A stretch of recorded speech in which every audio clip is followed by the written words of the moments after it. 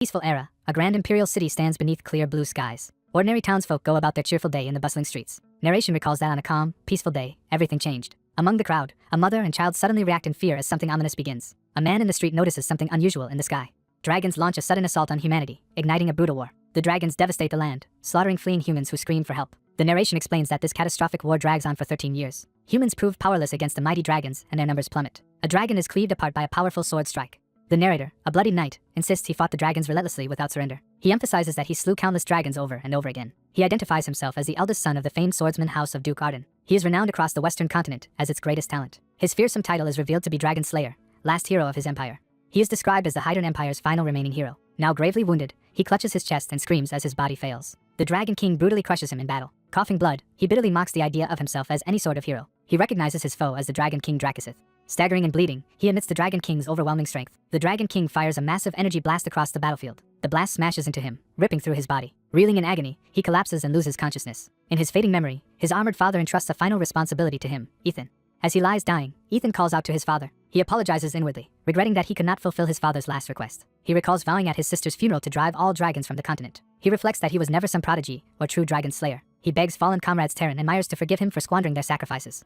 In darkness, he dimly hears someone repeatedly calling his name. Recognizing the voice, his fingers twitch as he starts to awaken. He jolts awake to find his older sister leaning over him, calling his name. Shocked, he stares wide-eyed, suddenly conscious again. Seeing her alive at his bedside, he hesitantly addresses her as his sister. She confirms through tears of relief that it is really her, and that he has finally woken. Ethan panics internally, wondering how she can be present. He remembers that this sister had definitely died in a dragon ambush. He visualizes her corpse in a flower-filled coffin at her funeral. He recalls that he too died in that war, or so he believed.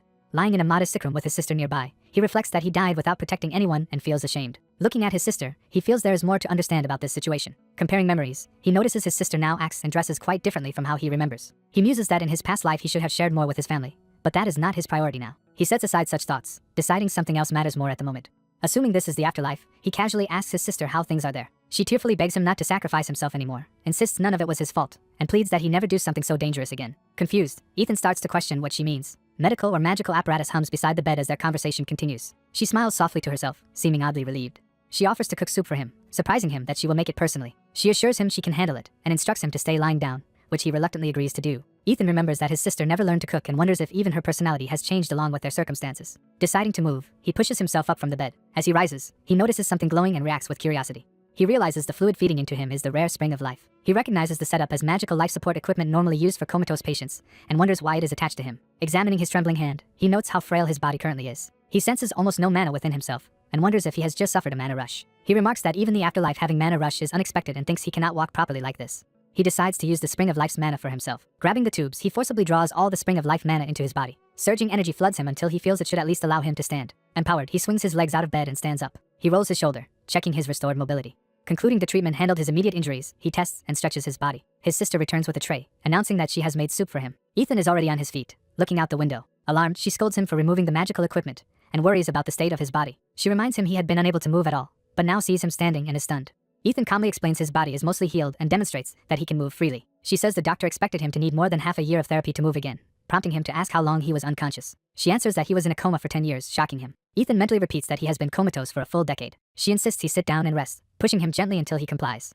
Back on the bed, she urges him to eat and offers to help, but he refuses and shifts the topic. Believing this is the afterlife, he asks her how such an afterlife works. Beginning to ask more, he is interrupted as she reacts. Upset and crying, she yells at him to stop speaking as if they are dead, insisting he is perfectly alive. Ethan insists that she, he, and even their younger siblings had all died, which she vehemently denies.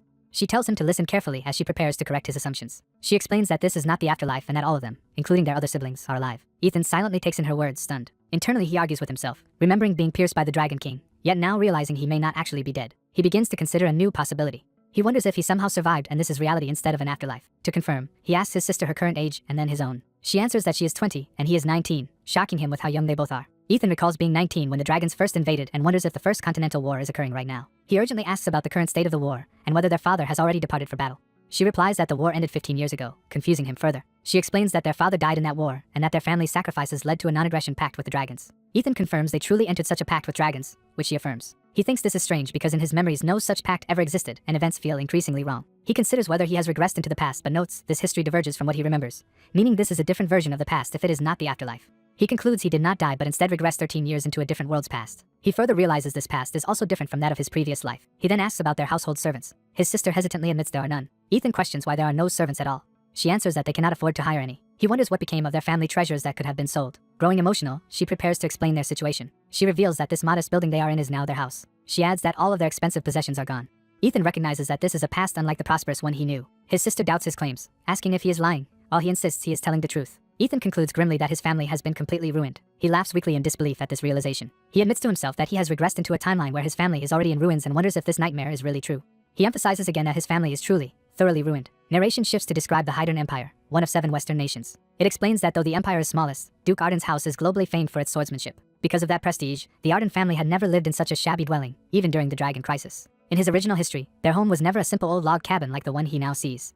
His sister reveals they have lived in this lodge for over 10 years, shocking Ethan. He realizes once more that this past diverges sharply from the one he remembers. He summarizes that he thought he died fighting dragons but instead woke up as his younger self. Frustrated, he yells that his family is in total shambles and demands to know what happened. He argues that given their sacrifices in the Dragon War, the king should have rewarded their house appropriately. His sister replies that they did in fact receive a reward for their sacrifice. Ethan asks what reward could force them to live in such poverty. She reveals the reward was legal immunity. She explains that King Siegmund officially named their family protectors of the kingdom and promised they would be treated as such. Ethan notes that even the reigning king differs from the one in his previous life. The narration clarifies that the king granted Ethan, as heir, immunity from any crime except treason. His sister adds that this immunity extends for 3 generations, including his, and he reflects on the sheer scope of that authority. Ethan realizes that, in theory, even manslaughter could be forgiven, and recognizes how extraordinary this power is. Still dissatisfied, he asks if that reward is truly all they received. She adds that they were also given much gold and jewels, but the main family is holding those assets supposedly for safety. She clarifies that their own branch was exiled to this remote hunting lodge 10 years earlier. The narration blames the Senate, a group of collateral relatives, who currently control House Arden. Outraged, Ethan demands to know who these so-called senators are to rule over his family. His sister explains the Senate consists of 10 collateral descendants appointed to manage affairs. After the Dragon War claimed their grandfather and father, the king ordered the Senate to govern the family temporarily. The narration suggests King Siegmund feared young Ethan might abuse both the immunity and patriarchal authority if put fully in charge. Ethan curses that this king is even worse than the useless one from his previous life, for failing to foresee the Senate's tyranny. He then asks what will happen to the position of family head. His sister says the Senate will choose the patriarch when Ethan turns 20, and notes they already opposed him while he was comatose. Ethan reasons that from their viewpoint it would be troublesome if he became patriarch, since he would threaten their power. He imagines that if he gains the title, he will slaughter every corrupt senator who tormented his siblings. He calculates that he will reach 20 in about 8 months, marking the time until that decision. His sister breaks down apologizing, blaming herself for their dire situation. He understands now that he collapsed earlier because of mana rush while trying to gain a family vision skill. Flashing back to 10 years before, he recalls obsessively researching to restore their ancestral vision ability. He remembers overloading himself while awakening that skill and collapsing from mana rush. With him comatose, his powerless siblings had no way to resist the collateral family's oppression. Back in the present, he tells his sister none of this is her fault and urges her to stop crying. He insists he is more at fault for forcing her to bear the burden of protecting the family alone. She gently tells Ethan to lift his head, bringing the conversation to a more hopeful turn. Ethan's sister warmly tells him that her only concern is his health and well-being. Ethan looks at her with a faint, knowing smile. After finishing the meal, Ethan thanks his sister for the food and she feels happy to be appreciated. That night they say goodnight, and his sister tells Ethan to rest after just waking up. Alone in his room, Ethan sits on his bed thinking that everything in his life is in chaos. He reflects that returning to this world has at least allowed him to see his sister again. He remembers how the king and the Senate crippled his ducal house and how collateral relatives exploited the situation. Those opportunistic relatives expanded their power and abandoned his immediate family. Ethan, who has died once, does not know why he was brought back but ponders this mystery. Clenching his fist, he decides his future path is now obvious. He resolves to regain his strength within 8 months and restore Duke Arden's family to its rightful position, vowing revenge on the collateral branches. The next morning dawns over the hunting cabin where they live in exile. A pot of stew simmers, showing his sister preparing food. She fondly notes that this particular stew is Ethan's favorite. She decides to wake Ethan so he can eat. Approaching the hall, she sees the supposed servants laughing idly together. She stares at them coldly, clearly displeased. She addresses the Grand Chamberlain who leads the servants. The Grand Chamberlain politely responds but tells her he wants her gone from the premises today. When she objects, he smugly explains that they are assigned to remain here as their duty. Desperate, she begs him, but he starts speaking down to her. He reminds her he serves Baron Kargas rather than the Duke, and claims he is ordered to stay at this lodge. With a sinister look he internally sneers, anticipating mischief. He offers an insincere apology for his attitude. Surrounded by snickering servants, she reluctantly agrees to his demand. She goes to Ethan's door and knocks, calling to see if he is awake. Ethan and his sister then descend the stairs while the servants watch with mocking smiles. Ethan silently surveys the situation. He calls out to his sister as he notices the stew she brought for him. While they eat, Ethan asks why there are servants when she said they had none. She explains that these servants were foisted on them by other noble families, not hired by them. Ethan criticizes how these supposed helpers only idle and gossip and suggests they be dismissed if useless. She says she cannot really send them away because replacements would just be sent and they ignore her orders. Ethan tells her to eat first and stands, saying he has something to discuss with the men outside. Smiling, he assures her he will just have a brief talk with those servants.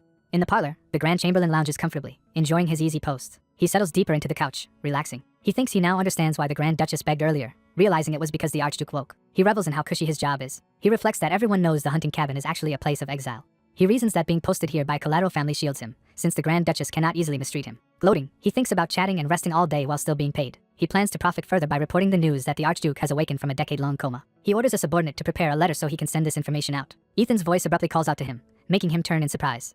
Ethan suddenly punches him and sends him flying across the room. The Chamberlain is left bleeding and stunned on the floor. Terrified, he demands to know how Ethan dares attack him. Ethan advances menacingly as the Chamberlain can only exclaim in fear. Recognizing Ethan as the Archduke, the Chamberlain begins to panic. Ethan stares down at him with icy determination. From outside the cabin, shouts and crashes reveal the commotion as Ethan orders the others to leave. Ethan stands amid lingering red aura, unwavering. The Chamberlain, now cowering, begs Ethan not to come any closer. Servants in the hallway watch in horror as Ethan approaches the fallen man.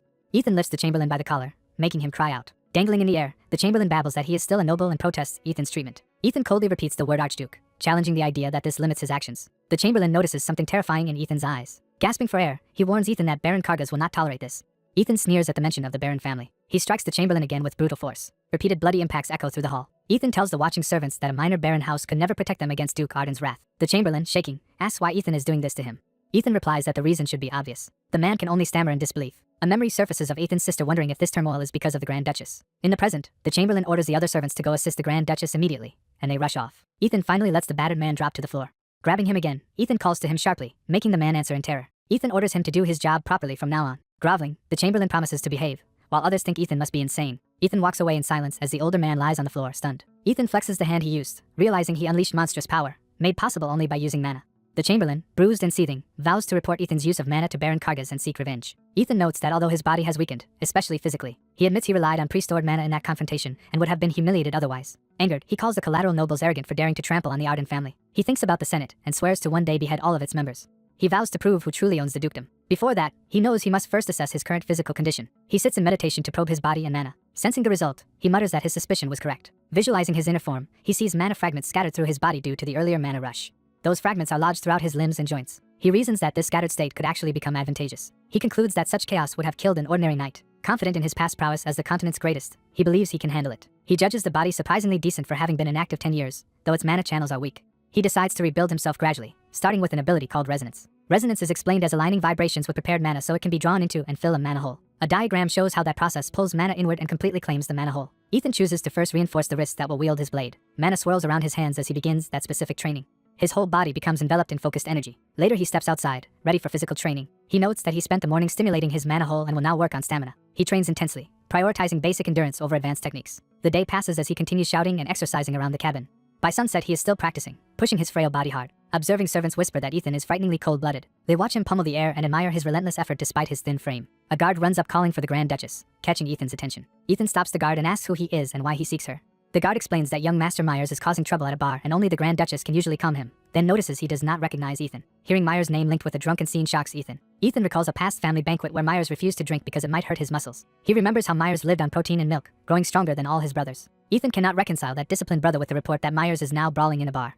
He orders Hans to prepare to leave immediately so they can find Myers. As they travel, Ethan identifies their destination as the Golden Pub. Outside the pub, Ethan learns that the young Duke has been frequenting this place with thugs, causing trouble repeatedly. Ethan, disbelieving this is his hardworking youngest brother, tells Hans they will go inside. Entering, he wonders what could have driven Myers to such a change. A chair suddenly flies past as Ethan and the Chamberlain step into the chaotic bar. Inside, a drunken man, Myers, rages and demands more alcohol, terrifying staff and patrons. Ethan recognizes the aggressive drunk as Myers and calls his name. Watching his beloved brother act like this, Ethan wonders how such a kind heart could have been broken. Ethan stands silently, taking in the sight.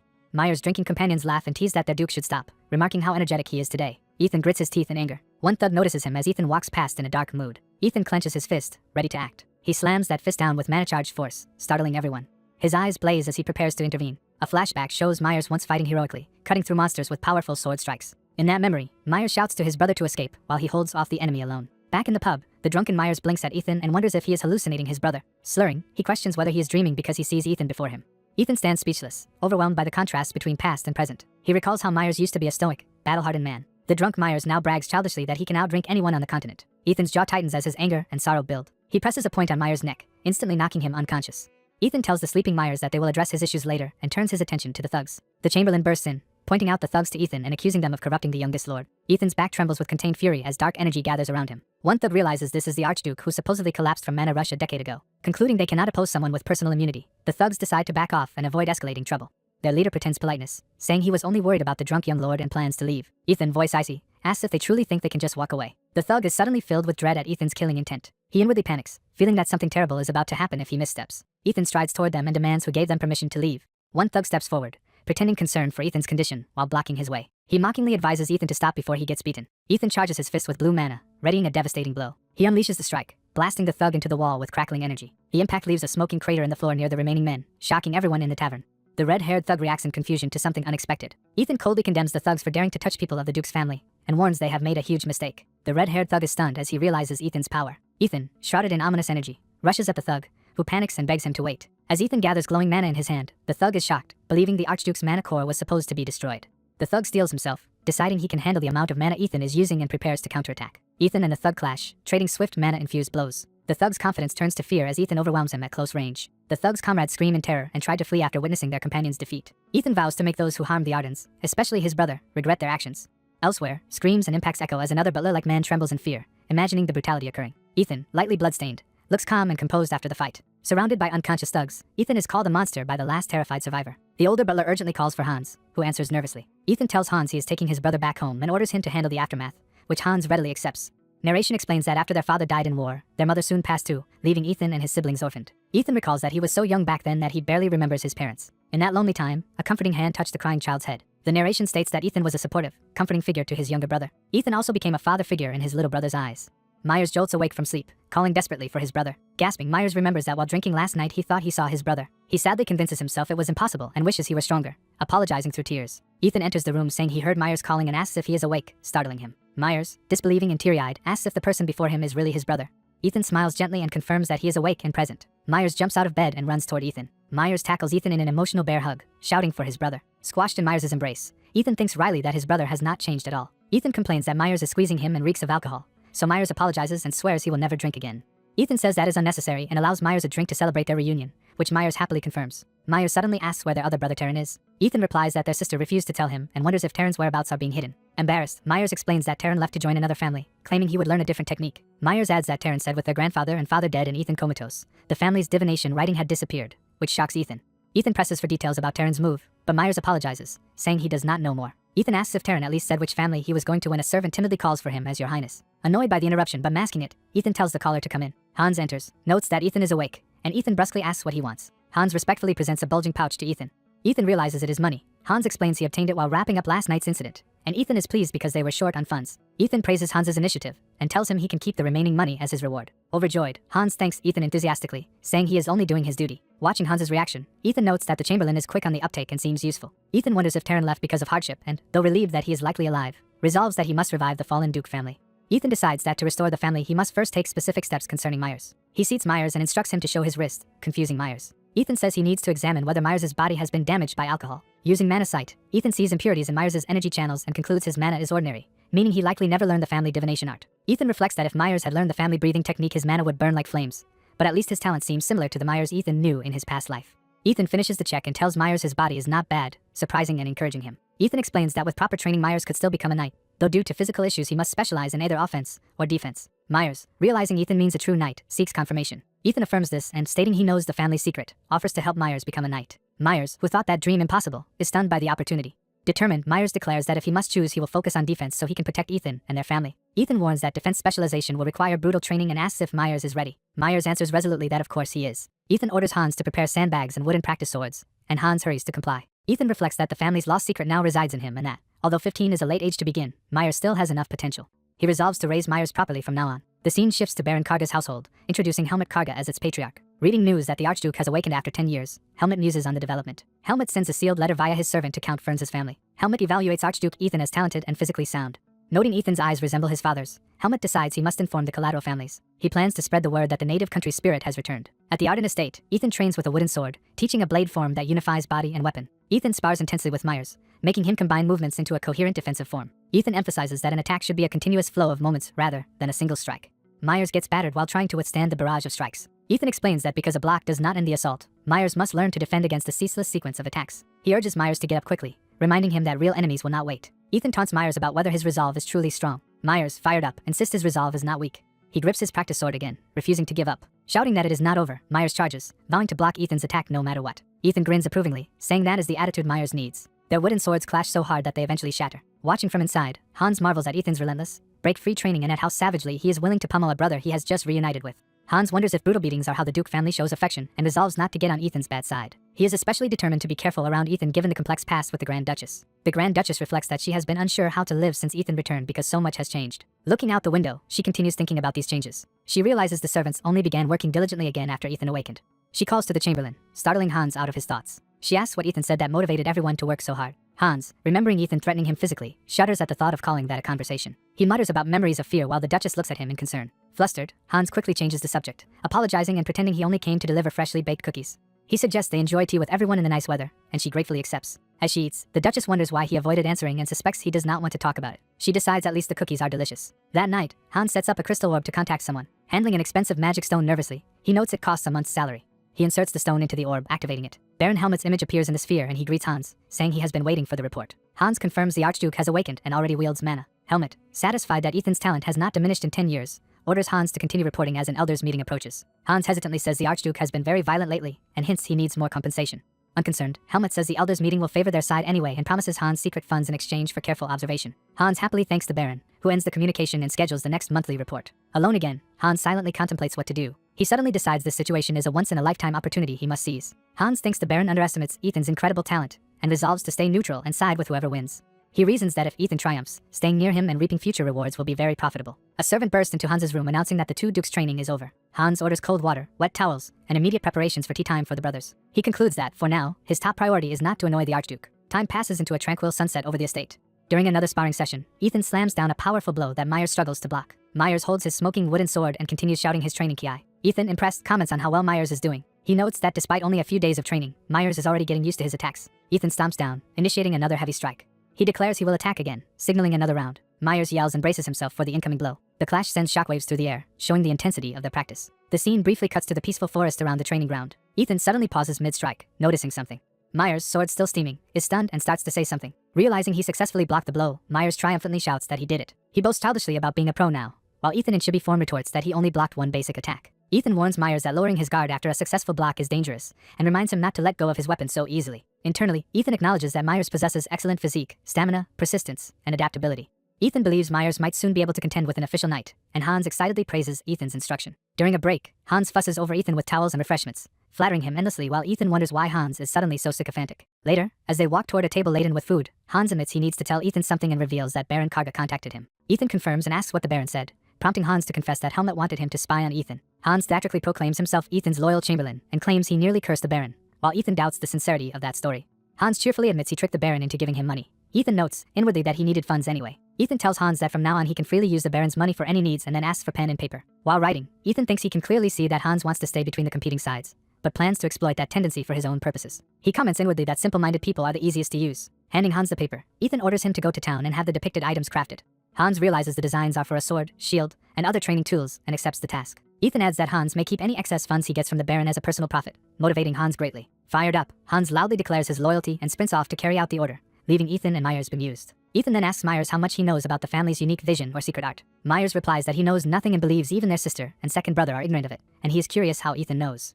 Ethan vaguely credits their father and says they will use the newly ordered equipment to practice with real weapons. He explains that Myers will play a central role in restoring the family's glory, starting by turning him, the youngest Arden's son, into a true knight. Ethan warns that the Arden vision differs fundamentally from other families' methods and asks if Myers is prepared to discard all the mana he has accumulated so far. Shocked, Myers repeats the idea of giving up all his mana. After a moment's thought, Myers smiles and agrees without hesitation if it is for his family and his brother. Meanwhile, someone runs down a corridor, panting urgently. The runner bangs on a door, shouting that there is a problem and calling for Sir Wilden. He reports that the youngest lord has stormed into their base and is causing chaos. A man who was resting sits up, wondering if he heard correctly. Revealed as a scarred, muscular leader, he grumbles that the boy is stirring up trouble in the headquarters of the Red Scorpion gang despite behaving well the previous day. 2 days earlier, under a calm night sky, events begin at the Arden family's hunting mansion. Ethan has Myers sit cross-legged and says he will teach him a new breathing method. Ethan explains that the Arden family's secret power comes from the black flame and its special breathing technique, the breath of black flame. Myers reflects that black flame symbolizes Arden and wonders if, by progressing through 4 training stages, his mana will eventually transform into black flame. Ethan tells Myers that as a true Arden he must possess black flame, so he must discard all the mana he has accumulated so far.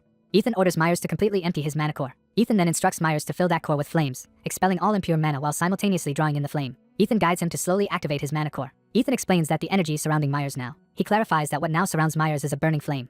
Time passes to sunrise, indicating completion of the night-long training. Morning light enters the room where they trained. Myers opens his eyes, sensing a change. Feeling new fiery mana within him, Myers happily tells Ethan his mana has been renewed. Ethan praises him and says with continued training he will clearly feel the difference once the mana of flames fully settles in his body.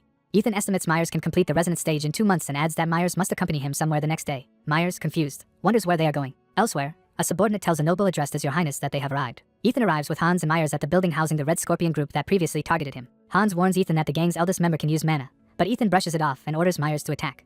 Myers steels himself with the flame breathing he learned. Myers kicks open the gang's door and storms in. He bursts inside, yelling a death threat at the Red Scorpion members. The gangsters, surprised and confused, ask why the youngest lord is suddenly acting this way. Myers declares that they will pay for insulting the Duke family. The gang's leader protests that they were drinking like brothers the day before and asks if this is a prank. Myers indignantly begins to ask whether this looks like a mere prank. He answers his own question by smashing the man with his shield. The blow sends the man flying, shocking the other gang members into drawing weapons. The gang shouts in outrage and charges Myers, ordering each other to get him. Outside, Hans is panicking at the sounds of battle while Ethan calmly watches. Ethan notes that Myers has grown much stronger from recent training but still lacked confidence. He reasons that Myers' guilt over past misdeeds likely undermined his confidence. While inside, Myers fights off several attackers. Ethan explains that he brought Myers here, despite the danger, so Myers can correct his wrongs and relieve his conscience. A mana-using thug named Wilden lunges at Myers with a knife, vowing to kill him. Myers blocks the blow with his shield, but is still wounded. Bloodied, Myers grits his teeth and endures the pain. Watching, Ethan approves of Myers' decision to take the attack on a less vital area rather than lose his advantageous position. Myers counters by slamming his shield into the attacker's face. Ethan analyzes that if Myers had dodged, he would have lost his favorable stance and become exposed. Ethan, satisfied, asks Hans' opinion. Hans is terrified by Ethan's cold evaluation. Hans nervously thinks Ethan is frightening since he remains detached even after his own brother was cut, yet he still praises Ethan's skill. A commanding voice from above orders everyone to stop fighting. The Red Scorpion leader confronts Myers, demanding to know why he caused such chaos and implying reprisal. Ethan steps forward with a stern expression. The leader recognizes Ethan and realizes who he is facing. He recalls his injured subordinate describing Ethan, the Archduke, as a monster. The leader accuses Ethan of breaking his brother's arm. Ethan coolly acknowledges it and asks what he intends to say about it. Internally, the leader sees, wanting to kill Ethan, but restrains himself, deciding he must consult Baron Kargas first. Out loud he suggests settling the matter of their brothers here, saying his side suffered more but he will overlook it for the Duke family's reputation. Ethan smirks in contempt. He thinks it is absurd that the man who tried to ruin his brother now talks as if he is being generous. Ethan tells Myers that these villains are irredeemable trash. He adds that they will probably have to cripple them all. Facing the Red Scorpion leader, Ethan says he intends to do so as a lesson. The leader warns that if Ethan continues, he will be forced to intervene personally. Ethan invites him to try and activates fiery mana in his hands, causing the man to react in alarm. The leader senses Ethan's flame-type mana. He remembers rumors that the Arden family's mana burns like flames and realizes they must be true. He dismisses his fear, convincing himself the rumors are exaggerated and trusting in his own red mana. Wilden gathers blue mana, boasting that someone of his strength would not fear Ethan. Ethan notices this mana and reacts with interest. Wilden charges Ethan with a huge mana-imbued punch, telling him not to regret forcing this fight. Ethan dodges inside the attack and readies his flaming fist, mocking the idea of regret. He calls Wilden foolish as he launches a flaming punch.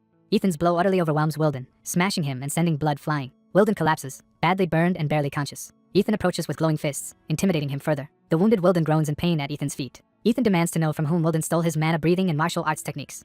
The question shocks Wilden, who trembles. When Wilden refuses to answer, Ethan threatens to torture him until he talks. Terrified, Wilden blurts out that Baron Kargas taught him. Hearing this, Ethan envisions Baron Kargas' involvement and is startled. A flashback shows Kargas hiring Wilden to secretly cripple the youngest duke so he can no longer fulfill his role. Kargas insists the plan must avoid suspicion, rejecting drug use but giving Wilden 3 years to accomplish it. Kargas reminds Wilden that taking longer is fine as long as he understands what he is being paid for. He hands over a scroll as payment, saying it should be sufficient. Wilden opens it, surprised by its value. Kargas explains it is the mana-breathing training scroll used by the Duke's knights and promises a physical training scroll once he sees results.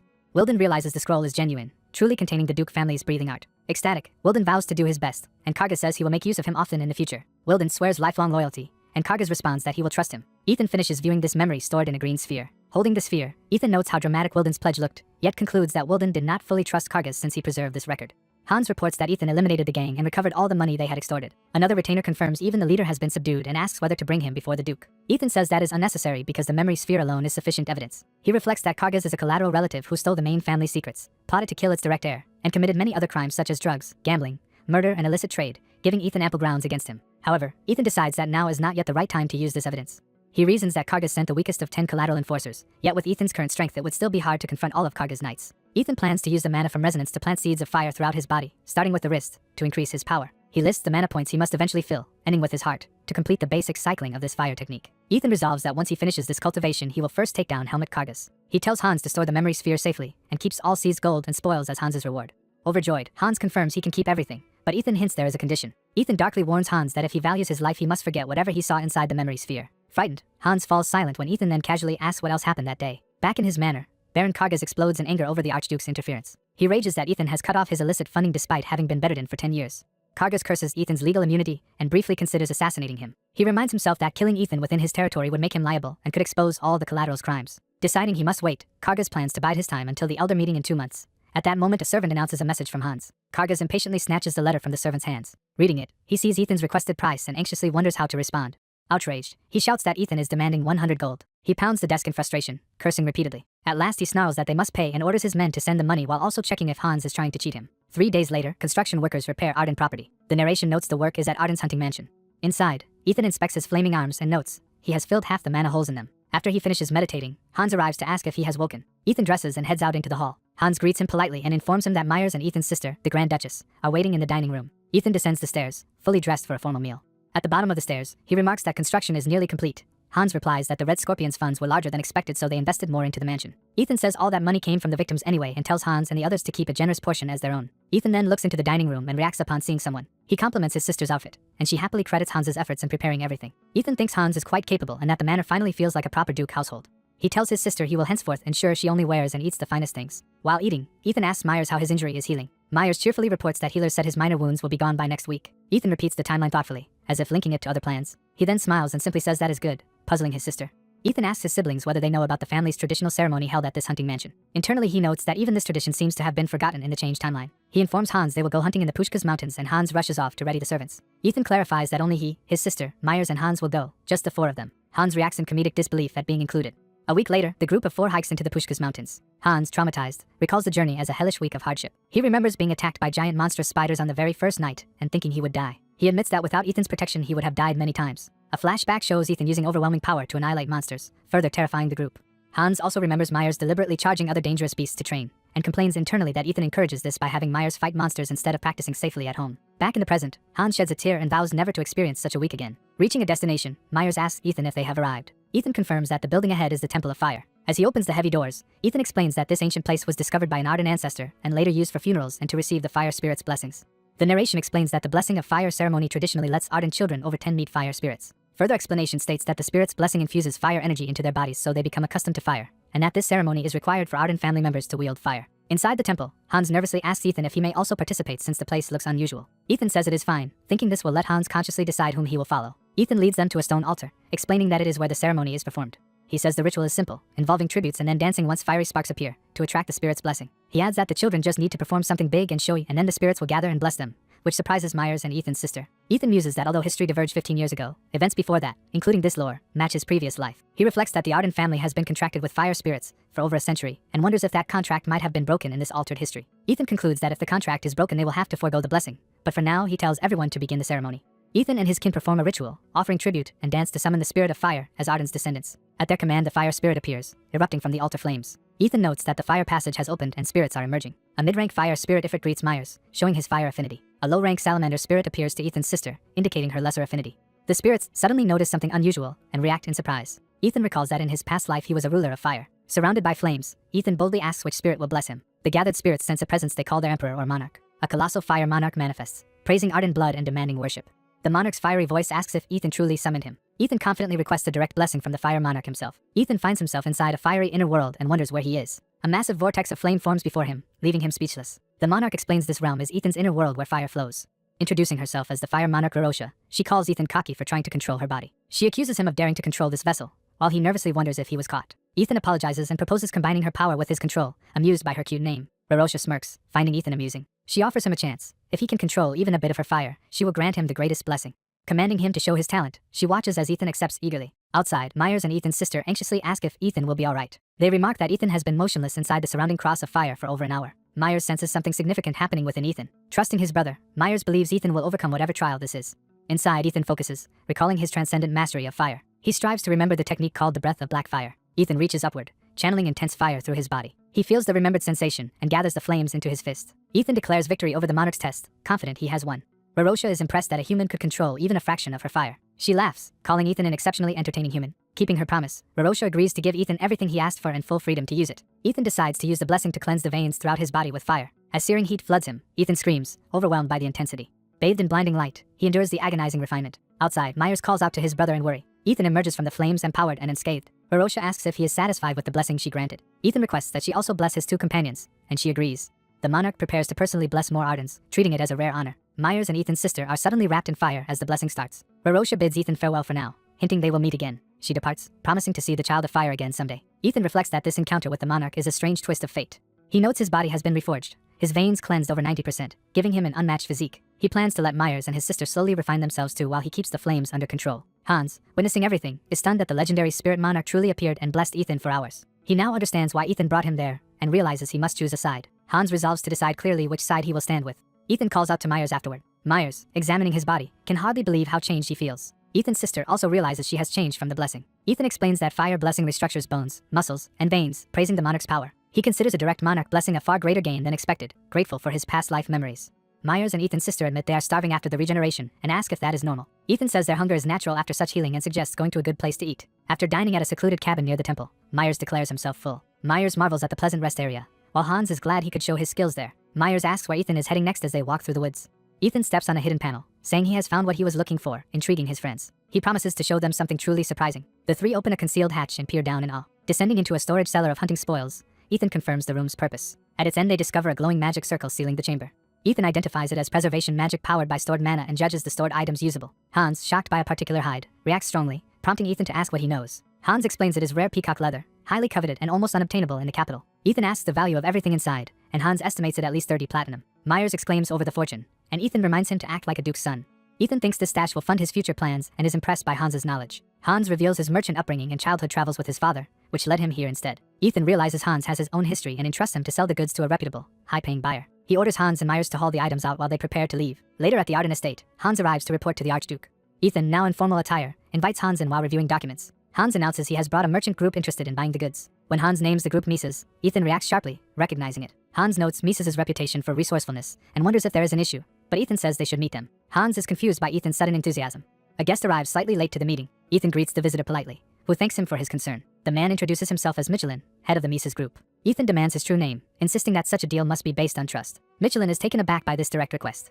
Ethan reveals knowledge of the Bessus Marquis family's custom of heirs operating incognito for years. He even mentions the heir's realistic mask and secret escort knight, shaking the merchant's composure. Michelin internally panics, knowing he hid his identity, and even altered his voice so that not even the king should recognize him. Ethan thinks to himself that he learned all this from Michelin in his previous life. Overwhelmed, Michelin admits Ethan's insight and reintroduces himself properly as Jaren Bessos. Ethan casually greets him by his real title and suggests they begin serious negotiations. Jaren worries that Ethan's words cannot help his own experiences or goals. Ethan instead asks if Jaren is interested in the secret art of potion making. Jaren, startled that Ethan knows this hidden discipline, questions him. Ethan claims he obtained potion making methods by chance. He narrates how, in his past life during the Wyverian War, parts of his family's secret arts were revealed, leaving only himself and the original author knowing full potion techniques. He recalls how the Bessus Marquis family once spent everything to support Arden, proving their reliability. Ethan silently wonders what decision the current Bessus heir will make. Jaren realizes Ethan might be trying to recruit him with this powerful offer and reasons that someone who cracked his identity would not lie. Ethan explains he chose the Bessus family because, 15 years ago, they sacrificed their fortune to help Arden survive the Wyverian War. He criticizes how those who bled in that war declined while opportunistic families prospered, saying such people cannot be trusted with this information. Ethan outlines his plan to purge all traitors within 7 months before becoming head and expects the Marquis to aid Arden again. He notes that beyond 10 collateral branches, he must also confront the kingdom's 7 great families who covet Arden's honored guardian status. Those 7 families, together with the collaterals, are already working to consume Arden's power. Jaren grimly considers that siding with Arden would mean opposing the king, 7 families, and 10 collaterals.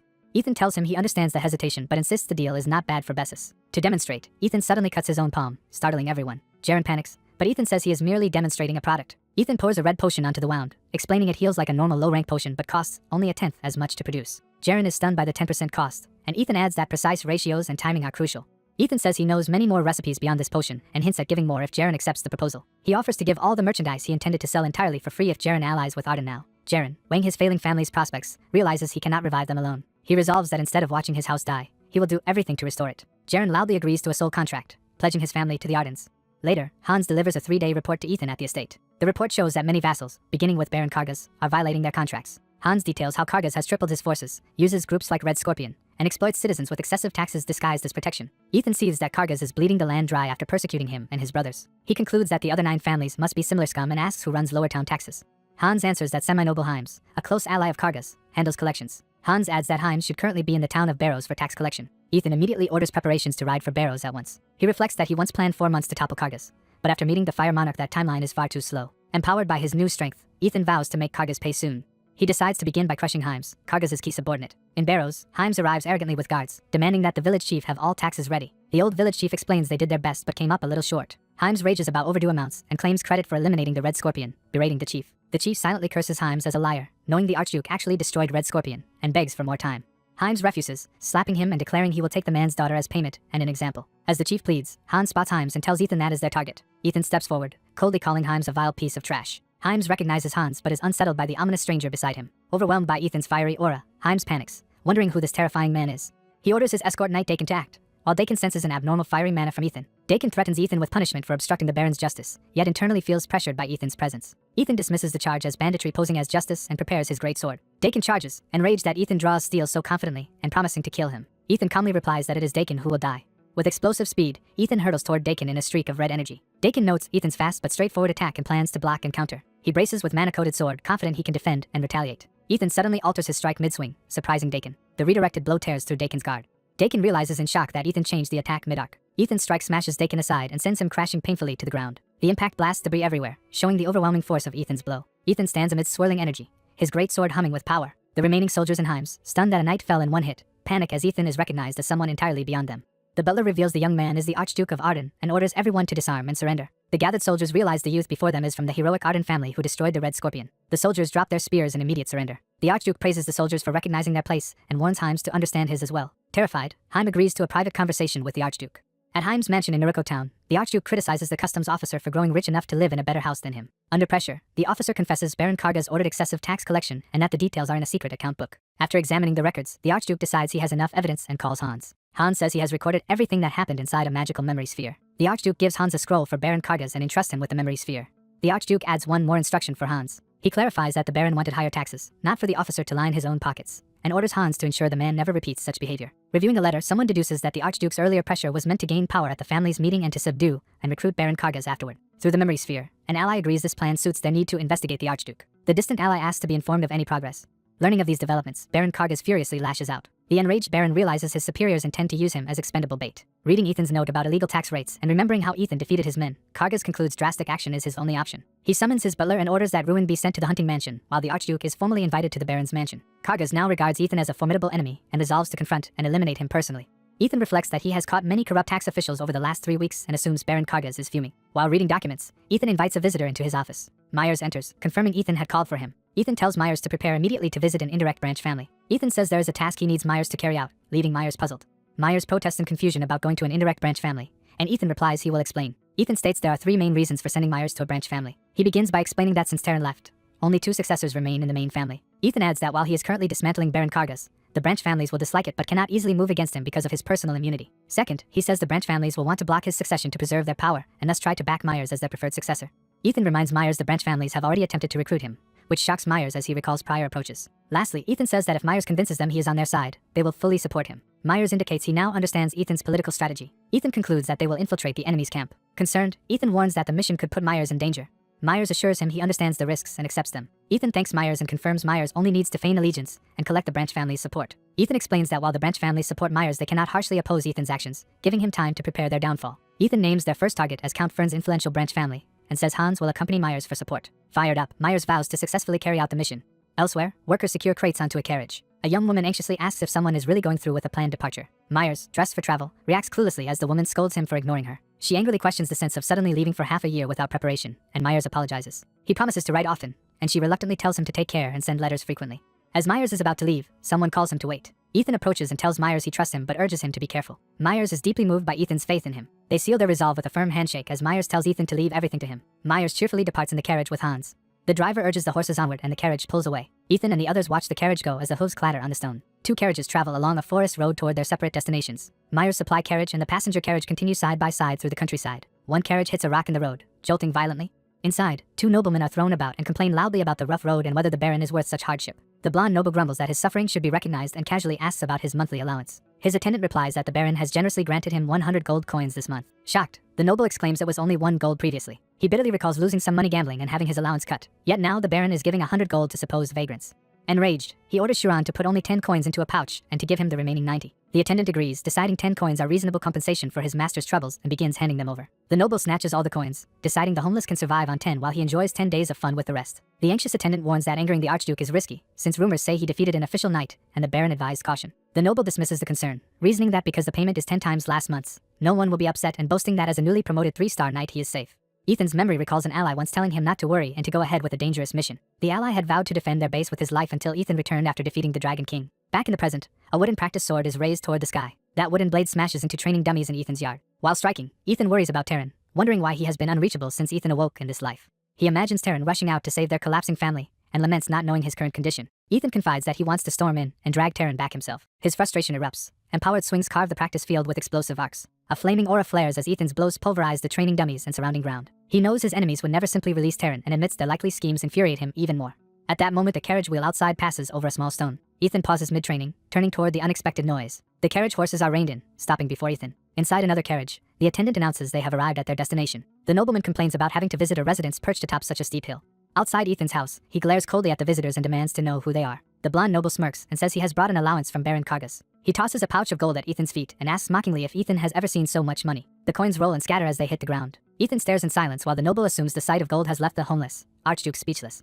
Ethan, back turned, pointedly asks why his noble house should bow to a mere duke family. The noble demands thanks for the money, acting smug and superior. He continues insulting Ethan as a dependent who survives on their monthly allowances. Ethan calmly steps forward and punches him so hard he flies backwards. Dazed on the ground and bleeding, the noble struggles to grasp that a supposed vagrant just struck him. Ethan grabs him by the collar as he sputters in disbelief. Lifting him, Ethan orders him to repeat who he is and forces the terrified noble to answer. Ethan presses, asking, "Kargas what?" to make him state his full identity. The moment the noble begins to say, "Baron Kargas," Ethan smashes his face again. The noble screams as Ethan continues the brutal beating. While choking, the noble tries to gather mana in his body. Glowing with power, he yells that Ethan is crazy and activates his aura. He rages that Ethan is dead for attacking him while his power surges. Blue energy crackles around his chest as he continues to shout. His aura lashes out, lifting him in Ethan's grip as he tries to break free. Ethan senses something odd and wonders about this unfamiliar aura. He realizes the noble has learned the Duke family's breathing technique and hears the noble threaten to crush his wrist. Ethan notes how crude the technique feels compared to proper training, making the spectacle seem messy and uncontrolled. Remembering the refined Duke technique, Ethan suspects the noble stole the method instead of being taught and questions if he somehow learned it alone. Ethan decides it is fortunate he possesses a skill that can suppress the Duke's breathing technique.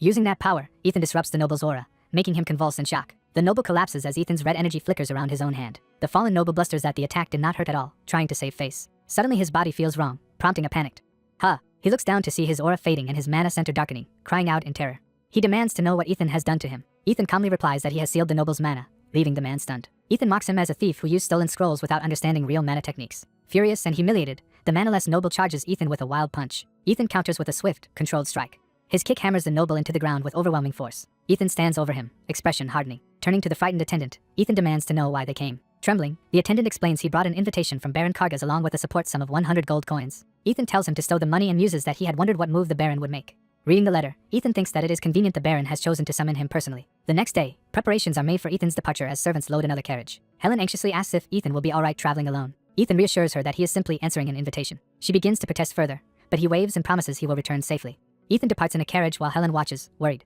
In chibi form, she grumbles that he even brought a blade when he claimed he was only going to talk. Ethan rides toward Baron Kargas, thinking that whatever the Baron tries, his punishment is already decided. Inside the carriage, Ethan assumes the Baron has some hidden trump card if he dared send an invitation. Ethan decides to see firsthand how the Baron intends to resolve the mess he has created. The story shifts to minor city Porit, Baron Kargas' grand but ostentatious headquarters. Ethan observes that behind the city's splendor, the citizens' suffering is hidden, and notes that only the Arden Duke family is openly despised. As his carriage arrives at the Baron's mansion, Ethan senses the cries of the wronged Arden blood and is told by the driver that they have reached their destination. Exiting the carriage, Ethan is greeted brusquely by a man asking if he is the guest. The muscular third son complains that he told his father inviting Ethan was a bad idea and asks where his younger brother who went to fetch him is. Ethan sharply questions who this man thinks he is to speak down to a direct descendant of the Duke family. The third son grabs Ethan by the collar, threatening to correct the arrogance of someone who relies only on his title. Ethan's eyes glow as he repeats the insult and lets his killing intent leak out. The third son thinks Ethan finds the situation amusing and moves to attack him. Ethan counters with a powerful upward kick that launches the man into the air. The impact sends the third son crashing violently into the mansion grounds. Ethan derides the idea of a thug like him, fixing anyone. Lying battered, the third son reels in disbelief that he was struck so easily. Meanwhile, Ethan casually drags the unconscious blonde younger brother from the carriage, unseen by the third son. Ethan tosses the tied-up younger brother at the third son's feet, saying he has brought the sibling he was looking for. Outraged at the sight, the third son demands to know if Ethan is responsible for his condition. Ethan smiles and admits no one else could have done it. The third son clenches his fists, powering up for a serious fight. He roars an insult and surges forward, electricity crackling around his weapons. Screaming that he will kill Ethan, the third son charges, setting the stage for their true battle. The protagonist notes in annoyance that yet another opponent is attacking him with stolen sword techniques. As the enemy knight swings, he is shocked that his blade never connects and wonders where the protagonist vanished. The protagonist instantly appears behind him and crushes his head into the ground with overwhelming strength. He slams the knight so hard into the floor that debris explodes around them. From above, we see the defeated knight embedded in the ground while the protagonist stands over him. The protagonist admits the knight's persistence is irritating and hefts his massive sword. Standing over the fallen knight, he calmly declares he will finish things with his next strike. As he turns away, someone suddenly orders him to stop, and a new blade descends toward him. An armored pink-haired knight clashes swords with the protagonist, initiating a new duel. The armored knight dashes in, swinging his sword while the protagonist prepares to respond. Introducing himself as Manhattan, Grand Master of the Baron family's knights, he accuses the Archduke of overstepping and warns him to back off. Manhattan vows that if the Archduke refuses to yield, he will have to use force. The protagonist asks if they truly think he crossed the line and begins lifting his great sword. He presses Manhattan by asking whether pointing a blade at a direct heir of a ducal house is really justified. Smirking, the protagonist invites Manhattan to try stopping a serious attack from him. Pointing to the battered thug on the ground, he says that if they insist on violence, they will need someone stronger than this man. He taunts that Manhattan will have to do far better than that underling if he hopes to win. Manhattan, resigning himself, apologizes in advance and powers up to fight. The Grand Master unleashes a powerful sword shockwave rushing toward the protagonist. The protagonist, momentarily surprised, braces himself for the incoming attack. Manhattan presses him with rapid blows while the protagonist blocks with a blazing red aura. The Grand Master continues a whirlwind assault, swinging from multiple angles. He closes in with a sweeping attack, trying to overwhelm the calm Archduke. Their fierce clash sends shockwaves skimming the ground. Watching Manhattan's skill, the protagonist inwardly acknowledges that the knight is quite capable. Manhattan rains down heavy strikes while the protagonist holds his ground beneath the barrage. The Archduke muscles through the pressure and starts pushing the Grandmaster back. Manhattan aims to drive him away entirely, thinking he can force the advantage. The two exchange a high-speed charge, their blades crossing as they rush past each other. The protagonist suddenly reacts to something, eyes narrowing mid-fight. Manhattan lets out a battle cry as he dives from above in a finishing maneuver. The resulting impact sends the previous thug flying and cracks the ground around the combatants. Manhattan believes he has successfully blinded the Archduke and plans to subdue him without inflicting fatal wounds. But the protagonist counters with a blast of power that shatters the knight's tactic. Manhattan stares in disbelief, realizing his plan failed. As he coughs blood, he panics that the Archduke's counterattack is going to kill him. At the last moment, the protagonist twists his blade away from a lethal hit. The redirected strike only grazes Manhattan, sparing his life. We see the Archduke standing behind the staggered Grandmaster, having intentionally held back. Manhattan reacts with shock, realizing he was deliberately spared. Confused, he wonders why the Archduke turned his blade when he could easily have struck him down. He questions whether the Archduke intentionally spared him and retreats, shaken. A furious shout interrupts as more family members rush onto the scene. The Baron's wife runs to her unconscious son Ruin, crying out for him to wake while servants try to protect her. Trembling with rage over her son's condition, she begins to curse those responsible.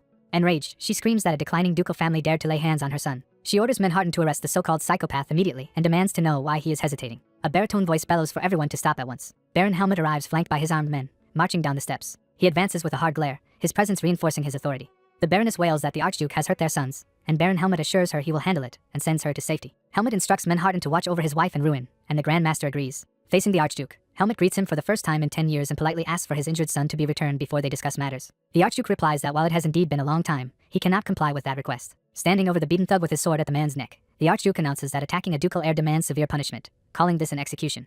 The Baron pleads for calm, apologizes on his son's behalf, and argues that the Duke's laws no longer hold real power despite the Archduke's immunity. He explains that the Senate now rules the duchy, that his son's trial will be decided there, and proposes they resolve misunderstandings and ally so the Arden house can regain strength. The Archduke ignores the offer, calling to Baron Helmut by name as he levels his sword. He begins to say that if the Arden line is not treated as the center of the ducal house, he furiously demands to know why the dukedom's retainers exist at all if Arden is not its core, raising his weapon in rage. Helmut screams the Archduke's name in alarm. The great sword slams into the ground beside Dexter rather than his neck, leaving Helmut stunned into silence. Losing patience, Helmut draws his weapon and shouts at the Archduke not to test him. He threatens that if the Archduke wants to live, he must release Helmut's son and beg for forgiveness on his knees. Gripping Dexter's clothes, the Archduke scoffs at the idea of forgiveness and laughs at Helmut's demand.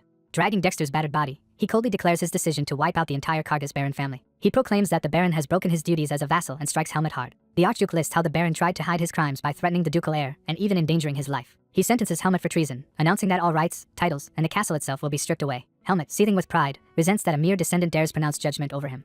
He rages that a child dares lecture him about the law. Helmut orders his elite knights to move in and suppress the Archduke. He secretly commands them to cripple the Archduke so he can never interfere with their schemes again. The Archduke, expecting such treachery, calmly calls Helmut a cheap schemer and readies his flaming sword. The scene shifts to the imperial capital Palantium of the Hydern Empire. In the imperial council chamber, a meeting is wrapping up when someone asks if there is any further business. Marquis Bloten of the Bessus family requests permission from the emperor to speak. The emperor finds it curious that the Bessus Marquis suddenly has something to raise but allows him to proceed. Bloten thanks him and announces that Archduke Arden has personally come to meet his majesty. The narration reminds us that the Arden heir once fell into a coma after a devastating mana overflow. The emperor muses to himself, wondering when Arden aligned with the Bessus family. An official asks what Arden's message contains and learns that Baron Kargas has broken the vassal contract in various ways. Bloten details the charges, violating tariff limits, secretly raising troops, and illegally selling and leaking a ducal family's techniques. Another noble quietly concludes that, as suspected, the kingdom's 7 great families are displeased. The council notes that memory sphere evidence clearly proves Kargas's crimes, and that Arden has requested confiscation of the Baron's castle. The emperor reflects that choosing between the 7 supporting families and the fabled guardians, the Ardens, will not be easy. He ultimately says this problem is not for him alone to decide. Declaring that the Ardens were already removed from the Senate and that this is now an internal family matter, he states he will not directly interfere. The emperor concludes that they must trust the Archduke to resolve it himself, and agrees to have that message conveyed. Bloten realizes with a start that the king has effectively abandoned Arden. The narration over the battling Archduke states that the king has given up on supporting Arden. Back in a safe room, the Baroness is led inside, told she is secure, and continues sobbing. Servants close the windows and are ordered to bring her warm tea as she cries. Manhattan tells the staff he will return to the Baron, and they urge the Grandmaster to stay safe. We see the Grandmaster's armored steps echoing as he departs. Walking alone, Manhattan feels uneasy, wondering why the Archduke spared him and why that mercy unsettles him. Meanwhile, outside, the Archduke fights Helmut's knights, effortlessly batting one aside with his enormous sword. He dodges and counters coordinated strikes from multiple attackers. One of the knights thinks he has caught the Archduke off guard and lunges in. The Archduke is momentarily pressed as a powerful wave smashes toward him. He rises from the impact with an almost bored expression, unharmed. Surrounded by flashing blades, he continues to evade and block without being touched. His sword slams into the ground, preparing for a new maneuver. Using the planted blade as leverage, he vaults forward and kicks an attacker away. Observing from a distance, Helmut orders his men to attack together so the Archduke cannot move, while being informed his family is safe. Inside, Helmut thanks Manhattan for escorting his wife and son and smugly tells her that she will not need to go outside because the knights will handle everything. Manhattan, watching from the room, silently thinks that the Archduke is fighting strangely. He realizes the Archduke is deliberately wasting openings and not seriously attacking. Manhattan feels as if the Archduke is toying with the knights rather than treating them as real threats. The protagonist smirks, clearly confident and looking down on the knight's abilities. He stomps the ground to launch himself. He rockets high into the air above the battlefield, sword ready, as the knights look up in alarm. Counting his opponents, he announces he has tallied them all and that he is finished preparing. He then unleashes a massive red energy wave that sweeps across the entire courtyard. The blast engulfs the knights in a devastating explosion of power. Helmut and Manhattan recoil at the attack, with Helmut shouting in disbelief and asking where the Archduke learned such techniques. The Archduke continues charging toward them amid the shockwaves. Helmut yells that the Archduke cannot escape and vows to imprison him in the dungeon forever, not just for 10 years. The Archduke plants his sword firmly, gathering power for an even stronger technique. He notes that his next move is a wide area skill and that he must avoid harming bystanders. He pours intense energy into his blade as the aura flares violently around him. The gathered power spirals outward into a fiery vortex centered on the Archduke. Helmut feels the overwhelming energy, panicking and demanding to know what trick the Archduke is using now. The Archduke roars as he swings, driving the attack to its peak. His explosive attack fully detonates in a blinding flash.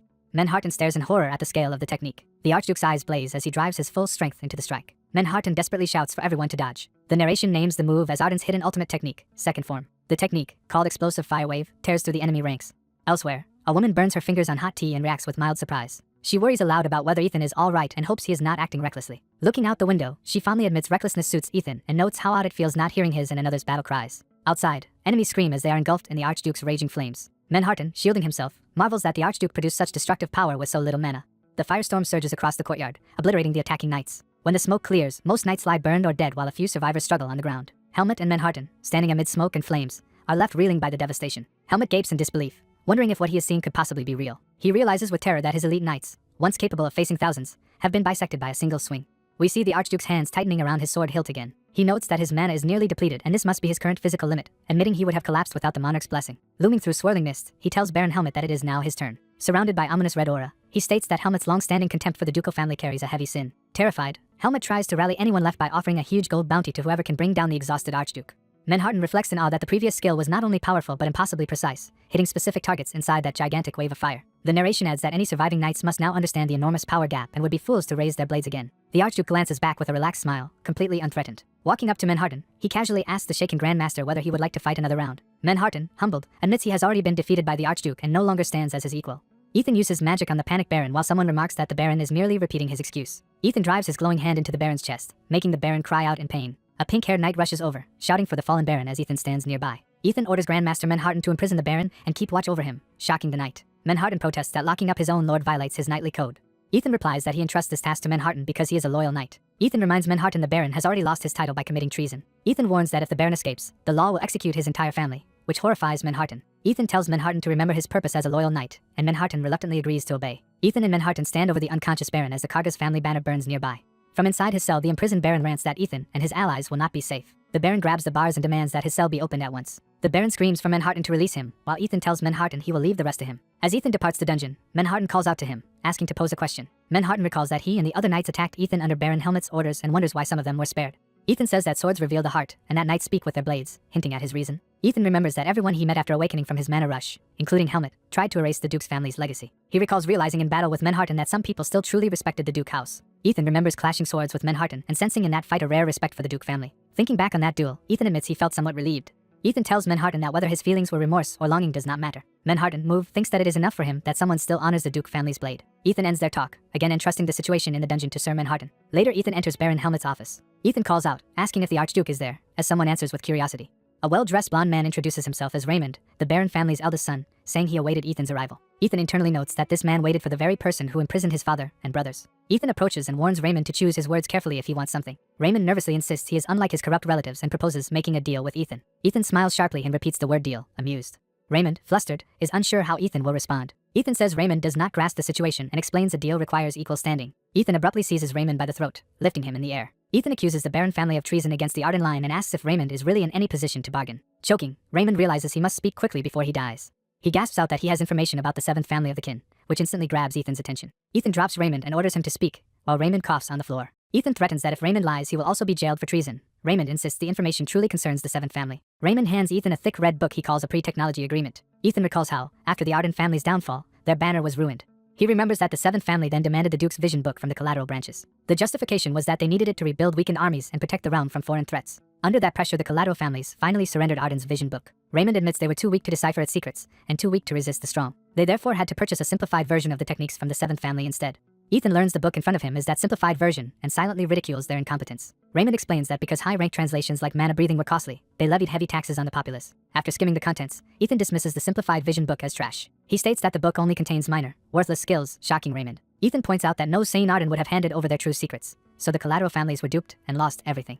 Ethan reflects that when danger loomed they formed alliances, but now, without danger, they act only from greed. He concludes by telling Raymond he will spare the remaining members of the Baron family. In return, Ethan orders Raymond to gather all of the Baron's account books and wait for further instructions in the outbuilding. Ethan recalls the ruinous battlefield where the Arden banner once lay broken. On that field he had once seen dead comrades and enemies strewn around him.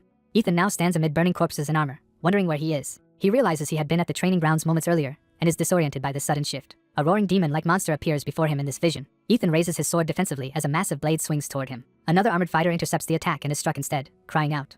Ethan sees he is unharmed and questions whether this is reality. He concludes this battlefield is a memory from his past life. A familiar voice praises the Archduke for his great victory as another figure approaches him on the field. Ethan recognizes the newcomer and begins to shout at him. He realizes the man is Kargas from the past, who should be dead and in hell. The apparition accuses Ethan of acting like a Wyverian, suddenly returning and flying around unpredictably. Kargas' voice challenges Ethan, saying he is just an outsider changing the world's flow like those he despises. Images of Ethan's fallen loved ones and enemies flash through his mind as he rejects that accusation. Ethan screams no, refusing the idea that he should not interfere. With that defiant cry, he cuts through the hallucination with a powerful sword strike. Ethan snaps back to the present training ground, his blow having destroyed several practice targets. Gasping, he thinks of his sister, Myers, and Taryn, resolving that since they are alive in this life he will protect them regardless of right or wrong. He vows that whatever the world's flow, he will protect his family at any cost. A comedic aside shows Ethan startled by an unseen protest that his resolve is somehow incorrect. Elsewhere, an old man shouts at guards outside the estate gate that the Archduke knows him and demands entry. The old man struggles against attendance, insisting he is also a guest and must meet the Archduke. When he spots Ethan, he recognizes him as Priscien and calls out. Ethan greets him and notes that the merchant Michelin Jaren has come as well. Priscien joyfully cries out to the Archduke, moved to tears. Ethan recalls that in his past life Priscien was a genius clerk who single-handedly handled Arden's paperwork.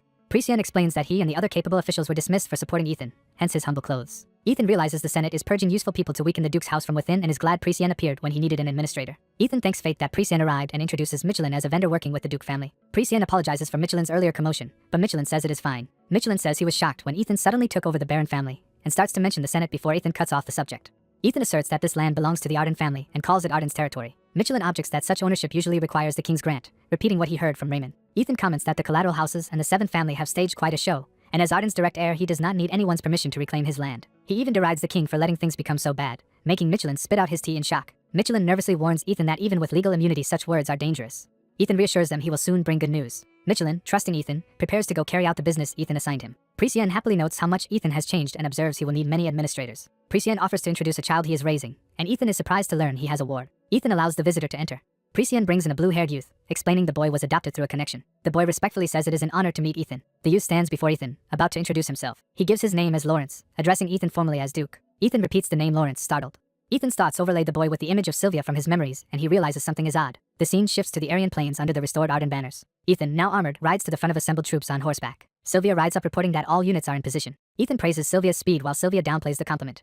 Narration explains that Ethan and Sylvia spent a week planning this battle to reverse the situation, heavily relying on Arden's death-defying core. Sylvia says only Ethan needs to give the order to attack. Ethan marvels that Sylvia is likely the only soldier capable of devising such a strategy, always placing cavalry at key enemy points. He acknowledges Sylvia's genius and worries about Sylvia's health after working non-stop for 3 days. Sylvia admits he can only rest after fully internalizing his plans and that he is never at ease when lives are lost. On the opposing side, dragon-like soldiers blow war horns. Narration states that monstrous enemies threaten all of humanity, and Sylvia resolves to use his tactics to save as many people as possible. Sylvia declares he is willing to give his life for that goal. Ethan responds that they will cut down the invaders and save humankind. As the enemy army begins marching, Ethan orders his aide to time the cohorts move carefully. Ethan's forces sound their own battle horns. Massive counterweight engines prepare and unleash stones. Huge rocks crash into the battlefield, shaking the ground. Ethan raises his sword and commands all troops to charge to arms. The bombardment smashes into the enemy lines amid explosions. Narration says that day's battle was fiercer than any other as Ethan fights from horseback. More narration notes that countless lives were lost even as Sylvia leads the forces. Yet thanks to Sylvia's genius tactics, the humans overcame their disadvantage and won. Afterward, Ethan carries the wounded Sylvia as blood drips from Sylvia's hand. Ethan remembers that this victory was also the last time he ever saw Sylvia alive. Back in the present, Ethan is certain the youth before him really is the Sylvia he once knew. He wonders why that same person is now calling himself Lawrence. Ethan observes that not only the name, but even the boy's demeanor differs from the Sylvia he remembers. Lawrence reveals his family starved because of heavy taxes imposed by the Baron. Ethan deduces that unlike in his past life, after Arden's fall the collateral families became open tyrants. Precian explains he came because this child wanted to meet Ethan. Ethan considers testing whether Lawrence has the same talents, and begins addressing him formally. Ethan states that they all know the Baron's situation and asks how he should deal with the rest of the family. Lawrence suggests sparing them as living scarecrows to deter other families, prompting Ethan to ask for his reasoning. Lawrence explains that as long as the Karga's name remains, even as powerless figures, other houses will hesitate to provoke Ethan. He adds that promising those remnants a place could let Ethan recruit useful informants from among future outcasts. Lawrence concludes that Ethan lacks manpower and should employ anyone he can, which Precian agrees with. Ethan notes Lawrence's phrase about the future and asks what he should do going forward. Lawrence calmly advises Ethan to form his own army, since he cannot face the 9 other families alone. He outlines that Ethan must first trick the collateral branches into fighting one another to buy time. Lawrence continues, saying that once Ethan controls at least 4 territories and splits the Duke's land into 3 blocks, victory is assured. Hearing this, Ethan silently confirms that Lawrence truly is the same person he once knew. Ethan tells Precian that his child is much sharper than he expected. Ethan turns to Lawrence and asks his opinion, prompting a surprised response. Ethan, overlaying his memory of Sylvia beside him on the battlefield, invites Lawrence to become his advisor. Time passes and guards escort shackled Baron retainers through town toward a building. The prisoners are brought into a storeroom-like area under guard. Inside, one guard is suddenly struck and knocked down with a cry. Manhattan tells the injured guard to fall back and declares he will confront the attacker himself. A furious Baron retainer, glowing with power, calls Manhattan a traitor and questions whether he is truly a knight of the Baron. Manhattan glares at the Baron, powered by mana, and demands why he must listen to someone like him. The enraged Baron, wreathed in mana, shouts that he did not learn mana alone and that everyone who followed him is the same. Manhattan acknowledges the Baron and declares that forming proper allies is a knight's duty. The Baron, feeling betrayed, charges at Manhattan while insulting him. Manhattan tells the Baron to keep talking as he prepares a mana-infused counterattack. Manhattan unleashes a powerful blow that slams into the Baron's torso. The Baron is knocked across the room while Manhattan lands from the attack. Manhattan orders the soldiers to tie the Baron up and destroy his mana holes, and they obey. Someone praises Manhattan's work, and he turns, realizing it is the advisor. The white-haired advisor approaches calmly, drawing Manhattan's attention. Manhattan silently studies the advisor, thinking about him. Manhattan recalls first being ordered by this stranger to annihilate the 8 gates of darkness, and his initial surprise at obeying. Observing the bound Baron, Manhattan reflects that the advisor executes tasks with chilling, calculated efficiency, as if long prepared. Manhattan wonders who the advisor truly is while the advisor urges them to move before others notice. The advisor states that 7 gates remain. Marching with knights, Manhattan vows to clear all the remaining gates before nightfall. Later, in a library, the Archduke confirms with the advisor what he had said. The blacksmith excuses himself for a walk, leaving the advisor alone with the Archduke. A tense silence falls as the two sit across the table. The advisor thanks the Archduke for his offer but says he must refuse it. The Archduke politely asks the advisor to explain his reason. The advisor hesitates, struggling to answer. Gathering resolve, the advisor begins to speak frankly. He reveals that he is actually a girl. She narrates that she grew up as an uneducated girl of low status in the slums, living in the worst conditions of society. She explains that her father shared society's contempt for girls and resented her instead of the Baron who taxed away his medicine money. She recounts that her father died blaming her for being born a girl who could not join the knights, hatred focused solely on her gender. After his death, tax collectors tried to sell her as a slave because the family could no longer pay taxes. Refusing to abandon her little brother, she and he survived by constantly fleeing from those collectors. They resorted to stealing and pickpocketing to live, while she endured only for her brother's sake. She says their pursuers eventually ruined even that fragile life. A flashback shows her brother being dragged away, implying his capture or death. She explains that agents of the 8 Dark Gates found them, and she lost her beloved brother Lawrence as well. After everything precious was taken, and she had been despised for being a girl, life felt meaningless. She decided, after Lawrence died, to live as a man using his name. She now fears that if her true sex as a low-born girl is exposed, people will accuse the Archduke of hiring her for immoral reasons. Apologizing, she insists she cannot accept the position of advisor. The Archduke slams his fist and declares that he disagrees. He tells her to ignore those cruel prejudices, insisting that talent has neither rank nor gender. He urges her to stand tall as advisor of Arden and to break the fingers of anyone who points at her in mockery. He explains that the 8 gates are private groups the Baron used for tax evasion and offers her revenge. If he gives her a knight and soldiers, can she handle it? She replies that if given one day, she vows with fierce determination to wipe the 8 gates completely from the city. The Archduke agrees enthusiastically and says he will wait for the result. The scene shifts to City Hermes, introducing the new setting. In Kelmont Castle, Duke Myers finishes some work with a sigh. Visiting Count Chimon Ferns, he compliments the Count's impressive office. Count Chimon, introduced as a collateral count, asks why the Archduke's brother has come when the Archduke should be busy. Myers admits his brother has been acting strangely since awakening. Alarmed, Chimon asks what he means, and Myers tells him to look at an injury. Myers reveals the bruised arm, explaining that the Archduke himself caused the wound. He adds that the Archduke also hits his Chamberlain Hans whenever annoyed, behavior Myers cannot tolerate. Myers notes that his brother was quiet 10 years ago and guesses the mana rush changed him into another person. Chimon pretends to ponder but inwardly thinks everything now makes sense. He recalls having lost contact with Helmut for days and concludes the Archduke must have acted. Deciding there is no need to hurry, he plans to exploit the youngest duke according to his original scheme. Myers suddenly addresses Count Chimon, startling him. With a sly smile, Myers prepares to make a proposal. He asks the Count if he would like to strike a deal. The narration briefly shows the Grand Manor exterior, marking the political stage. Chimon repeats the word deal in surprise, and Myers confirms that making such a deal is why he came. Myers says he learned that collateral nobles are split into factions and not all senators are united. Chaimon, thinking privately, curses that Myers somehow knows about the two rival collateral factions vying for control. The narrative outlines the Amelton faction led by Count Lugon. It then presents the opposing Ferns faction centered on Count Chaimon himself. Because the factions are evenly matched, both sides are on the verge of open conflict, ready to pounce at any opportunity. Myers says this revelation let him realize someone deliberately tried to cripple him and reduce his family to powerless figureheads. He names Helmut Kargas as the one who orchestrated that attack. He adds that the order to summon him came from higher up. Myers declares that Count Lugon was the one who issued that order.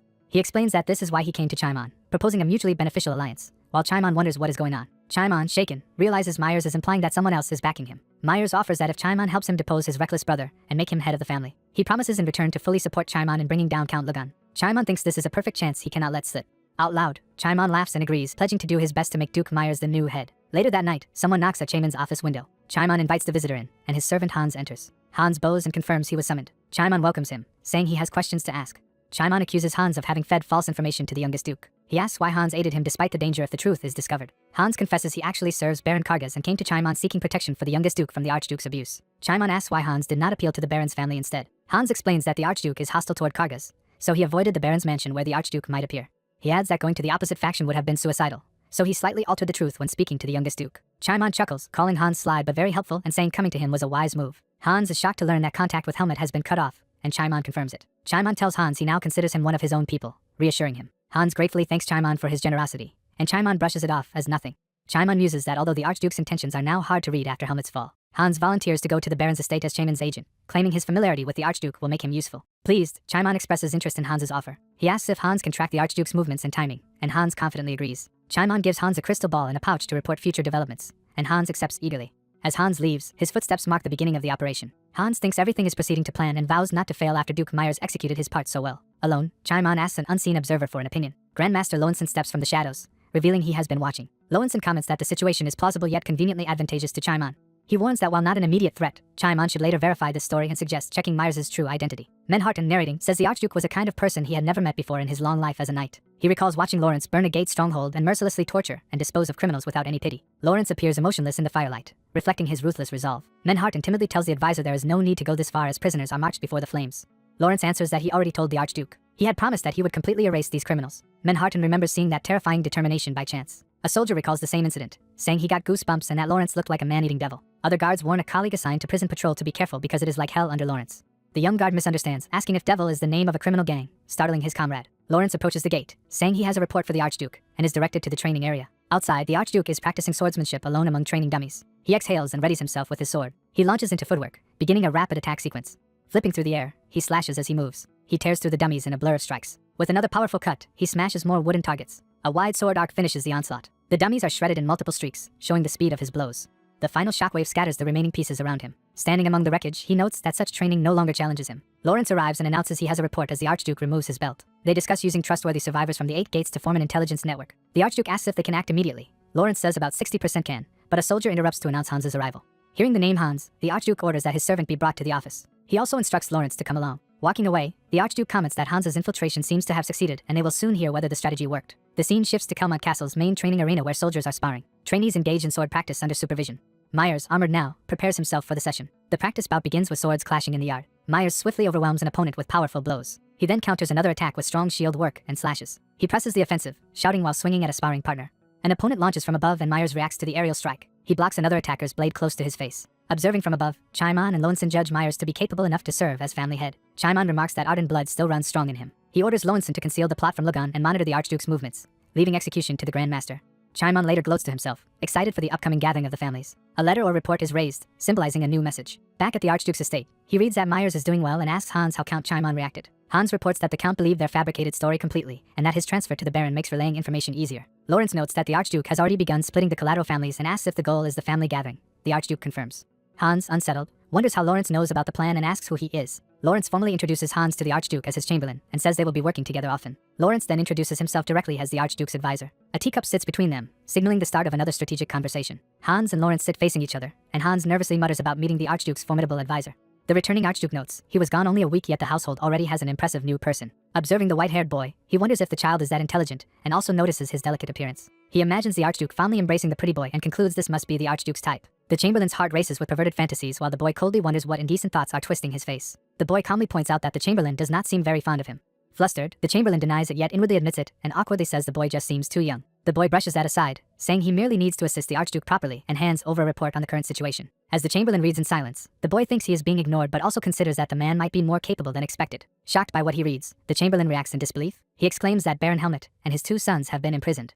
The boy adds that their execution will soon take place, startling the Chamberlain. When the Chamberlain objects that they are nobles, the boy coolly states the number of victims and dismisses that concern. The boy explains that hundreds starved to death last winter due to the Baron, and that countless others were abused by his servants. He reminds the Chamberlain that the Baron even raised blades against a direct descendant of Arden and asks if execution still seems excessive. With a chilling smile, he suggests that otherwise he might question the Chamberlain's loyalty. Terrified, the Chamberlain inwardly thanks his luck he did not side with the Baron. Reading further, he is stunned to learn that all 8 demonic gates were subdued in a single day. The boy confirms there were several other major incidents and asks what the Chamberlain plans to do next. Trying to recover, the Chamberlain outlines a scheme to gain a certain count's trust with false information and then have the youngest duke approach that count. The boy presses him on what happens after that, unimpressed that this is the extent of his plan. Feeling judged, the Chamberlain insists he infiltrated and tricked the count within a day and argues they should adapt as situations change. The boy sighs and quietly calls to the Chamberlain. Offended, the Chamberlain thinks he is being looked down on, but the boy says he will organize the situation for him. The boy sets down his teacup and says there is something more important, prompting the Chamberlain to demand what it is. He warns that if the Chamberlain returns to the count now, he will almost certainly be killed. The Chamberlain is left speechless, fully realizing the danger. Later at the castle, someone praises those who traveled far and instructs them to greet each other. At a doorway, a voice says they have heard much from the Archduke. A merchant named Jaren from the Mises vendor formally introduces himself and says he looks forward to working together. The boy politely tells Jaren he need not be so formal, but Jaren insists on respecting the Archduke's advisor. The Archduke asks Jaren if things are going well, and Jaren says he has come with a response to their appeal. Jaren produces a sealed letter. Handing it over, he warns the news is not what they hoped for, but the Archduke calmly accepts and says he will thank Marquis Bloten for trying. The Archduke opens the envelope to read the contents. After seeing the answer, he smirks to himself. He complains that the Marquis wrote a long, roundabout refusal in ugly handwriting. Jaren observes that the Emperor seems to side with the collateral families and worries the Archduke will be in trouble again. The Archduke explains that the Emperor has washed his hands of the matter and told their houses to resolve the dispute on their own. Hearing this, the boy says that is actually good news, confusing Jaren. He recalls a mentor's words that their main obstacles are now the king and the 7 noble families. The boy notes that since the king refused to intervene, the Archduke cleverly used that to file an appeal anyway. The Archduke says the letter confirms his suspicion that the 7 great families are backing the 10 collateral branches. He adds that the king has abandoned their house for his own benefit, shocking the boy and Jaren. Slamming his hand on documents, the Archduke says they will worry about that later since all pieces of their current plan are in place. He states that the king has provided the stage, so now it is time for them to act. Smiling confidently, he declares it is time to truly begin moving. Later, he listens and says he understands. He clarifies that Jaren wants to distribute the potion throughout the nation. Jaren agrees but admits his own Mises network alone cannot handle nationwide circulation. He explains that Marquis Bessus's house will use its extensive vendor network to spread the potion across the country.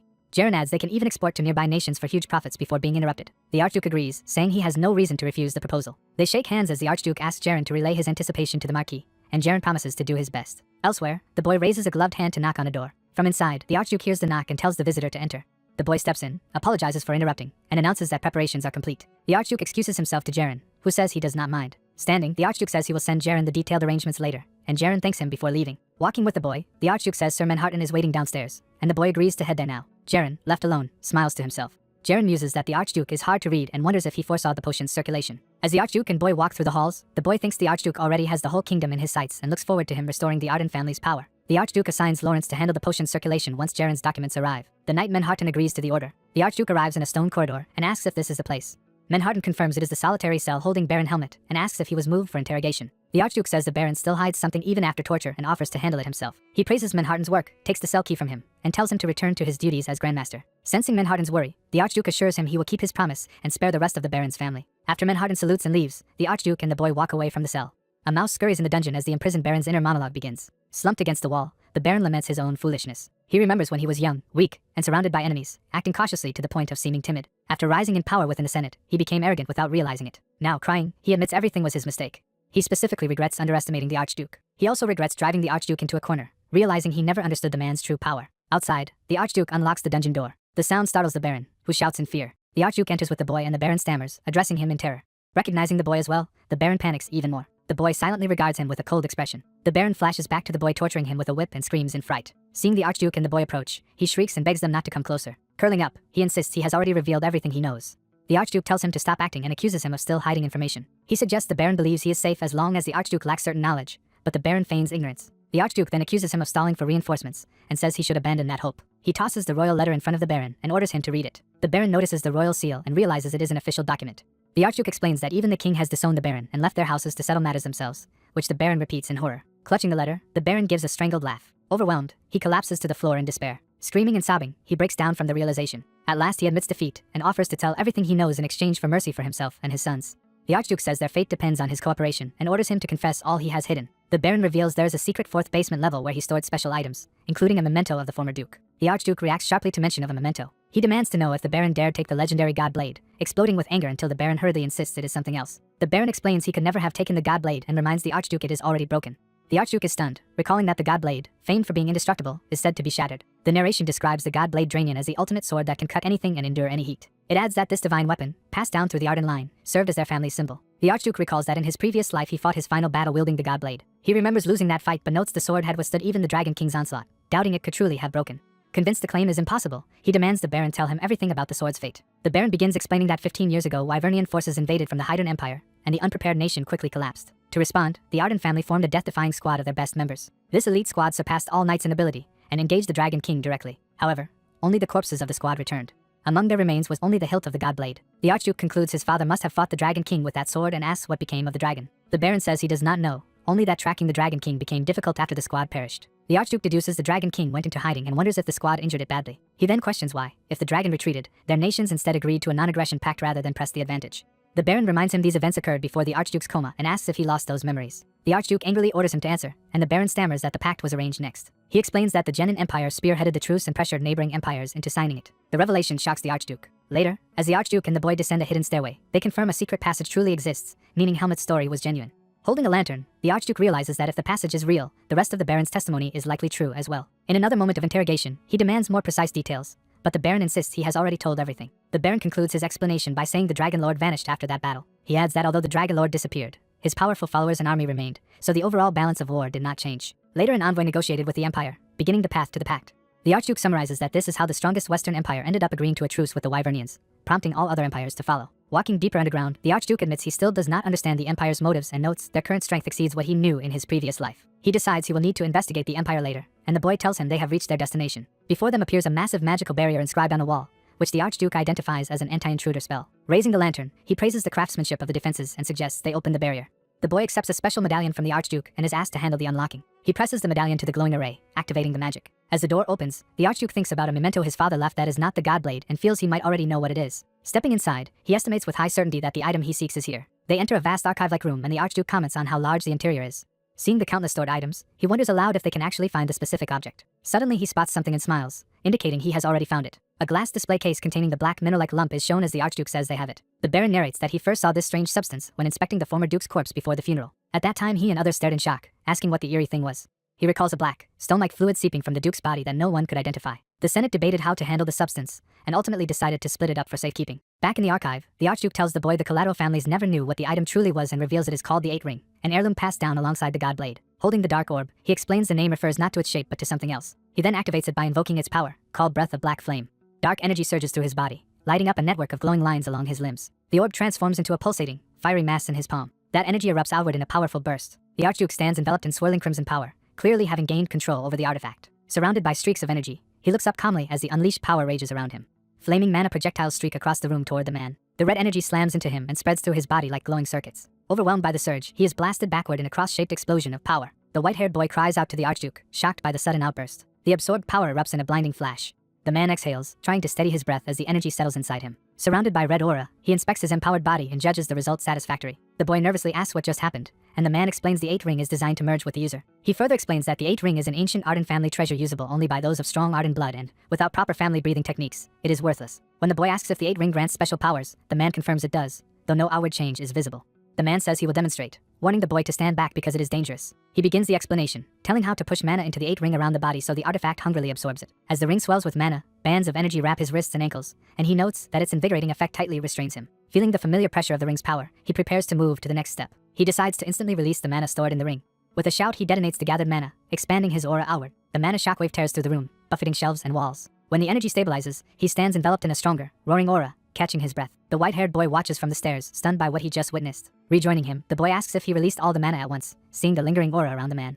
The man clarifies that the Eight Ring not only stores mana but also amplifies it into explosive strength. He adds that with this power reclaiming the Duke's lands will be easier and orders the boy to reflect it in their plans, which the boy accepts. As they leave, he instructs the boy to pinpoint the other Eight Ring fragments' locations, and the boy agrees. Walking away, the man broods that those in power refuse to honor his father's sacrifice and are greedily confiscating the Duke's possessions. He clenches his fist in anger and vows revenge against the collateral branches responsible. Swearing to punish everyone who stained the Arden name, he resolves to do it with his own hands. Time passes and the scene shifts to a large city dominated by a noble castle. Inside, someone reacts with surprise to unexpected news. Ethan learns that 5 of the remaining 8 ring pieces have already left their territory. He is told that 4 pieces were gifted to chiefs of powerful families and 1 lies in the distant Rimdale kingdom. His advisor confirms the information came from a collateral branch and is reliable. Ethan reasons the collaterals have no reason to lie now but complains that retrieving all pieces quickly is impossible. He decides it does not matter, since opposing the families is necessary to reclaim Terran anyway, and resolves to move forward. Looking at a map of surrounding Baron and Viscount lands, he says their goal is now clearer thanks to this intelligence. Ethan declares they will first recover the 8-ring fragment nearest Arden. With a determined gaze, he orders preparations to attack. Narration explains that in the small city of Port, rumors of a war hero's descendant rising for the people have invigorated the populace. The rumor spreads rapidly among townsfolk, and they grow convinced of its truth. They believe that after 10 years of tyranny, a new hope is about to appear. On an execution day in Port Square, crowds gather around the guillotine under heavy guard, buzzing with expectation. The crowd spots the condemned and shouts that they are arriving. People point excitedly, identifying the Baron and his 2 sons being led out. The prisoners are marched through jeering citizens who relish their disgrace. Grieving townsfolk rage for vengeance, blaming the Baron for their dead families. The mob howls for the Baron's and his son's execution. A guard bangs his halberd and orders the crowd to be silent. The herald announces the Archduke's entrance as Ethan strides in wearing a red cloak. Onlookers recognize him as the man who crushed the Baron on the very day he arrived. Narration calls him Arden's Archduke, the one who uprooted the Baron's evil and will save the city. Ethan stands before the vast crowd in silence while everyone watches expectantly. He begins his speech, addressing the citizens of Port. Ethan proclaims that Baron Kargas violated his vassal obligations and committed rampant violence and crime. He reminds them that many of their friends and relatives were injured or killed because of the Baron. He then vows, as Ethan of Arden, to restore their lives to normal. Citing Arden family law, he announces that Baron Helmet and his 2 sons will lose titles and property. Ethan concludes they will also be executed. The declaration triggers wild cheers as the people praise Arden and the Archduke. The guillotine blade falls and blood splashes, signaling the Baron's end. Elsewhere, someone reacts in disbelief to the news. A noblewoman remarks on Ethan's takeover of Baron Kargas's domain. Lawrence confirms the story, saying Ethan toppled the Baron the day he reached Port, and is now aiding the city. The Grand Duchess worries that executing a Senate member might provoke the 9 great families. Lawrence reassures her that the Archduke has already accounted for that. She asks about the carriage to Port, and suggests they depart while Lawrence continues his explanation en route, which he agrees to. She hesitates about the knight traveling with her, prompting him to introduce himself. The knight apologizes for the late introduction, presenting himself as the Grand Duchess's escort. Lawrence recognizes him as the ally from the Bessus family Ethan had mentioned. Outside, the entourage prepares to leave. The knight says he will escort the Duchess to the carriage while following with his own men. As they ride, Ethan quietly acknowledges what Lawrence has told him. Lawrence mentally reviews Ethan's political strategy, noting that exploiting splits among the collateral branches will keep Ethan relatively safe. In the carriage, the Grand Duchess thanks Lawrence for answering her many questions about current family affairs. She apologizes for overwhelming him but praises him as both knowledgeable and kind. Embarrassed, Lawrence insists she can speak casually with him since he is only the Archduke's servant. She lights up, delighted she can drop formality, and he affirms it. Overjoyed, she grabs his gloved hands enthusiastically, startling him. She gushes that she is grateful someone like him stays close to Ethan, leaving Lawrence flustered. She happily says it feels like gaining another adorable younger sibling and hopes they grow closer. Blushing intensely, Lawrence agrees. He wonders how someone so beautiful and important can be so open and unhesitating toward him. He then reflects that the Archduke is similar, and wonders if all Arden family members are like this. The carriage eventually arrives at Ethan's castle and passes through its gates. The coach pulls up to the residence while Ethan comes out to meet them. Ethan greets his sister and helps her descend from the carriage. She marvels at the sheer size of the Arden palace as Ethan shows it to her. Guards salute and someone formally greets the Archduke. The knight Paul X introduces himself as an escort sent by Marquis Bessus and says he has heard much about Ethan. Ethan warmly introduces himself and extends his hand. Paul X shakes it, expressing that he looks forward to serving together. During the handshake, Ethan senses a sudden surge of mana from Paul X. He realizes Paul X is covertly sending a mana wave through his arm to examine him. Ethan notes that Paul X is quite skilled at concealing mana flow, enough to fool most knights. Confident in his own mastery, Ethan counters the probe by forcefully dispersing the mana. Shocked, Paul X feels his own mana tossed back at him. Ethan gauges Paul X's level as roughly a 6-star knight, and concludes that Bessus must be taking this alliance very seriously. Ethan then asks Lawrence to guide Sir Paul X to his room, and Paul X silently complies. Alone, Paul X thanks Ethan but privately thinks it strange that someone with only a 2-star mana capacity could scatter his mana. He doubts a mere 2-star knight could negate his probe. While in the distance, Ethan chats casually with his sister about receiving a letter from Myers. Time passes and we see a door opening in the palace. Ethan shows his sister a luxurious room, and she is astonished that it is hers. She worries such expensive quarters are too much, but Ethan insists that a Grand Duchess of Arden should live in at least this comfort. In a chibi exchange, she timidly asks if he really means it, and he answers confidently that he does. Ethan proposes she start administrative lessons with an official and asks if she will assist him with paperwork, while assuring her she can refuse. She rejects the idea of refusing, saying that as his sister she should help since he works so hard. Ethan thanks her warmly, promising to study diligently so he can be useful, and she affectionately touches his cheek. He then adds that someone besides Paul X will escort her until dinner, leaving her confused. Ethan cheerfully bids her to rest until dinner and slips out before she can question him further. Alone, he muses about a 6-star knight's level of mastery. He defines such a knight as one who not only wields a sword but understands the true nature of the blade. Ethan reasons that a 6-star knight could easily replicate his recent feats in Port. He notes that powerful counts remain calm because they command many 6-star knights. He admits it has only been a month since his training began, and he still lacks the strength to confront them head-on. Ethan goes to Paulton's room, knocks, and asks to speak with him. Paulton opens the door in surprise and Ethan politely asks for some of his time. Inviting him in despite still unpacking, Paulton lets Ethan enter the room. The knight nervously asks why Ethan has come to see him personally. Ethan says he wants to make a proposal and that overlooking Paulton's earlier rudeness at the gate should earn him the right to ask. Realizing Ethan noticed everything, Paulton stiffens and asks what kind of proposal he has in mind. Ethan explains that since Paulton tested his power out of curiosity, he now wants to learn something from Paulton and suggests a spar before dinner. Meanwhile, the Grand Duchess studies with a book open before her. Stretching after reading, she notes how quickly time passed, and her instructor agrees that the sun is already setting. She invites Sir Willie, her temporary escort knight, to join them for dinner, asking if he is comfortable with that. Someone readily accepts the invitation. Willie says he is honored but feels a bit sorry for Paulton. When she asks why, he reveals he heard Ethan intends to spar with Paulton soon, surprising her. He adds that the duel should already be underway, worrying her for Ethan's sake. The scene cuts to the training grounds where Ethan faces Paulton in sword gear. Ethan launches the first powerful strike, forcing Paulton to block hard. Paulton registers it as an incredibly strong blow. Ethan observes that Paulton blocked easily and decides to attack him with full strength. He channels 8 ring mana into his leg, ready to escalate the fight. Empowered by the mana, he rushes forward and asks rhetorically if they should raise the tempo. The clash produces blinding arcs of red light bearing down on Paulton. Paulton braces himself, sword glowing blue as he resists. Ethan follows up with relentless blows, pressing the offensive. Paulton grimaces, thinking Ethan is faster than he expected. Realizing that holding back will get him defeated, Paulton powers up his footwork. Ethan swings again while Paulton reacts, both moving at extreme speed. Ethan's eyes glow red as he notices Paulton briefly vanish from sight. Paulton reappears behind him with a swift maneuver. Startled, the two cross swords in another violent collision. Paulton, confused, admits he cannot understand what is happening. He reflects that Ethan is using mana again after resurrection and with a shattered mana core, something normally impossible. He wonders even more how Ethan is exerting strength far beyond his apparent mana capacity. Narration explains that a knight's power is usually determined by total mana, which sets their rank. It then contrasts Ethan's case, noting that the shattered mana fragments in his body act like multiple mana holes thanks to fire essence within them. Because of this distributed structure, Ethan can circulate mana through his whole body far faster and more precisely than normal. Back in the duel, Ethan continues hammering Paulton with 8 ring, enhanced sword strikes. Their empowered blades collide as both shout, red and blue auras flaring. Ethan's footwork gouges deep tracks into the ground as he drives forward. Breathing heavily yet satisfied, Ethan kneels with his sword planted in the torn earth and admits this level of combat is still somewhat difficult for him. The knight praises the Archduke for enduring so long with his limited mana. Ethan, sparring with a high-ranked knight, recalls his past obsession with swordsmanship. The two combatants, wreathed in aura, agree to begin the real duel. Ethan activates his 8 ring ability, dramatically unlocking more power. His unleashed power blasts him backward in a shockwave of energy. The knight is shocked to sense Ethan's mana output suddenly surge. Ethan's eyes glow intensely red as he further focuses his power. He unleashes a massive crimson slash of energy toward his opponent. The knight braces himself and prepares to counter with his own power. The knight gathers a storm of blue mana around his body for a technique. The duel escalates into a rapid, high-speed sword clash of mana-charged blows. Onlookers watch silently, stunned by the intensity of the Archduke's fight. One of the watching knights remembers how amazing Ethan's skills were when he fought them earlier. He reflects that Ethan's talent is astonishing, having improved tremendously in only a few days. Wondering what Ethan's limit is, the knight charges and continues the fierce exchange. He shouts and attacks again with everything he has. The knight's powerful strike sends Ethan's sword flying from his hand. Ethan's sword spins away across the ground, disarmed by the blow. Ethan, panting and marked by glowing runes, stands with the knight's blade at his chest. Smiling, Ethan concedes defeat, while the knight is left speechless.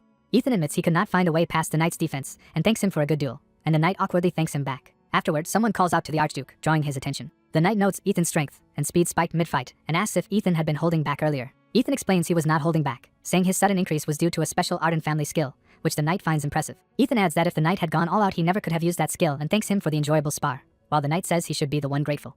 The knight admits to himself that he misjudged Ethan. Rumors made him want to test the Archduke, but Ethan's true level far exceeded expectations. Reflecting on the duel, he thinks Ethan's movements followed textbook basics yet were constantly adapting, creating a unique evolving sword style. He concludes that Ethan's knowledge already matches that of a fully trained knight. He laments having been stuck at 6-star for 5 years, unable to progress further despite all efforts. Watching Ethan, he realizes he would probably lose to the Archduke if Ethan had just half a year to grow, since Ethan only lacks time to build mana. Someone again calls Ethan, and he turns to respond. Ethan tells the knight that although the knight came to learn from him, he also gained much from the knight's blade and asks to spar again if possible. Ethan internally finds it interesting that someone of such skill still wants to improve, and aloud he welcomes more spars anytime. The knight eagerly agrees, thinking he learned something new from Ethan's sword. Ethan promises to fight him again when the time comes, and the knight thanks Ethan for accepting a challenge from someone like him. Ethan says that, in return for escorting his sister and sparring with him, he looks forward to working with the knight. Ethan hears his name shouted loudly and recognizes the familiar voice. His sister appears angrily, while another attendant worries he now looks like a snitch. She scolds Ethan for not letting a guest rest after a long trip, while he tries to explain himself. Watching this, the knight thinks to himself that Ethan is truly someone he cannot understand. The knight further reflects that Ethan is an incomprehensible person as Ethan gets dragged off by his annoyed sister. Scene shifts to a grand building as someone murmurs in surprise. Through a crystal ball, Marquis Bloton asks Paulton if Ethan was truly nearly his equal, and Paulton confirms it. The Marquis is astonished that the Archduke is that talented, and Paulton says Ethan's potential surpassed his expectations. Paulton recounts that Ethan was stronger and faster than he thought, and that art and family techniques amplified Ethan's mana. Paulton adds this is the first time he has seen such a combination of talent and skill in one person. The Marquis commends Paulton and orders him to report every little thing the Archduke does. Paulton agrees to the order. Paulton ends the communication, saying he will contact the Marquis again on the next report date. Alone, the Marquis reflects that Ethan had been long comatose and his mana hole destroyed. Yet Ethan can already clash with a 6-star knight, which the Marquis finds very intriguing. He muses that Ethan's resourcefulness was already notable, but his martial arts talent is even more impressive, and now the Marquis cannot sit idly by. The Marquis instructs his butler to quickly buy certain items and send them with a letter to Paulton, and the butler agrees. Smiling to himself, the Marquis decides he is now certain of his judgment about Ethan. He predicts that the Archduke will bring great change to the Hydern Kingdom and sees this as a chance to deepen his family's alliance with Arden. Elsewhere, an alarm is sounded as a building burns and someone shouts that there is an emergency. Guards panic as prisoners from the 8 gates of darkness have escaped and are ordered either to fight the fire or pursue the fugitives. Pursuing guards race into the forest, determined not to let any escape. Other guards run through the streets, being directed toward the fleeing prisoners. Hidden nearby, a bruised man breathes a sigh of relief while soldiers focus on the blaze. He mutters that he barely escaped and wonders what to do next, just as unseen hands grab his head. Startled, he is seized from behind and his mouth is covered. The captor tells him to be quiet and calm down. The captor identifies himself as a knight from the count's family sent to escort Sir Hans. The shaken Hans is told to follow to a safe place, and he agrees nervously. The two men move through the forest together. Hans thinks to himself that everything is proceeding according to their plan. The scene cuts to a torchlit prison corridor lined with cells. Inside, Hans asks if all of this deception is really necessary. The blue-haired agent explains this is the only way to erase the Count's suspicions and asks Hans to endure the hardship. He warns that the Count is merciless, having crossed many lines before. The agent recalls that the Count even discarded his longtime ally Baron Kargas as easily as cutting off a lizard's tail. Hans concludes that such a man would never easily trust a mere butler. Distressed, Hans starts to ask how long this must continue, but the agent says the operation is already finished. He explains that chaos from the 8 gates breakout tonight will be used to smuggle Hans out. The agent instructs that once Hans escapes, a pursuer will appear in front of him as planned. Now running with another man, Hans marvels that even his hiding place was predicted and wonders if Lawrence's plan is really unfolding exactly as described. The supposed rescuer leads Hans to a hidden house, telling him to follow inside. They descend stairs as the man says they have arrived. In the basement, Hans is told he will be safe there, and he gratefully thanks the knight. The knight asks why Hans hid after entering the palace, and Hans says Ethan can find him. Hans continues that after that he was thrown into prison and tortured. The knight notes the severity of the wounds and assumes Hans and the Archduke are clearly at odds, then suggests Hans get treatment first. Hans insists he is fine and begs the knight to contact the Count immediately because he has vital information. He explains his communication sphere was confiscated when captured and begs the knight to help. Hans claims the information is crucial to the current situation, startling the knight. The knight agrees to contact the Count at once. Elsewhere, someone asks how Hans is doing. Ethan is informed Hans contacted the Count's family as planned, and he notes this should make the Count take matters more seriously while they continue administrative recruitment. The aide reports they are hiring many people dismissed from the Duke's household, and Ethan leaves those arrangements to him. Ethan is then asked what he has been reading, and he notes it is a letter. He explains it is a personal letter from Marquis Bloten, who is informed about Ethan via Palton's report. The aide asks if the letter says anything special. Ethan says the Marquis wishes to speed their cooperative plans by sending him a gift to strengthen their alliance. The aide realizes such a gift must greatly accelerate their plans. Ethan concludes that the gift is likely an elixir. Narration explains that elixirs are made from rare natural ingredients, saturated with mana. Further narration clarifies that processed elixirs let people rapidly refill their mana holes far faster than normal training. Ethan reflects that with his existing skills and knowledge, he only needs time and mana to regain the strength of his past life. He reasons that by rapidly increasing his mana with an elixir, his fire mana will burn even stronger. He remembers that the heat he once poured into his sword far exceeded what he can currently produce. He notes a normal steel blade would melt under that heat and could not endure it. Ethan decides to leave for a while until the Marquis present arrives and arranges for Manhattan and 3 knights to guard in his absence. The aide asks where he is going so suddenly, and Ethan says he needs to obtain a particular item. Ethan confirms there is an item he requires and asks the aide to manage things while he is gone. He reveals his goal is a weapon capable of handling his power after taking the elixir, promising to return with a new blade. The story shifts to the Arden Dukedom's capital, Londinium. In a meeting there, Count Lugan slams a report and angrily questions Count Chaimon about dismissing a servant's death. Lugan accuses Chaimon of taking a servant's death lightly and asks if he would accept the Archduke killing all their servants. Chaimon tells Lugan to calm down, warning that openly assassinating the Archduke would bring the king and 7 families' wrath upon them. He explains to the gathered nobles that if they killed Ethan, blame would fall on them and even their lives would be endangered. Lugan retorts that such blame would fall mainly on Chaimon and claims Ethan struck Kargas because he discovered their faction's dirty tricks. He insists that Ethan learned the Fern's faction helped ruin the Duke's family, not just the collateral branch alone. Furious, Lugan vows to inflame the conflict so both sides tear at each other's throats. Chaimon realizes Lugan's intentions and seethes, thinking he understands the man's scheming.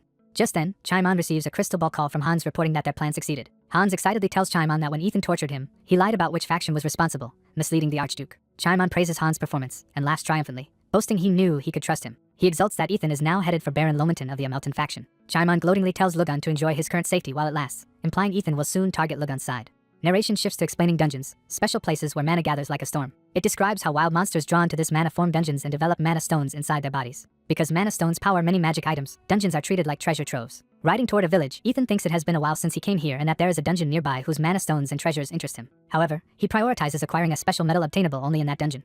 As he approaches, a guard orders him to halt. The guard states that entry is restricted and asks Ethan to declare his business. Ethan shows a golden emblem and politely says he is not suspicious, asking for the gate to be opened. The guards begin to refuse but then recognize the symbol in shock. They realize the emblem depicts gold and fire. One guard concludes it must be the Arden family crest and nervously asks if Ethan is the Archduke. The guards hurriedly agree to open the gates and summon the village chief for Ethan. Ethan is escorted into the quiet town on horseback. He notes that the town's atmosphere is strange, with the wide street feeling lifeless. He observes that the townspeople look visibly nervous.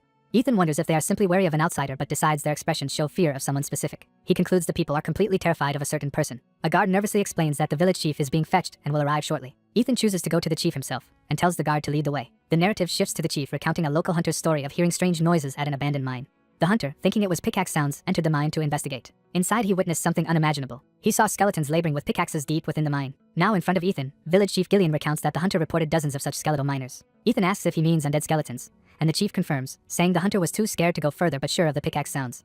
Ethan finds the situation full of oddities and suspects someone is mining a particular rare metal in the supposedly abandoned shaft. Narration reveals this metal is called aphelion, harder than steel though weaker than mithril. Because aphelion has strong mana affinity, it is widely used as material for magic items. Ethan thinks it should still be years before aphelion is discovered here and is surprised that someone else is already seeking it. He wonders aloud what those skeletons are searching for in an abandoned mine, while the village leaders admit they have no idea. The protagonist suspects the villagers are unaware of the special metal and resolves to confirm whether the skeleton controller truly targets aphelion. He worries that if the enemy can command so many skeletons, they might be a powerful dark magician. He imagines the worst case, that the enemy might be a lich. Realizing a lich would make the situation extremely difficult, he feels pressured. He reflects that a lich commands high-rank undead and admits he currently cannot defeat such an army, meaning he might have to abandon aphelion. Determined to investigate immediately, he asks for the location of the abandoned mine. Moving through the forest, he follows the villagers' directions toward the mine. He parts the foliage, spots something ahead, and reacts in surprise. Seeing the small mine entrance and hearing mining sounds, he confirms he has found the place. Entering the mine, he notes there seem to be no guards and assumes the enemy is confident. As he descends, he recalls the chief claiming to have reported the undead to the Baron, yet no paperwork exists, implying the Baron helmets suppressed the problem. He wonders if the Baron deliberately stayed silent about a potential lich on his land and senses the situation is more complex than expected. Inside, pickaxes strike stone. He discovers numerous skeletons mining under magical command in the cavern below. Spotting the mined ore, he confirms it is aphelion and questions if obtaining it is the enemy's goal. His eyes flare red as he activates his mana sensing ability. He detects a surge of dark purple energy as the necromancer appears among the skeleton workers. Judging by the aura, he identifies the robed figure as the dark magician controlling the skeletons. Relieved it is not a lich-level threat, he smirks. Confident he can handle this foe and sees the aphelion, he walks directly toward the magician, startling him. He confronts the dark magician in the mining chamber, demanding to know who he is. The dark magician scoffs that someone about to die should not be so curious and charges his clawed hand with dark mana. Revealing himself as a cocky necromancer, he boasts that the protagonist must not fear him and threatens to turn him into a skeleton as well. The protagonist, surrounded by a fiery aura, hurriedly draws his sword in response. He then notices a glowing heart-like object of mana and is shocked, recognizing something impossible. Gripping his sword, he calls out to the magician. Empowered by wyvern breathing, he demands the magician answer where he learned that specific breathing technique. The magician laughs eerily at the question, prompting the protagonist to ask what he finds so funny. The dark magician says the hero's knowledge gives him even more reason to kill him. He launches a massive purple chain-like magic attack, shouting for the hero to die. The protagonist braces behind his sword as the attack comes. He leaps aside while the mana chain smashes into the ground, creating an explosion. Observing the spell, he deduces the chains are formed of mana and packed with large amounts of energy. The magician brags that his black magic chains have killed even elite knights and mocks the hero as a mercenary doomed over a few coins. He vows to kill the protagonist, absorb his mana, and then use him as a skeleton servant. Dodging, the protagonist assesses that though the magician's mana capacity is high, his basic technique is clumsy. He also notes the magician cannot conceal mana flow, making his magic patterns obvious. Watching the chain closely, he realizes he can clearly see its structure. He pinpoints and moves to strike the weak point in the flowing mana chain. The magician believes he has trapped the hero and exults that he has him. The hero counters with a powerful sword swing against the chains. More purple projectiles rain down toward him from above. The chains slam explosively into the ground, filling the area with dust and shockwaves. Hearing the impact, the magician laughs again, assuming his attack worked. Surrounded by chains, he smugly repeats that he has killed a 5-star knight and calls the hero a mere 2-star knight. Through the dust, the silhouette answers that the magician talks too much. The magician is startled to see the hero still standing. The hero rushes him through the storm of chains, closing the distance. Seeing his spell shattered, the magician screams in disbelief that his chains broke apart. He realizes with horror that the chains were not just cut but their internal mana flow has been completely halted. The hero charges forward, feet smashing off the ground. As he streaks in with a flaming sword, the magician panics, berating himself for being stunned and trying to react. Desperate, the dark magician casts a defensive spell called Jet Black Darkness, begging it to protect him. The hero unleashes a wide, blazing sword arc. The dark magician strains against the attack but senses the overwhelming power behind it. The hero slips behind his guard and calls the magician sloppy. With his sword blazing, the hero prepares his next decisive strike. He drives the attack through the dark aura, colliding head-on. The blow pierces the magician's chest area, leaving him shocked and in pain. Terrified, the magician screams for his skeletal servants to save him. The skeletons swarm the hero, attacking from all sides while the magician hides behind them. Confident the numbers will overwhelm his foe, the magician believes the hero cannot fight him and the skeletons at once and orders the hero's death. The hero tightens his grip on the sword handle. He shouts and releases his power. He unleashes explosive fire wave, a massive flaming slash that annihilates the surrounding skeletons. The dark magician's barrier begins to crack under the impact. The hero gathers fiery mana into his hand for another focused strike. He drives a point-blank mana wave into the magician's chest, causing him to scream. The attack slams the magician backward in a fiery burst. The hero confirms he aimed his mana near the magician's heart and now understands something important. Grabbing the magician by the throat, he notes the mana technique is identical to that of the wyvern tribe. He recalls from past life research that wyverns circulate mana using their hearts instead of a lower body mana hole, a system he calls a dragon heart. He mentally labels this specialized heart-based mana organ the dragon heart. Realizing this wyvern method is mixed with a human breathing technique, he again presses the magician to reveal where he learned it. He insists the magician could not have created it himself, and concludes a wyvern must have passed it on. Certain from the magician's reaction, he demands the full story, warning that silence will only increase his suffering. The magician, impressed by the hero's strength, grudgingly admits he is formidable. About to reveal more, he begins mentioning a church. A sound effect interrupts as something triggers within him. A final curse activates, and the magician's body erupts in dark flames that will burn eternally. The resulting blast explodes through the mine. After the dust settles, the hero stands bruised but alive, exhaling. He notes that was dangerous, and that he survived thanks to leaving mana in his 8th ring. He concludes he has at least learned that the breathing technique originates from a certain church. He recalls that in his previous life there was a wyvern-worshipping cult church that revered wyvern power above all. He identifies the dead dark magician as a follower of that wyvern church. He also realizes the cult somehow obtained the Baron family's lost records. Considering the mixed human wyvern breathing and dragon heart, he judges the situation complicated and suspects more cult agents within the Baron's domain. He reasons that if this is true, there are likely other cultists hidden across the Baron's lands. He concludes the wyvern tribe may already have infiltrated the territory. Feeling insulted that wyverns would dare hide within the Arden family's domain, he becomes resolute. He decides that once he forges his new blade, his work in dealing with these threats will only increase. He explains that dwarves live deep under mountains and are masters of minerals, gems, and machinery. Their expertise in such materials and devices is unmatched. In these fields, dwarves surpass even the greatest human technology with ease. Because humans envy this talent, they began enslaving dwarves. As a result, dwarves withdrew from human society and only reappeared when all races united during the Wyvern War. The hero remembers how dwarven skills greatly aided that war, and how he became close enough to learn the location of their town. Arriving at that hidden town now, he finds it unguarded and apparently abandoned, puzzling over what happened. He notes his main worry had been persuading dwarves hostile to humans, but with none present this new situation is troublesome. He laments that only dwarves can work Aphelion and that he has no other place to go. Just then he senses another presence, and wonders if someone is nearby. A dwarf emerges, surprised to see a human, and asks why he has come. The hero says he came to commission a craftsman, and asks if the dwarves moved elsewhere, prompting the dwarf to question why he would seek a commission here. Confused, the hero asks what he means, and the dwarf explains the other dwarves left long ago to make money. The dwarf is surprised the hero did not know this and comments that such ignorance is rare among humans. The hero asks where the former blacksmiths went, and the dwarf advises him to head north to a human town called Greston where many now work. The hero is skeptical, wondering if dwarves who once hated humans would really live in a human city. He thanks the dwarf and offers him a bottle as a courtesy gift, which delights the dwarf. The dwarf laughs loudly, calling the hero a human who understands dwarves and blessing him with the hammer's favor as he departs. A memory surfaces of the dwarf Muradini slamming a mug down and shouting at the hero for breaking another sword. In that past scene, Muradini, a renowned dwarf blacksmith, scolds the Arden heir for constantly ruining swords and dismisses his noble status. When the hero offers to pay more, Muradini angrily rejects the idea of money, asking what he takes a dwarf for. Instead, Muradini tells him to just prepare alcohol and wait a month, promising to forge him the ultimate weapon as a matter of pride. Back in the present, the hero recalls that dwarves he knew held no prejudice against humans and valued skill over money. He is astonished that such dwarves would abandon their own town simply to earn money elsewhere. Later, as he walks through bustling Greston, a guard captain calls out to him as Archduke. Noticing the hero's dark expression, the captain asks if something troubles him, but the hero brushes it off and apologizes for causing concern. The captain flusters, saying it is an honor for the Archduke to come personally, while the hero quietly finds his reaction amusing. Observing the noisy marketplace crowded with dwarven merchants, the hero comments on the liveliness, and learns this is normal because dwarves are shrewd traders who often empty customers' pockets. The captain reassures him, promising to guide him to a trustworthy shop since he has come all the way to Greston. He insists the Archduke will be satisfied and the hero agrees to rely on him. They arrive at a district of forges, and the captain says they have reached their destination. Pointing ahead, the captain introduces Greston's most skilled forge, steel, and fire. Seeing the long line of customers outside, the hero wonders if they can even get in today. The captain tells him to wait, while he goes inside to speak with the workers and asks the crowd to form a line. As the hero waits, an older dwarf addresses him as brother. The dwarf notes the hero must have brought valuable material, recognizes Aphelion, but criticizes the chosen forge as unable to draw out its full power. Impressed that the dwarf guessed the contents of his pack from a glimpse, the hero judges him sharp and asks if he knows much about Aphelion. The dwarf bursts out laughing at the understatement. Others in the forge look over at the loud laughter. Walking with the hero, the dwarf explains Aphelion's properties. It alters and strengthens mana, melts at very high temperatures, gains quality with hotter melting using magic dismantlement and compression, and can be hardened far beyond steel. He says the real question is not whether he knows Aphelion, but whether any dwarf knows it better than he does. He declares the hero should be asking that, and the answer would be no. The narrator recalls Muradini stating confidently that no dwarf understands Aphelion more than he, which makes the hero smile. The captain returns saying he arranged for the Archduke's priority entry, then recognizes the dwarf and is surprised. The hero confirms he knows the dwarf, introducing him as Populence, startling the captain. Populence, now realizing who he is speaking to, asks if the hero is the Arden Archduke who once collapsed from mana rush and then quickly seized control of Karga's land. The hero chides Populence for suddenly becoming respectful after learning his title, saying the dwarf he knew behaved more boldly. When the captain objects, the hero waves him off and announces he will commission Populence instead of the official forge. Handing the captain a letter, he asks him to deliver it quickly to port and assures him there is no problem. Though uneasy, the captain agrees and warns the hero to be careful of this dwarf named Populence. Populence stands with arms crossed, watching confidently. The captain explains that Populence is a blacksmith with a criminal record. Populence then begins recounting his story, saying that about 10 years ago he and another dwarf, William, were famed rival smiths in the capital. A royal announcement came seeking a household blacksmith for the crown, and Populence felt sure he would win. Convinced he was more skilled than William, he toiled for nights to forge the masterpiece of his life. However, the competition's outcome was his crushing defeat as William received the honor. Populence reveals William had bribed the judges and later framed him as a con artist, creating the stigma of a criminal record that ruined his reputation. Now, wanting to redeem himself, Populence fervently proposes to the hero that, since his forge is nearly finished anyway, he will craft the hero's weapon free of charge. The dwarf blacksmith proposes that if his weapon satisfies the customer, they sign an exclusive contract with the Arden family. He resolves to stake his entire future and all he has on making this weapon for the Archduke. The Archduke listens as the dwarf confirms he is serious about this bet. The Archduke asks what will happen if the dwarf's blade does not satisfy him. Confident, the dwarf declares that the Archduke may behead him if the blade disappoints.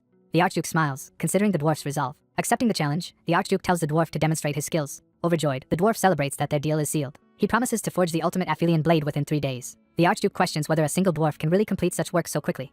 The dwarf says dwarves have changed and hints that he learned something important from William. He recalls William's lesson that, though dwarven pride is strong, it must be balanced with cooperation. Remembering that advice, he thinks of his fellow dwarves and the importance of trustworthy allies. He excitedly moves to draw up the contract, boasting that the flame hammer forge will create the ultimate blade. The forge's furnace roars to life as preparations for the weapon begin.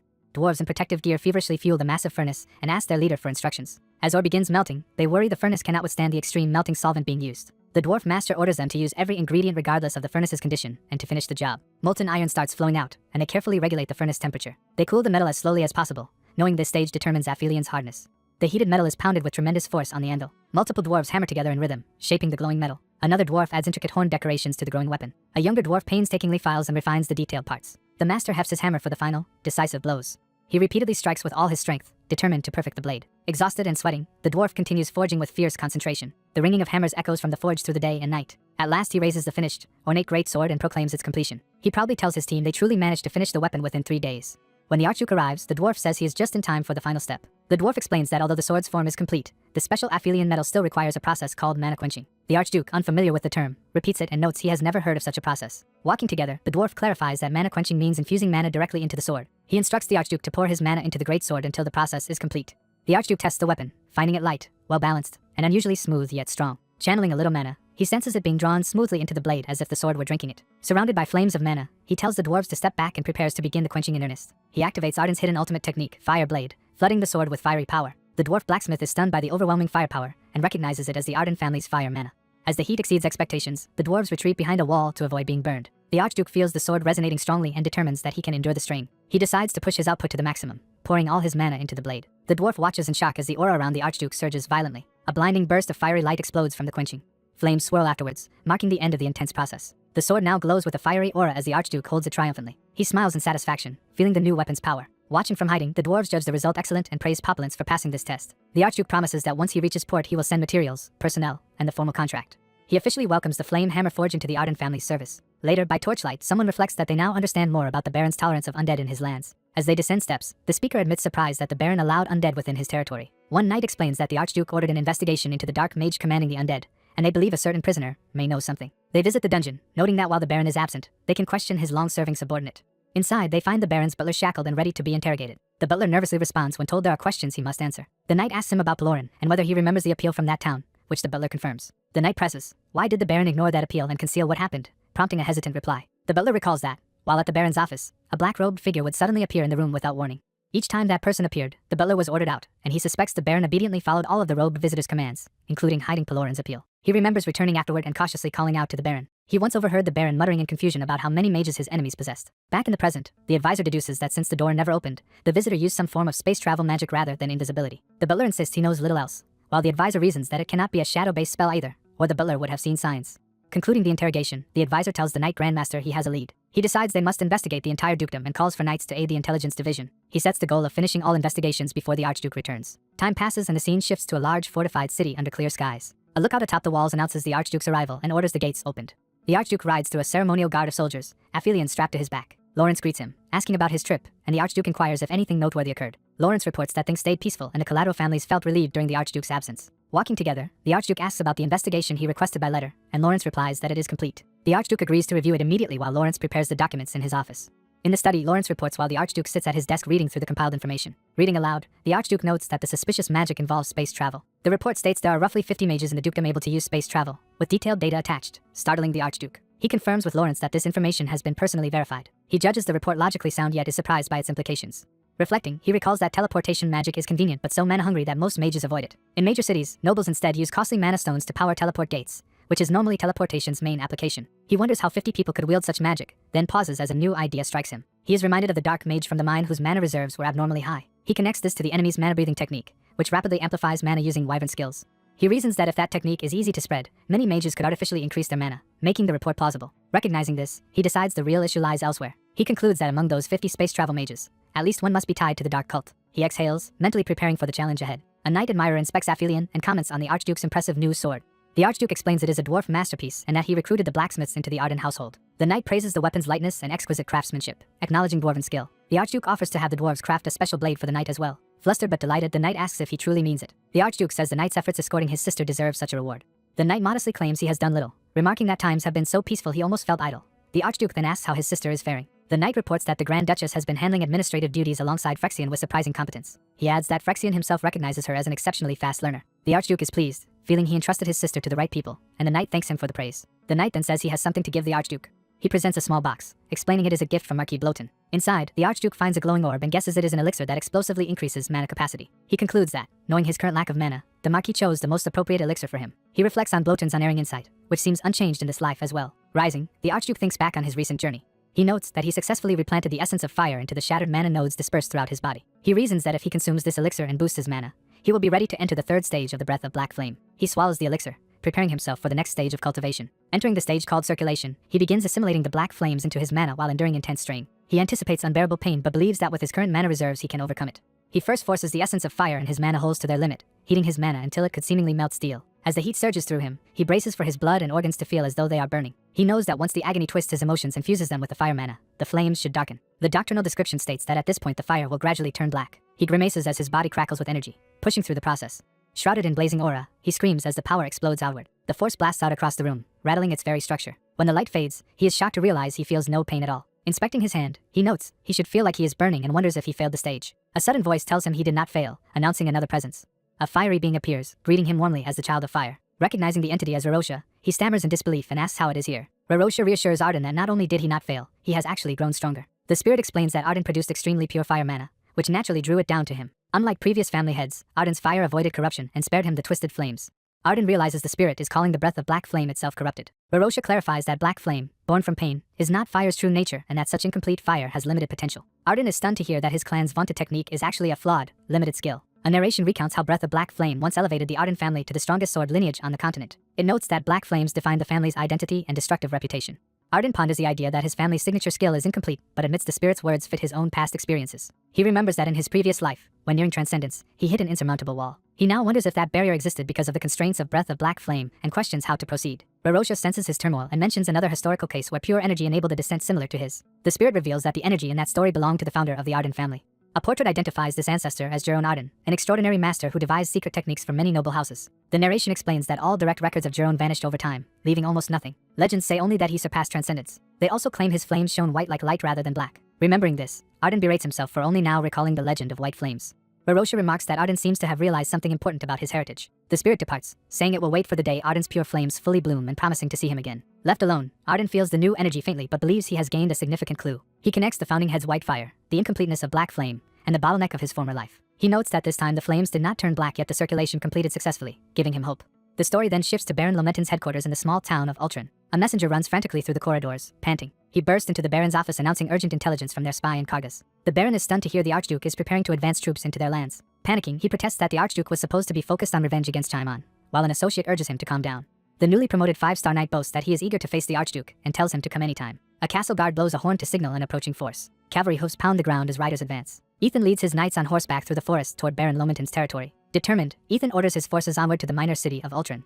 At a training yard beneath the castle walls, practice dummies stand ready. A swordsman unleashes a blazing, mana-infused slash downward. Ethan's red aura strike is met and blocked by his opponent's empowered blade. The opponent wonders at Ethan's technique, feeling multiple impacts from what should be a single slash. Realizing Ethan's mana increase created a new sword style, the observer is shocked by its emergence. The narration explains Ethan's secret solar prominence technique, an Arden family art available only to those past the circulation stage, as he prepares to use it. Ethan thinks about chaining solar prominence attacks together while his body ignites in red flame. His sparring partner powers up his blue aura sword, cursing at the overwhelming attack. The partner decides that sword skill alone cannot block Ethan's oncoming power. The blue aura swordsman charges Ethan with a huge slash, screaming as he attacks. Ethan counters by dashing forward with his own aura, meeting the attack head-on. He stamps the ground and steels himself, jaw clenched, as power gathers. Ethan roars and releases a massive red slash that collides with the blue wave. The partner is stunned that Ethan cut through his powerful sword aura that was meant only to be dodged. Ethan praises the counterattack, admitting it forced him to stop his planned chain of blows. The partner inwardly marvels at how much Ethan, the Archduke, has grown in such a short time. Respecting Ethan's strength, the man says he will now fight him seriously, almost as if in a real battle. Ethan calmly allows him to go all out, welcoming a full-strength challenge. At Baron Lomentin's castle, Ethan presents the Baron family's plan of attack. In his office, Ethan reviews the strategy and judges it acceptable, noting even the king will have no grounds to object. Ethan's white-haired aide says he has already handled the behind-the-scenes work, leaving only Ethan's public declaration, but hints at one concern. Ethan prompts him to explain the concern. The aide warns that Baron Lomentin's Knight Grandmaster has recently become a 5-star knight and suggests reinforcing their forces. Ethan dismisses the worry and tells the aide to stay somewhere safe, saying the knights traveling with them are actually his escort. Ethan's mounted party enters a town, confusing the citizens who wonder what is happening.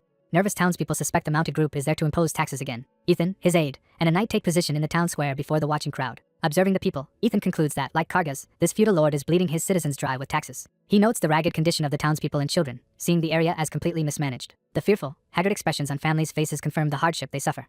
Ethan publicly addresses the citizens of Polaris, referencing Baron Kargas's downfall and explaining he has come, under royal authority, to inspect the true state of the land. He announces that if Baron Lomenton has broken his vassal contract he will be punished by Duke family law, then pointedly asks the village chief whether the Baron is performing his duties. The intimidated village chief hesitates and struggles to answer. The crowd murmurs in disbelief and fear at the idea of punishing the Baron, and worry about the risk of speaking up. One brave citizen steps forward to accuse Baron Lomenton of extorting excessive taxes. Others quickly support the accusation, begging Ethan to punish the Baron. The crowd erupts, shouting that life is unbearable under the Baron and that they are starving. The citizens plead with Ethan to save them, praising him and chanting the Arden name. Ethan acknowledges their cries and tells them he has clearly heard their voices. Swearing on the Arden family name, Ethan vows to ensure Baron Lomenton is punished. He calls for all evidence of the Baron's wrongdoings, demanding that any materials related to Lomenton be brought to him. Later, Ethan receives a compiled record book and remarks that it will serve well to ignite the coming conflict. He confirms with his aide that the new intelligence network gathered the material, and is told that visiting a few more towns will secure overwhelming evidence. Mounting up again, Ethan orders his group to depart. At another estate, a noble anxiously asks his butler Hans if the rumor about Ethan is true. Hans reports that spies confirm Ethan has moved into Baron Lomenton's lands without Count Lugan knowing. Delighted, the noble praises Hans and orders more agents sent to keep Lugan ignorant of this development. Gloating, the noble hopes Ethan will execute Lugan's vassal so he can mock Lugan when his servant dies by the Archduke's hand. He reasons that even if Ethan loses, he plans to use the Senate to drag Lugan down, reveling in how favorable this situation is for him. The scene shifts to Ultron, Baron Lomenton's walled headquarters city. Ethan arrives at Ultron's gate, holding the incriminating book, ready to confront the Baron. He faces Baron Lomenton, Grandmaster Murren, and their assembled knights in the courtyard. The Baron greets Ethan with feigned warmth, chiding him for not sending word before visiting. Ethan cuts off the pleasantries and displays the book, saying he will listen if they have something meaningful to say. The book lands open at the Baron's feet. The Baron pretends to recognize it easily. Smiling, he stomps on the pages and notes that Ethan must have collected those records from the previous town. He muses darkly that he will need to visit that town more often after he has dealt with Ethan. Turning to his knight, the Baron declares it is Grandmaster Murren's time to shine. Murren taunts Ethan for coming alone and questions whether he is brave or foolish. Drawing his sword, Murren says he will not be intimidated by Ethan's status, though he might show mercy because of it. Ethan laughs at him. He remarks that the Baron's side is even more ridiculous than Kargas was. Ethan hefts his massive black sword and asks if their bluster is all they can offer. Murren laughs coldly at Ethan's confidence. Surrounded by blue flame, Murren advances and asks if Ethan can still act proud after seeing his power. With a menacing grin, he asks whether Ethan will remain composed once he witnesses Murren's skill. Murren launches a blindingly fast vertical slash toward Ethan. Ethan's eyes widen as the blow flashes past. Murren cackles and asks Ethan how he liked that opening move. He smugly asks whether Ethan enjoyed his greeting and boasts about his intense fighting spirit. Ethan internally calls him arrogant and notes how openly he displays his bloodlust. The Baron hastily tells Murren to wait, wanting to talk before the fight goes further. Trying to salvage control, the Baron apologizes for their rudeness and claims it was just to make sure Ethan would listen, insisting Ethan must now see the difference in strength between them. He offers to make a proposal if Ethan is willing to hear him out. The Baron argues that if Ethan listens there is no need for them to fight among themselves. He claims Ethan's real enemy is Chaimon, the leader who exiled him via Kargas, and says that as a member of Lugan's faction he is also an enemy of Chaimon, promising a tempting offer. Ethan thinks how absurd it is to receive an offer from someone who just threatened him, then asks what the proposal is. The Baron urges Ethan to join Lugan's faction, promising that together they will crush Chaimon and still guarantee Ethan's position as Archduke. Ethan starts laughing, confusing the Baron, who wonders why he finds this funny.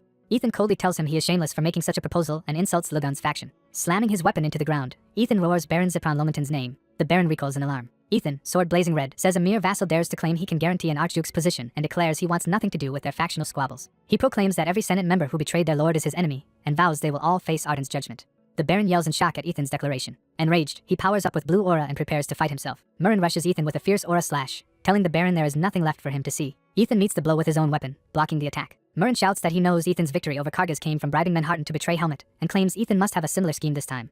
Pressing the attack, he accuses Ethan of thinking Duke family law still controls everyone even after waking from his coma. Watching, the Baron mocks Kargas for losing his men to betrayal and calls it the price of age. He insists he is different because his own knight order is completely loyal and would never break. Ethan internally praises his agent Lawrence for uncovering how deeply information has been controlled here. Clashing weapons again, Ethan realizes if corruption is this bad in a neighboring territory it must be just as bad elsewhere. He charges forward, deciding it is time to stop playing and get serious. Ethan's sudden surge of power startles Murren, who realizes Ethan had been toying with him. Ethan announces he will stop messing around and releases a stronger aura attack. Their next collision creates a huge, blinding shockwave of blue energy. Meanwhile back home, Ethan's mother anxiously sets down her teacup, worried for her son. She voices her concern about calmly drinking tea while Ethan might be in danger, but is told not to worry. Ethan's grandfather recalls that Ethan defeated Kargas alone, and assumes he brought knights with him this time even if Baron Lomenton is stronger. Ethan's mother points out that he dislikes relying on subordinates, and fears he might choose to fight alone again. Grandfather laughs slightly, saying Ethan likely will not even be injured. The knight who sparred Ethan earlier confidently states that no single Baron family can handle the Archduke's current strength.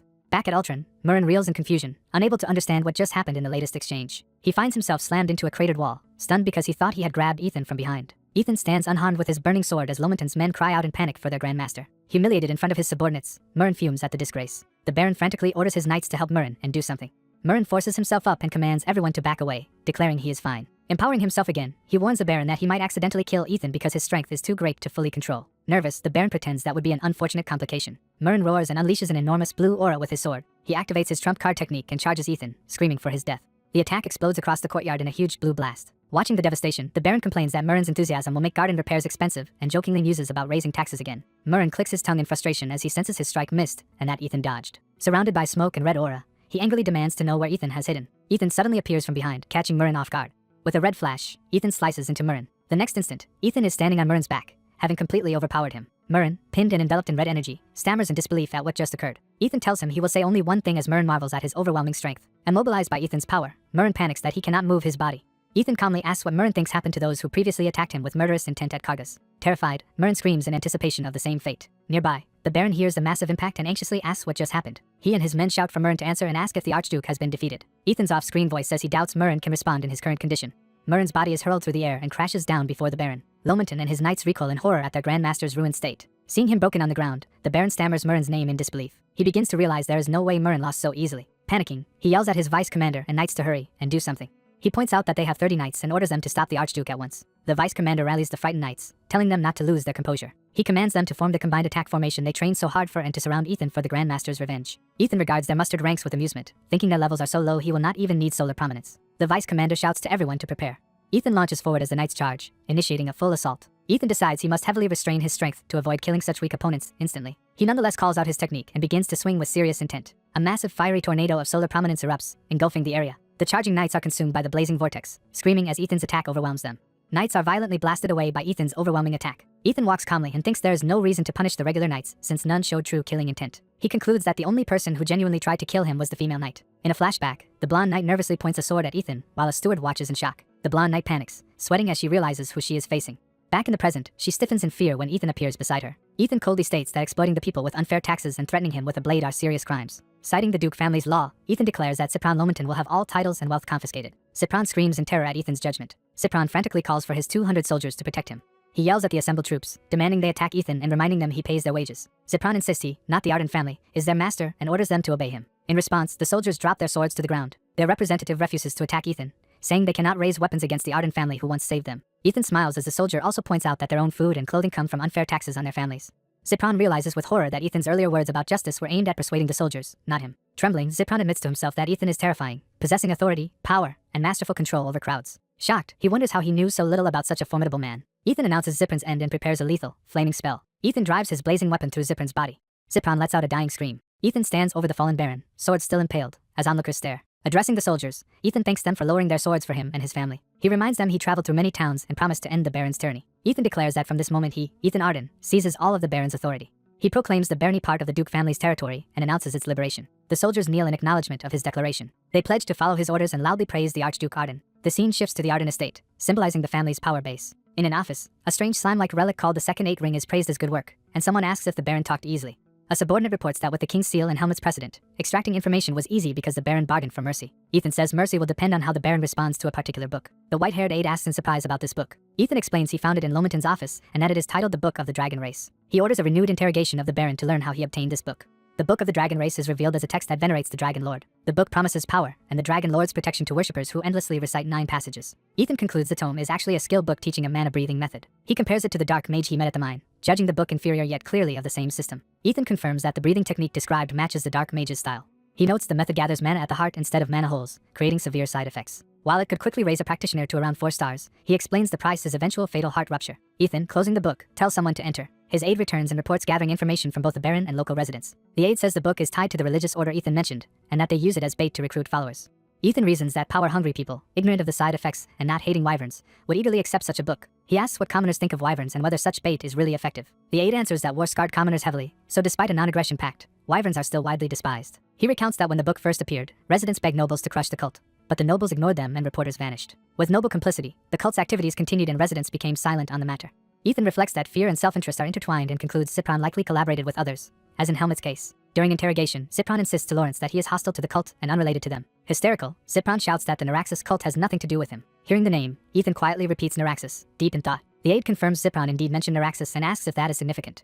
Ethan downplays it outwardly but is clearly troubled. He recalls Naraxis as a shape-shifting wyvern general famed for deception. Ethan remembers that wyvern types wielded different abilities and were not uniform in power. He notes that 6 distinct wyvern powers were used to torment humankind. Among them, shapeshifters could transform into humans, plants, or animals to hide perfectly.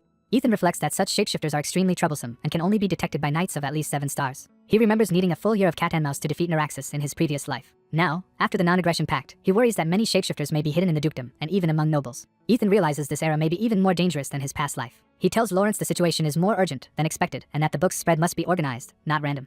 Determined, Ethan decides to personally investigate the distribution network since more conspirators must exist. That night, under the moonlight, banging sounds come from a small shop. Inside, a clerk calls out that the store is closed and to come back later. Annoyed, the clerk grumbles to himself. Still irritated, he starts to yell again at whoever is knocking. Suddenly, the shop door explodes inward with a powerful blast. The clerk is stunned as dust and debris fill the now wrecked entrance. Ethan appears in the doorway and dryly remarks that the store is now open. The clerk, supported by another man, starts to protest, but someone else says he will explain. Ethan forcefully slams the door behind him, making his presence and authority clear. In a back room, several men tied to the order look up and suspiciously ask who Ethan is. Ethan announces that today's sales are over and asks if they want to die, his eye reflecting their image. Walking toward them, he calls them scum for selling wyvern power and mocks both sellers and buyers as pathetic. The cultists take his insult as a death wish and prepare to kill him. Ethan coldly tells them to move because he has no business with them, but they laugh at him. One thug rushes in, saying they do have business with Ethan and demanding what he will do. Ethan grits his teeth, clearly ready to respond with violence. He instantly smashes the attacker's face with overwhelming speed. Glowering, Ethan warns the rest once and tells them in harsh terms to get out of his way. Terrified, the men scramble aside and stammer apologies as Ethan advances. One panicked seller tries to flee but runs straight into Ethan. Cornered, the man frantically demands to know who Ethan is and why he is interfering. He threatens to call the authorities and accuses Ethan of committing a clear crime by barging in. Ethan smirks, mocking the man for shamelessly acting self-righteous. Leveling his weapon, Ethan declares that selling wyvern-praising books on Arden land is an executable offense. The seller realizes in horror that he is on Arden land and guesses Ethan's true identity. Ethan reveals himself as Archduke Ethan and orders the man to talk if he wants to live. Ethan fixes him with a cold stare and demands to know where the books are produced. Trembling before Ethan and his soldiers, the seller insists he only distributed books supplied by the order. Ethan reasons there must be many distribution cells and presses the man about any others he has heard of. The seller admits the order usually hides its tracks but mentions rumors of another branch in Viscount Deacon's territory. Ethan walks through the forest thinking that Deacon's land borders Baron Karga's former domain. He decides this will be his next destination. Ethan arrives at a hidden cave and wonders if it is the site the seller described. Standing before the cavern under the night sky, Ethan silently assesses the place. He notes the absence of magical alarms or guards, which is suspicious for such an operation. Ethan concludes the cult has been operating here for a long time in what they consider a very safe hideout, and he finds it absurd. As he walks deeper in, he thinks about how unpleasant the atmosphere feels. Elsewhere, someone asks a purple-haired cultist what he did. The cultist cheerfully explains he flaunted his strength to extort hidden money from victims, and then killed them after taking it.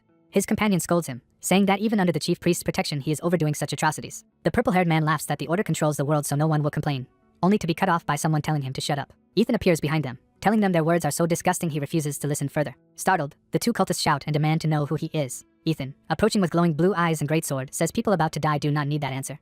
Outraged by their cruelty, he asks if they feel no guilt for their words or deeds. The cultists, still underestimating him, assume he is a mercenary who heard a rumor and came for money. One, excited for a fight, draws his sword and says this will relieve his boredom. Surrounded by dark purple aura from his breathing technique, he taunts Ethan for not knowing his place. Ethan recognizes the same mixed breathing technique from the book and angrily asks if they have already forgotten the Wyvern War. The cultist, confused, scoffs even as Ethan condemns him for learning wyvern arts responsible for countless human deaths. Ethan, flaring with red mana, accuses them of using those arts to exploit and kill innocents again and questions their humanity. He lunges in a powerful, spiraling strike cloaked in red energy at the purple aura swordsman. The cultist notes Ethan's speed but believes his attacks are weak and prepares to counter. Ethan brings his blazing weapon down with overwhelming force against the cultist's guard. The clash ends with Ethan slipping past the defense and cutting the man. The cultist looks down in shock as blood gushes from a lethal wound. His ally, enraged, charges Ethan in a purple aura leap. Ethan dodges the surprise assault and moves in for another strike. The second cultist is stunned that Ethan avoided his ambush so easily. Ethan dives from above to attack him again with his black spear sword. Ethan batters the man with brutal red and purple energy, overwhelming him. As a wounded cultist begs for his life, Ethan remarks on the indescribably filthy feeling they give him. He grips his weapon tighter, resentful that his family risked their lives in war only for people like this to benefit. Ethan vows that every one of these traitors who betrayed humanity and harmed his people will pay the price. A gruesome cracking sound signals Ethan's merciless execution of the cultists. Elsewhere in the hideout, a torch flares as someone shouts that there is an intruder. Cult members order a report to the chief priest and command everyone to arm themselves against the intruder. Hearing that the second defensive zone is breached, they panic and wonder who could be doing this. Ethan, blood-streaked and implacable, strides deeper into the cult's lair with his sword ready.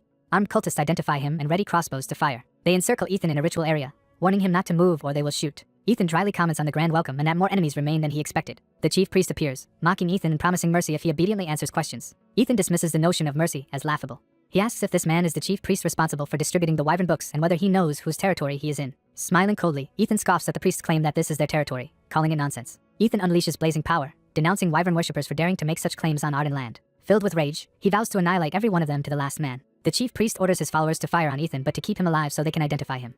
A barrage of purple mana-charged arrows rains down toward Ethan. Ethan counters with a name technique that detonates into a massive explosion of mana shrapnel, intercepting the arrows. The archers panic as they realize their enchanted bolts were all neutralized midair. The chief priest, seeing Ethan's fire-imbued weapon, realizes he is no ordinary knight. Recognizing the use of fire mana, the chief priest suddenly suspects in horror that the intruder is Archduke Arden himself. The protagonist realizes the attackers are likely the Arden family, known for hating wyverns, and worries their information was leaked. The silver-haired enemy decides this crisis is an opportunity since the Archduke has only recently awakened. He plans to defeat the future obstacle, the Archduke, to earn high-ranking wyvern magic books as a reward. Drunk on ambition, the priest imagines how much more power he could command. He summons a magical, fire whip, weapon. He orders the whip to burn fiercely and lashes out at the Archduke. The Archduke notes that the priest can cast powerful spells with only brief incantations. He suspects the priest might also be using magic in the wyvern's tongue. Narration explains wyvern's tongue magic, a unique power of wyverns who worship language. Its defining trait is the ability to cast spells without spoken incantations.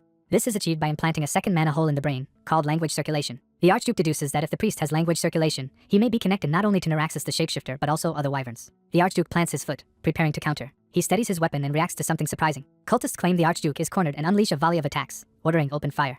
The Archduke judges this enemy far stronger than the previous black magician and resolves to finish him in one decisive blow. The priest refuses to let the cultist's combination attack land and casts fire shackles. The shackles bind the Archduke midair as the cultists shout to restrain him. Gloating that he has caught his prey, the priest warns the Archduke that any movement will cost his limbs. Believing victory assured, the priest declares the fight over, but the Archduke calmly gathers power instead of panicking. The Archduke mocks the priest as a fool. He explodes with power, shattering the shackles and launching a fierce counterattack. The priest is shocked and frightened by this sudden surge. The Archduke says the matchup was poor for the chief priest, reminding him that the Arden family specialize in fire mana. He states that fire magic from someone like the priest is useless against an Arden. The priest fumes at the Archduke's arrogance, admitting he underestimated him. Enraged, he vows to make the Archduke die painfully and begins powering up. He chants an invocation to a giant in the clouds, imbuing even greater power into his whip. A massive storm of purple energy swirls around him as the Archduke braces himself. The Archduke senses the overwhelming power building and worries that letting it fully charge would be dangerous. As he tries to interrupt the ritual, cultists block his path, saying they will not let him disturb the chief priest. He fights off numerous soldiers while regretting that he let too many remain alive earlier. The priest coughs blood, the strain of his taboo magic showing. Smiling through the blood, he boasts about the terrifying power granted to him by his patrons. He unleashes a barrage of purple attacks, daring the Archduke to block his cheap tricks again. Screaming for the Archduke to die, he hurls the charged magic while the Archduke realizes he is a moment too late. The Archduke decides he must use a trump card skill he wanted to avoid. He activates second circulation, flooding his body with blazing power. The priest's conjured figure is overwhelmed and begins to cry out in pain. One of the cult's men screams for the chief priest as the power backlash surges. The Archduke invokes 2 solar prominent writings of circulation, further amplifying his strength. He charges with a technique called Blazing Spear, wrapped in intense flames. The fiery spear clashes explosively with the priest's purple magic. The impact detonates into a gigantic firestorm. Staggering, the priest cannot believe the Archduke can produce such magic by brute force alone. Consumed by flames, he screams in agony. The building trembles and crumbles from the aftermath of the clash. Debris and embers fall as the battleground lies in ruins. The surviving cultists lie scattered and motionless across the courtyard. Coughing from the smoke, the priest struggles on the ground while the Archduke stands over him. The Archduke, still simmering with power, tells the defeated priest he has a question for him. The priest lies on a magic circle, coughing, as the Archduke approaches. The Archduke asks him directly about the mage organization operating inside the Naraxis order. The priest responds with an eerie laugh. He erupts into maniacal laughter despite his injuries. He mocks the Archduke's composure, saying it proves he is truly an Arden. The Archduke cuts him off, saying he has no interest in small talk and demands an answer. The priest admits such an organization exists but claims the Archduke will never learn its secrets. He praises the spiritual leader and hints at his own fanatical devotion. He announces he will drag the Archduke with him into death and begins a self-destructive spell.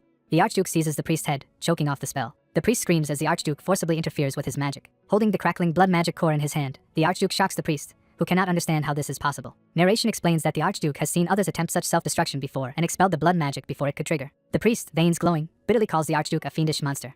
He declares that even this power is insufficient, and that the Archduke will never obtain answers from their organization. The Archduke listens as the priest begins reciting the terms of a vow all members share. The priest reveals they swore an oath to the great spiritual leader just before his body starts to dissolve into magic. The Archduke recognizes the taboo spell. It incinerates anyone who tries to think about certain forbidden information. He judges the spell to be so advanced that he cannot it with his current abilities. He concludes from the priest's final words and the spell's nature that the conspiracy reaches far beyond this one chief priest. He resolves to investigate the mysterious great spiritual leader further. That night, elsewhere, someone laughs triumphantly outside a grand mansion. A noble toasts, delighted that Count Lugon has been publicly humiliated. The Count praises his servant Hans for the excellent work. He explains that Hans's information prevented Lugon from sending reinforcements, something Lugon will only discover tomorrow. Hans says it was an honor to help, then asks if a special tactic was used to overcome the Archduke's stronghold. The Count describes how they copied the Archduke's earlier raid strategy, leading a midnight assault with hired knights. He sneers that Lomatin's knights fell easily to such an attack. Hans inwardly realizes how wrong the Count's understanding of the situation is. Hans thinks to himself that the Archduke is treating them like toys and that Lawrence's schemes seem like parlor tricks by comparison. The Count suddenly calls out Hans's name, jolting him from his thoughts. He rewards Hans's performance by appointing him as chief of intelligence. Hans is shocked and worried that the responsibility might be too great for him. The Count insists his achievements merit the role and orders him, with a subordinate knight, to investigate the Archduke's aims further. Hans accepts eagerly and pledges to do his best. The Count congratulates his new chief of intelligence, and they share a celebratory drink. Alone, the Count gloats that his maneuvering will force Lugan to fight the Archduke and drive Lugan's allies over to his own side. The scene shifts to morning at an academy-like complex. The Archduke returns there with his aide, saying his mission yielded modest but concrete results. He asks his aide if he uncovered any information about the Neuraxis Order. The aide confirms he found some official data. The aide begins explaining what he learned. He says the Neuraxis Order is based in the Genin Empire and operates openly as an official group. Shocked, the Archduke demands confirmation of this claim. The aide confirms the report is official and also describes the overseas situation. The Archduke recalls that Genin was once attacked by wyverns and wonders why such a nation would now endorse the Neuraxis Order. He worries that the Order's influence might extend beyond any single duchy and spread across the entire continent. He instructs his aide to summon Priscien, who knows more about the Order. Narration describes how the Neuraxis Order, centered around the Holy Church in Genin, has established itself across nearly all kingdoms. It further notes that the Order is led by a holy spiritual leader, with each region overseen by a great spiritual leader. In a strategy meeting, the Archduke slams his fist on a map in frustration. He concludes that if Prixian's information is accurate, the Order holds one of the strongest positions on the Western continent. He reasons that the Order must have hidden branches even in the Hydern Empire, as confirmed by the priest who mentioned a great spiritual leader. He adds a new objective. Along with restoring his family, he will eradicate the wyvern cult spreading through the kingdom. Priscien notes it is fortunate that the king's policies have so far limited the Order's presence in Hydern. Surprised, the Archduke questions whether that seemingly useless king deserves credit. Priscien confirms that, due to the king's aggressive stance, Hydern is the only region without an official branch of the Order. The Archduke re-evaluates the king, impressed that he has blocked the cult so effectively. He realizes the king's actions were meant to protect citizens, wondering if past conflicts with the Ardens were circumstances rather than malice. He orders Priscien to keep him updated on royal policies, thinking they might be useful. He then asks Priscien to investigate something else and points to a map. The object of interest is a distinctive insignia he places on the table. He explains that this insignia was carried by the priest at the printing press and suspects it is tied to the mage organization, or the Order. He instructs Lawrence to send a letter to Populence at daybreak. Lawrence asks if this means contacting the dwarf blacksmith and whether urgent weapons are needed. The Archduke says the matter is even more important, sharing a conjecture. He speculates that the Neuraxis Order may not be purely human and might involve dwarves. The story jumps to a bustling town where dwarven smiths work. One dwarf drops his hammer in surprise. Populence reads the Archduke's letter in stunned silence. Another dwarf asks Populence why he suddenly stopped working. Populence hurriedly entrusts the smithy to his partner Muster and rushes off. Running through the streets, he shouts that he must see the Archduke immediately. Muster, bewildered, wonders what is going on. Populence smiles grimly, thinking they might gain a chance for revenge sooner than expected. A glowing crystal sphere is prepared, hinting it will be used to connect distant parties. Via the sphere, Count Lawrence convenes the 33rd Senate meeting with holographic projections of the nobles. He opens by raising the issue of the Archduke occupying Count Lomenton's territory. A furious senator criticizes Lugan for learning of the invasion a full day late. Other nobles question whether Lugan's incompetence is why the Archduke dares attack their faction. Lawrence pointedly asks Duke Lugan what he will do and whether he will sit idle as his vassals die. Lugan clenches a letter in anger, wondering if the Archduke is simply striking the nearest, weakest targets. He suspects there must be someone secretly aiding the Archduke against his faction. Remembering his failed deal, he imagines the Archduke and Lawrence secretly shaking hands. Horrified, Lugan wonders if Chaimon and the Archduke have formed an alliance. He decides that in that case drastic action is necessary. He declares he will issue a formal warning against the Archduke, startling the others. Lawrence feigns curiosity at this talk of a warning. Another senator explains that while they cannot openly attack a vassal due to contracts, they can combine their vassal power to halt his aggression and warn him. Lugan proposes also involving the king to arbitrate, believing royal intervention will check the Archduke. Lawrence inwardly calls Lugan a stupid fool for not grasping the true situation. The narration contrasts this with the Archduke, who fully understands the stakes. Lawrence scoffs that an angry Archduke is insignificant and will not deter his schemes. He plans to let the Archduke and Chaimon exhaust each other, then swoop in with elite knights to finish them all. Later, at sunset, Lawrence summons Hans again. Hans asks if the Senate meeting went well. Lawrence proudly replies that he has placed Lugan in a dire predicament, and now just needs the Archduke to move against Eton territory. Hans says they have not pinpointed the Archduke's next target yet but has gathered clues. He reports that the Archduke seems to be attacking indirect relatives under the pretext of their high taxes, so lowering taxes might avoid attention. Hearing this, Lawrence stiffens and fearfully considers actually reducing taxes to avoid becoming the Archduke's next target. The butler suddenly realizes something shocking. The Count ominously calls Hans out for speaking beyond his station. Hans senses the air turn tense and wonders what is happening. The Count coldly reminds Hans that his job is to spy on the Archduke. He angrily rejects the idea of caring about the Archduke's feelings.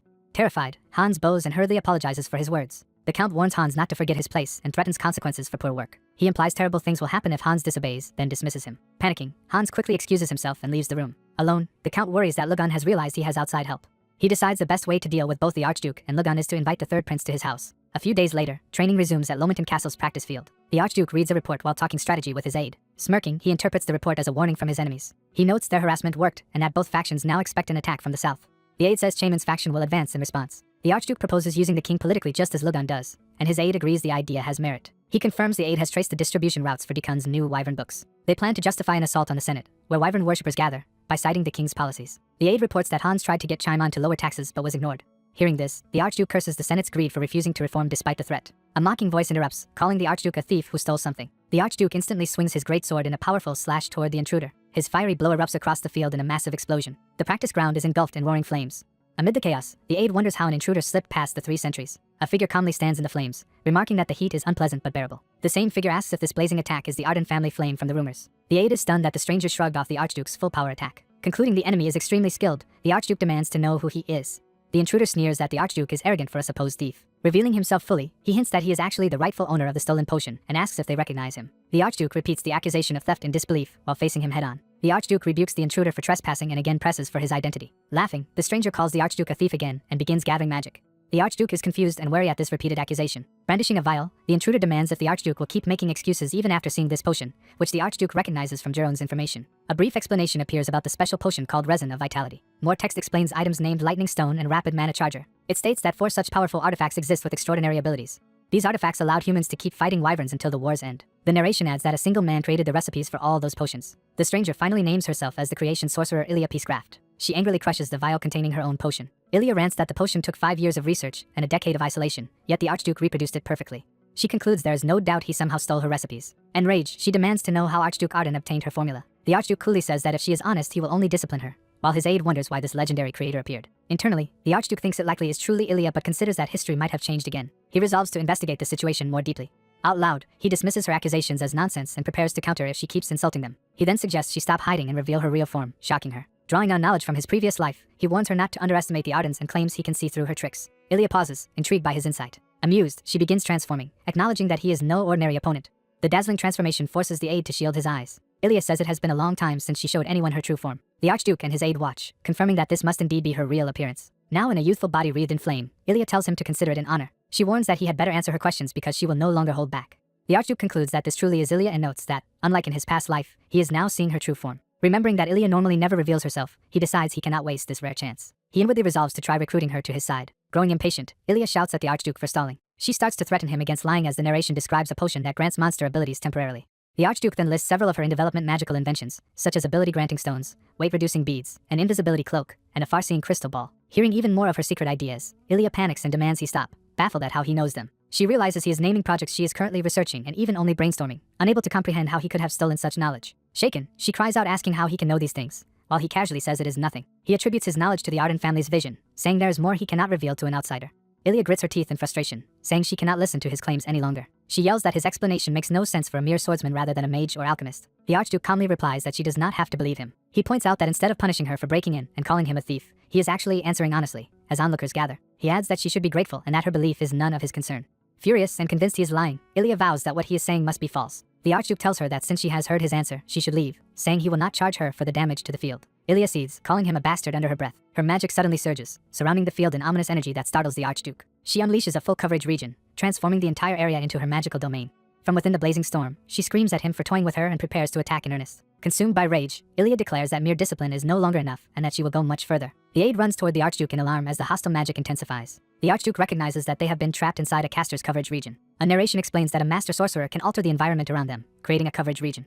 He curses himself for forgetting Ilya was an 8th rank sorcerer in his former life and realizes she is stronger than he expected. A blinding flash marks the escalation of their confrontation. Ilya revels in the fact that within her territory he can no longer move freely. The Archduke decides he must fight at full strength or be in serious danger. He activates his ultimate power called Second Life, unleashing it completely. Bathed in red energy, he roars as his power explodes outward, shaking the field. Ilya, seeing the eruption, hurriedly prepares a defense. The empowered Archduke charges straight through her magic, telling her to stop relying on cheap tricks. Ilya is shocked by his speed as she tries to raise more fire. His descending strike crashes toward her in a massive red and gold impact.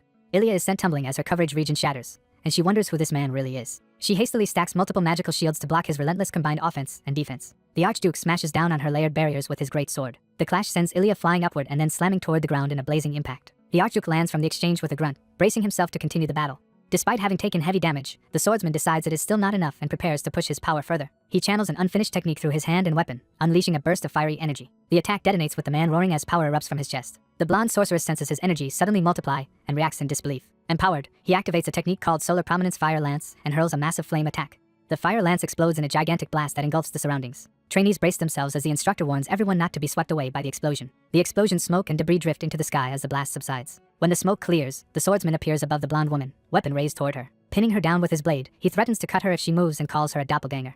She freezes in shock as he maintains his threatening stance over her. Still stunned, she wonders how the situation turned against her. Observing his opponent's earlier move, he realizes the enemy used a wyvern breathing technique and suspects collusion with wyverns. The blonde woman clenches her fist, reasoning that although he stole wyvern techniques, someone from the Arden family would never ally with wyverns. Calming down, she asks him how he managed to recognize she was a doppelganger. He notes she no longer intends to fight and explains that his swordsman family's secret techniques include more than sword skills. His companions add that their family records also contain potion recipes, combat techniques, and a method for exposing imposters like her. Pouting but accepting, she says the explanation clears their misunderstanding and orders them to stop damaging her property, though she remains suspicious. Another member asks how they should punish her for attacking the Archduke, but the swordsman dismisses it as a misunderstanding and lets it slide. He tells his aide to handle the aftermath while he walks away, leaving her seated on the ground.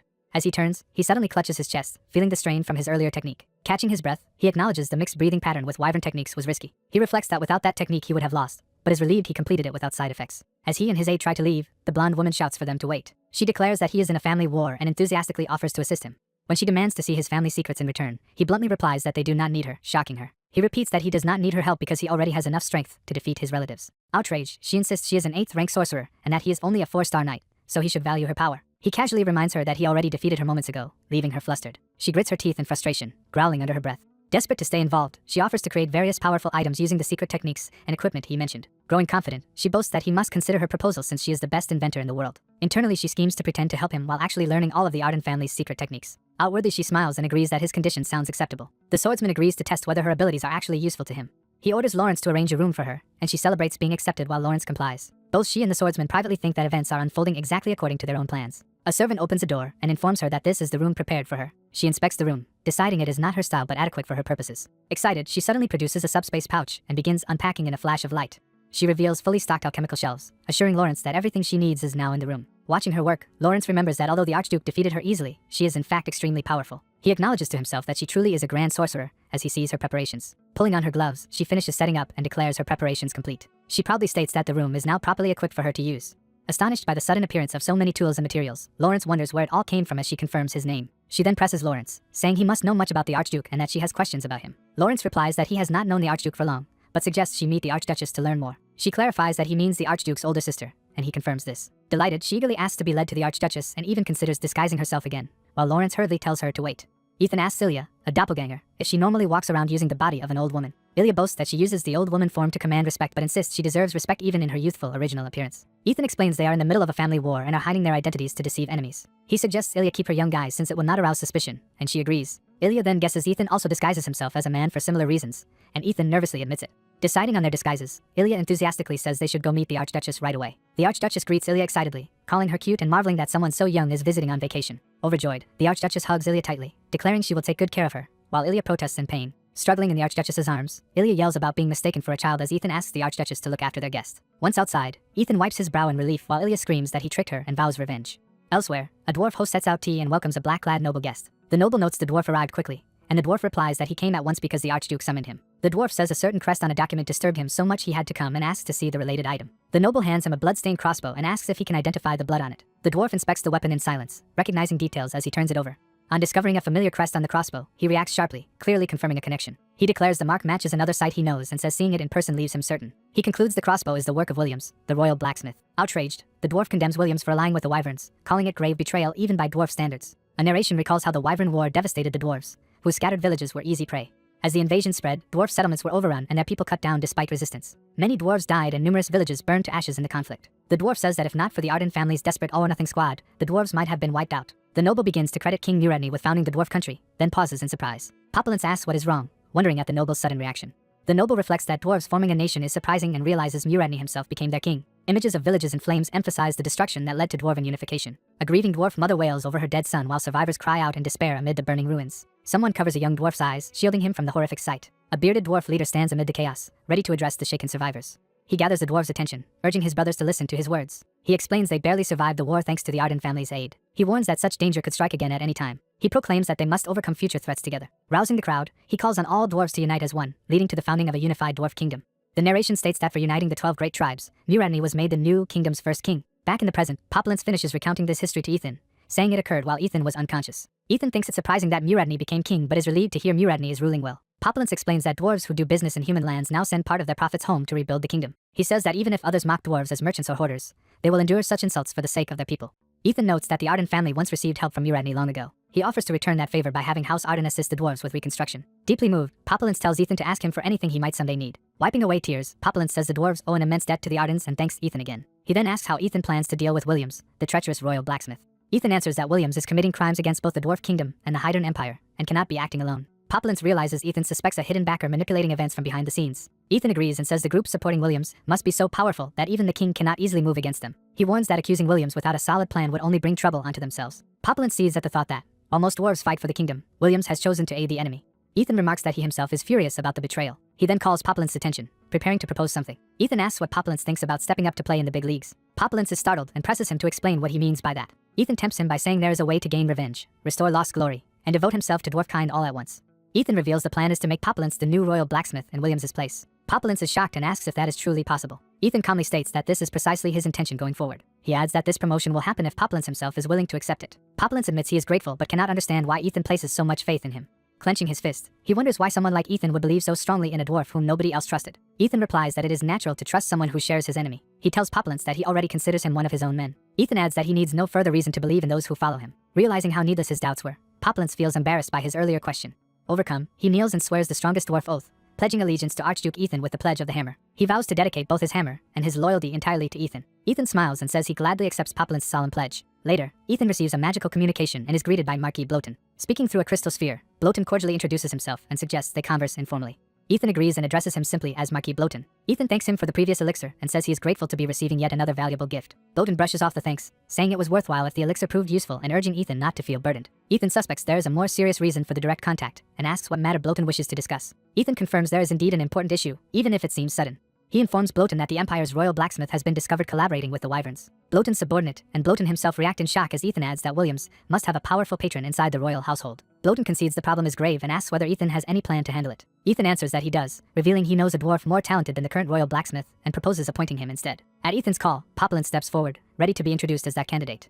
Back at the mansion, Ilya bursts in, thrilled that her abilities are finally going to be needed. She reflects that she spent the past week unable to uncover the Archduke's secrets, while being doted on and dressed up by the Archduchess. Now, near tears from the ordeal, she mutters that she was only harassed by the Archduchess the whole time. Seeing a chance at last, she declares this is her opportunity to prove her worth and escape the Archduchess's clutches. Ethan says that since everyone is present, they should begin and places a large wooden case on the table. Opening it, he shows the mithril gear and sword he received as a gift from Marquis Bloten. Ethan tells them he wants these 3 pieces of equipment transformed into powerful artifacts. He asks Ilya if she is capable of doing the work, and she contemplates the challenge confidently. Populence starts to warn Ethan that artifact making is extremely difficult. A narration explains artifact alchemy, a high-level craft that engraves magical circuits into gear so even ordinary knights can cast spells through them when they infuse mana. Examining a gauntlet, Populence notes the gear is made entirely of top-grade mithril, making it hard to handle. He says he can engrave the circuits, but will need a very skilled sorcerer's assistance, irking Ilya. Ilya explodes, calling him names and insisting she is the greatest creation sorcerer in the land. Outraged he called her an assistant, she declares that he will be the one obeying her instructions. Populence skeptically asks Ethan if he really has to work with this childish partner. Ethan assures him Ilya's abilities are genuine, revealing she is actually an 8th-rank grand sorcerer. He tells Ilya this is her chance to demonstrate the talent she promised him. Ethan adds that to achieve good results, she and Populence must cooperate, because he is expecting a lot from this gear. Populence bows and says that, as it is his lord's command, he will work hard to forge the greatest artifact even if the assisting sorcerer is lacking. Ilya yells not to listen to the dwarf and promises to inscribe incredible magic into the gear for Ethan. She inwardly schemes that once Ethan becomes enamored with her skills, she will steal all of the Arden family's secrets. Work begins in the forge, with Populence carefully carving patterns into the mithril under Ilya's watch. Populence continues chiseling intricate circuits while Ilya observes. She asks Ethan what he thinks of the progress, seemingly fishing for praise. Ethan arrives at the workshop, and Ilya wonders if he should really be leaving the supervision entirely to them.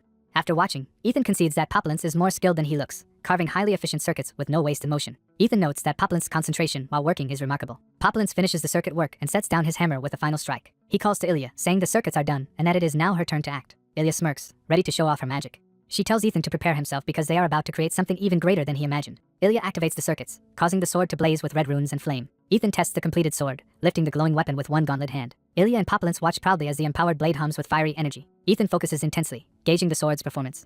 He swings it, unleashing a powerful wave of red energy as part of his martial technique. He notes with surprise that the huge sword feels extremely light. Impressed, he comments that though the sword was already light, it now feels featherweight and asks how they like it. Ilya grins and points out he should already feel that multiple spells, not just 1 or 2, are inscribed in the weapon. She explains that beyond weight reduction, they added a sharpness enchantment and an auto-repair function that restores the sword when damaged. She adds that the greaves and gauntlets were enchanted to boost his mana affinity, similar to the Aphelion sword. Ethan channels power into them and thinks the result far exceeds his expectations. He realizes that even a single one of Ilya's enhancements would qualify the gear as a luxury artifact, making the combined work astonishing. Ethan, however, notes to himself that there is still one issue to address. He worries that if Ilya gets too cocky after this success, she will be hard to manage. Ethan decides to keep some control, not wanting to give her free rein despite her performance. Out loud he simply muses if that is all, which visibly rattles Ilya. Flustered, she laughs and insists the real show is only just about to begin. She tells Ethan to channel his fire mana into all of the enchanted equipment simultaneously. She explains they must stress test the gear because such an ability puts enormous strain on weapons. Ethan agrees to try, preparing to unleash a stronger attack. He charges up, then swings while shouting, sending a massive fiery blast across the workshop. Populence is astonished at Ethan's sudden growth since he forged the earlier aphelion sword. Ethan notes that despite the tremendous output, nothing seems to malfunction yet. Ilya urges him not to hold back and to attack with the same intensity he once used against her. Ethan understands and channels even more power into the circuits. He unleashes an advanced version of his technique, combining it with the dragon's breath style. Ethan roars and drives an overwhelming torrent of fire through the weapon. The blast explodes outward, obliterating the workshop door in a blinding flash. The shockwave sends debris flying and shakes the entire building. Populence cowers under Ilya's protective barriers while she calmly maintains the defense. A spiraling inferno fills the room as the combined magic rages. When the flames settle, Ethan stands unharmed, still wreathed in controlled fire and holding the sword. The enchantments glow across his gauntlets and greaves as they channel the intense heat. Ethan begins to sense an additional effect from the magic circulating through his equipment. Ilya excitedly declares this hidden effect is a thermoregulation spell she personally developed. She explains that it distributes or concentrates heat throughout the equipment, letting it safely endure twice as much fire power. Pointing triumphantly, she demands Ethan share his impressions now that he has fully experienced her abilities. Ethan admits the result is genuinely impressive and privately thinks he had not expected her to engrave magic of this quality. Nonetheless, he resolves he cannot surrender control over the situation, even while acknowledging her power. Ilya is stunned that her work is called only somewhat okay. Populence is modestly thanked for his efforts while Ilya fumes that her work is being downplayed. Ilya angrily blames the flawed result on a small assistant recklessly carving circuits. Populence protests that she was just praising him moments ago, but she curtly ends the argument. Ethan, wreathed in power, tells Ilya she has passed the test. Ethan promises to teach Ilya the art and secret techniques as she keeps helping him. Delighted, Ilya agrees and makes him promise to keep his word. Narration explains that Populence set off for the capital carrying Ethan's letter. Ethan's aide reports they will reach the capital in 3 days to meet Marquis Bloten. They discuss the king's side, noting their anonymous preparations are done and will be confirmed soon. Ethan praises his subordinates and notes that everything for the mission is ready. Ethan appears in full uniform, prepared to lead his knights. His assembled knights stand in formation before him in the courtyard. A knight reports that all 40 knights under the Arden's banner are ready to deploy. From the walls, a signalman calls to the knights. The order is given for the knights to march out of the castle. Ethan rides at the head of the column on horseback. He looks ahead confidently as he leads the march. A nearby fortress notices a flag and reacts in surprise. The fortress guard chief panics at the sudden appearance of an army and wonders who they are. He orders a lookout to identify the approaching force. Through a spyglass, they recognize the red banner as belonging to House Arden. The garrison realizes in shock that the Ardens themselves are approaching. Ethan's vanguard reaches the enemy drawbridge. Manhwa announces that Archduke Arden has arrived and declares Baron Loken will pay for oppressive taxes. He continues, accusing Baron Loken of spreading Wyvern tribe books in Arden territory. Manhwa commands the defenders to open the gates. The guard captain hesitates, unnerved by the number of knights and insisting on proper procedure. He frantically asks if the Baron has been contacted, while a soldier admits he has not yet done so. Ethan urges his men to hurry because there is no time to waste. Ethan launches himself upward, preparing an attack. His strike devastates the watchtower, blowing apart the battlements. The blast scatters the communication crystal while guards scream. The mage linked to the crystal appears inside a protective sphere, confused by the chaos. Guards nearby cough and stagger under the shockwave. The young soldier tries to inform his baron via the crystal that a major problem has arisen. Ethan lands on the shattered wall. Terrified guards stammer that the Archduke has arrived. The guards scramble to their feet after his entrance. Their captain orders everyone to attack the Archduke. He commands the scattered soldiers to get up, spread out, and form an attack line. The guards reluctantly draw their swords, hoping a group attack can subdue Ethan. Ethan silently observes that their spirits are weak and that they seem compelled only by orders. He concludes that breaking their will to fight will be the most efficient way to handle them. Ethan activates the Technique 8 ring adaptation, power flaring from his chest. He expands a powerful coverage region that engulfs the surrounding area and enemies. The guards are startled and struggle to move or swing their weapons. They look around in shock as the oppressive field settles over them. The captain realizes with horror that they are trapped in a powerful coverage region. Ethan steps forward within the field, his aura suppressing them. One guard collapses to his knees, coughing and dropping his sword. Swords clatter to the ground as more men lose their strength. Ethan walks calmly past the incapacitated guards while they groan and gasp. Other soldiers below wonder what is happening at the watchtower under the ominous sky. The patrol captain is stunned that the pressure field is strong enough to affect a 5-star knight like himself. He acknowledges the field's power but steels himself to fight within it. Enraged, he leaps at Ethan with his sword, shouting. Ethan charges his fist with destructive energy. He punches through the knight's attack, overpowering the blue aura. Ethan smiles confidently after stopping the blow. The captain's arm is shattered and he cries out in disbelief. Ethan's glowing strike hits the knight directly in the face. The blow sends the captain crashing into the ground. Ethan stands over the defeated man, his arms still wreathed in magic circles. Addressing the remaining guards, Ethan states he does not fight non-hostile people and that he came only to punish Baron Loken. Declaring himself the rightful ruler of the land, Archduke Arden commands them to open the gates.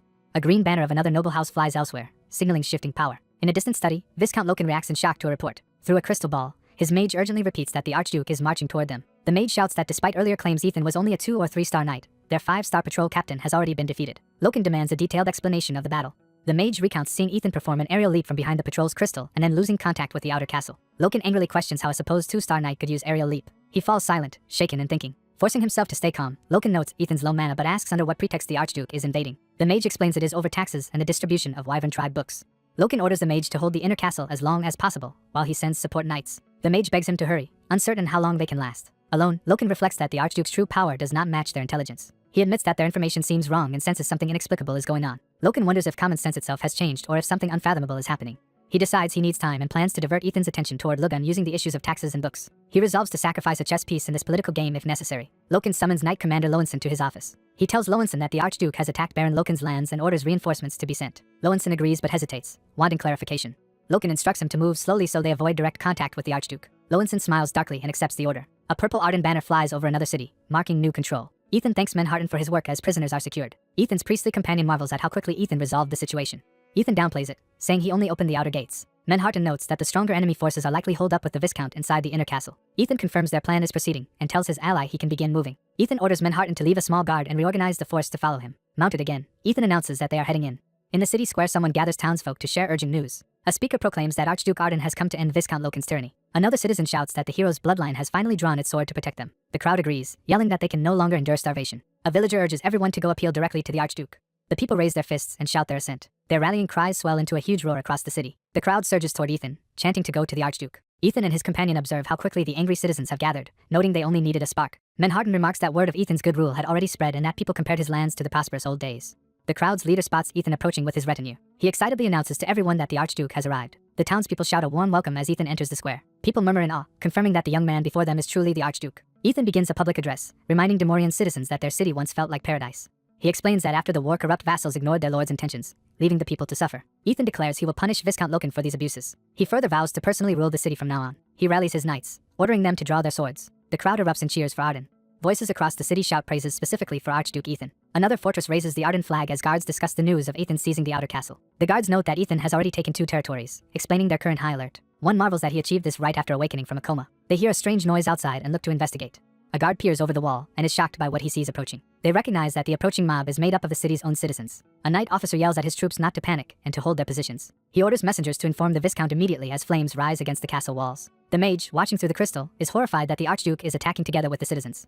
He rushes down the hall, stunned that the formerly docile populace has begun a revolt. The castle officers shout that the crowd is a rebel force and try to quiet the panicking soldiers. Their commander orders the archers to open fire on the protesters. When the archers hesitate, he assaults one and demands they obey his order to shoot. The terrified archer refuses, saying his family is among the people below. The commander threatens to kill him personally if he does not fire. Ethan, furious at the intent to slaughter families, gathers power. He shouts for them to stop immediately, his voice booming across the battlefield. The shocking command leaves the soldiers on the wall recoiling and clutching their heads. Manhattan and the civilians below also cry out for the archers to stop. Inside, the mage realizes the overwhelming sound technique used is thunderous sound. Ethan publicly denounces Loken for torturing innocent citizens and demands he open the gates and face judgment. Loken rages that Ethan has no right to do this and frantically orders his men to fire. The Viscount sitting above screams to his captain to kill anyone who disobeys and to keep firing. The captain repeats the kill order, insisting that those who will not listen be slain. One archer protests again that he cannot attack his own family. The captain swings to strike him, furious at his continued defiance. A blast strikes the wall, hurling the captain away from the defiant soldier. The remaining archers look on in confusion as the stunned captain lies hurt. Ethan appears infused with red flames, readying a powerful spell. A noble watching recognizes the spell as Mana Fire Finger and reacts in disbelief. He is awed by its speed and notes that the soldiers barely understood what had hit them. Seeing Ethan's precise long-range shot, he wonders how Ethan could aim so accurately from so far. Ethan surges forward again, preparing his next aerial attack. He launches into the sky using aerial leap, continuing his assault on the besieged castle. The Archduke rockets into the air with his flaming sword, astonishing the soldiers below. A purple-haired officer realizes this leap explains how the Archduke cleared the outer walls. Landing among defenders, the Archduke swings his weapon and smashes through their line. He stands menacingly, his aura flaring as he prepares his next move. Facing the balcony, he raises his artifact and surrounds the building in scarlet energy. The Viscount on the balcony cries out in fear at the sudden power. The Archduke calls Viscount Loken out for rejecting surrender while activating the artifact. He warns Loken that the punishment awaiting him will be harsh. He then fully ignites his massive sword with red flames. A blonde knight recognizes the flames as Arden's and is relieved they are red, not black. He thinks that if the flames were black, everyone present would have died instantly, yet doubts remain. Convincing himself the Archduke is not the guaranteed successor, he believes he can still win. He orders his comrades Dani, Birin and Kral to attack from all sides and overwhelm the Archduke. The blue auras rush in from 4 directions toward the lone flame-clad enemy. Their synchronized 4-way strike closes in while the Archduke turns to meet it. With a sweeping slash, he deflects all 4 attackers and sends them flying. The blonde knight realizes the Archduke used a wide coverage technique to repel them. The Archduke calmly turns his blazing weapon as if unbothered by their assault. He wonders why these knights fight with such peculiar movements. He recognizes their stances as identical to a wyvern-like warrior's posture. He begins to interrogate them, asking a pointed question. He demands to know whether these knights have been taught the wyvern tribe's techniques. Loken angrily denies it, trying to dismiss the accusation as nonsense. The Archduke explains that the style is a fusion of human swordplay and wyvern posture, which no Arden could fail to notice. He accuses Loken of teaching dangerous wyvern breathing and sword techniques despite knowing their side effects. Loken and his conspirators stare in shock as their secret is exposed. The regular soldiers panic, asking if the training they received truly has harmful side effects. Loken shouts over them, insisting they ignore the Archduke's words and claiming it is a trick. The Archduke calls their conduct evil, concluding only Loken and 4 officers knew the truth. The blonde knight frantically urges his men not to listen and continues the attack. The Archduke condemns forcing subordinates to learn a harmful technique for personal gain, Judging Loken even worse than expected, he channels more power into his sword. He unleashes the named skill Solar Prominence Detonator Sword, sending a blazing wave at an onrushing foe. The flaming blade clashes with a blue sword, triggering a massive explosion. The blast hurls the blonde captain away as he coughs in pain. His comrades are stunned by the sheer force of a mere sword collision. The blonde captain mentally notes that the explosion came just from clashing blades. The artifact hums as the Archduke prepares another judgment. He declares that Loken and the 4 officers must have colluded with the Wyvern tribe. Realizing the Archduke's technique is overwhelming, the blonde knight orders everyone to keep surrounding this single opponent. The Archduke smirks at the command to surround him. He dashes toward the winch, prompting the knights to react in alarm. The blonde captain realizes the Archduke intends to lower the drawbridge. He screams for his men to stop the Archduke before he opens the gate. The Archduke grins, confident that his plan to catch them has succeeded. A crimson line cleaves through several pursuers midair. Explosions erupt across the walls as his detonating strikes annihilate those closing in. The blonde captain screams the names of his fallen comrades as he watches them die. The Archduke criticizes the knights for recklessly chasing an enemy's back, saying they have far to go. With the chain mechanism destroyed, the inner gate crashes open under his control. Outside, an ally announces that the Archduke has opened the gate and orders friendly knights to advance. Civilians and allied fighters charge through the newly opened gate to aid the Archduke. Hearing the roar from outside, Loken curses in frustration inside the castle. The blonde captain commands all knights to intercept the charging civilians while soldiers form a line against them. He resolves to personally hold out and stop the Archduke no matter what. The Archduke dives at him again, shrouded in flame and impact shockwaves. The knight staggers under repeated fiery blows, barely keeping his footing. Frustrated, he presses another high-speed assault. He realizes the Archduke has just slain 4 5-star knights at once, and even his own 6-star strength is insufficient. Loken, trembling at a table, finally understands how earlier territories like Kargas and Lomenton could fall. He panics as he admits to himself that the Archduke accomplished all this alone. Collapsing in fear, he realizes the Archduke had been concealing his true power. Outside, an allied commander rallies everyone to press the attack as the enemy weakens. The Archduke smashes the blonde captain to the ground with another overpowering strike. The scene zooms out to show the castle overrun as defenders and civilians shout in chaos. Time shifts as the smoke-filled sky fades away. Night falls over a grand mansion elsewhere, signaling a change of location. Inside, a young noble introduces an elderly craftsman recommended by the Archduke to his father. The lord greets the visitor warmly, glad to meet the famed blacksmith. They set off together, explaining they must prepare for an upcoming royal council. A teleportation array activates, and the butler warns the blacksmith he may feel dizzy. The 2 nobles step into the glowing gate as it envelopes them. Light washes everything out as the teleportation completes. They emerge from the portal together in a new location. The dwarf-like blacksmith cries out in amazement at what he sees. The butler welcomes him to Perantium, capital of the Hydern Empire. He declares that they will now work to make the craftsman the royal family's blacksmith. Back at the conquered castle, a flag clanks as it is lowered, marking the change of rule. Fallen enemy soldiers lie scattered while someone weakly calls for an attack. Loken, hearing the overwhelming cheers for the Archduke, can only stammer. The blonde knight unleashes a final technique, screaming as blue power surges. He announces his 10th form and thrusts upward at the descending Archduke. The Archduke answers by wrapping himself in red energy, ready to counter the strike. Their weapons lock and crackle with power. The Archduke's flaming swing overpowers the knight and sends him crashing away. Seeing the knight rely on speed, the Archduke prepares to show him Arden's own superior lunge. He unlocks 8 rings of power, channeling it into his coming thrust. He unleashes Solar Prominence Explosive Bomb, hurling devastating energy at his opponent. A terrified young noble screams at the sight of the approaching blast. The resulting explosion engulfs the battlefield in massive fireballs. Both peasant fighters and soldiers stare in shock at the destructive spectacle. Allied knights pause, realizing the Archduke's side has decisively won. The blonde captain lies defeated in a crater as the Archduke stands amid cracked stone and swirling flames. The Archduke stands tall with his burning sword, radiating dominance. He shouts up to Loken, demanding the Viscount fight personally if he claims to be a true knight. Loken, clinging to a railing, desperately insists he has done nothing wrong and refuses. The Archduke calls him a coward unworthy of nobility. He uses aerial leap again, soaring upward in a blaze of red light. He lands on Loken's balcony as the Viscount recoils in terror. Diving toward him, the Archduke declares that Loken should feel ashamed. His kick or strike sends Loken flying backward in panic. Loken screams as the blow lands. The Viscount crashes inside the room while the Archduke calmly follows through the doorway. The Archduke exhales, preparing to address everyone. He announces to all forces that Viscount Loken has been defeated. From the balcony, he orders both sides to put down their swords. An ally proclaims the battle over and demands Loken's remaining subordinates surrender. Other knights warn they will attack anyone who refuses to disarm. Weapons clatter to the ground as the defenders give up. The Archduke declares that from now on this Viscounty will be controlled by House Arden. The townspeople erupt in cheers, praising the Archduke. Even his own knights chant Arden's name in celebration. Elsewhere in a military camp, someone rushes in with urgent news for Count Chimon. Communicating via crystal, the Count asks his vice-captain what has happened. The subordinate reports that Viscount Loken has fallen.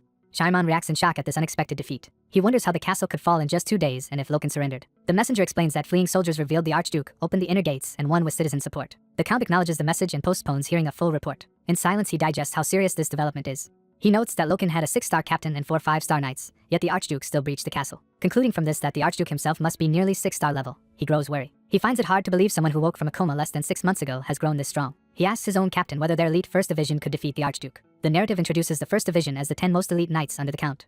It explains they are Chaimon's secret weapon, directly inheriting unaltered Wyvern tribe techniques and therefore kept hidden. The captain assesses that the Archduke is only a beginner 6-star, weaker than true veterans. Confident, he says he and the vice-captain are near 7-star, and with 12 such warriors they can easily handle him. He insists that just 2 members of the 1st Division would be enough to eliminate the Archduke. Chimon decides to continue exploiting the Archduke's actions for his own benefit. He orders his aide to reduce taxes and quietly stop spreading the Wyvern tribe's manuals. He emphasizes that these measures must remain secret so that Logan never learns of them. The captain agrees with a sinister smile, ready to obey. Back at Arden territory, The newly controlled castle bustles as supplies are moved under allied supervision. A stack of documents is dropped on a desk, signaling administrative work to consolidate the conquest.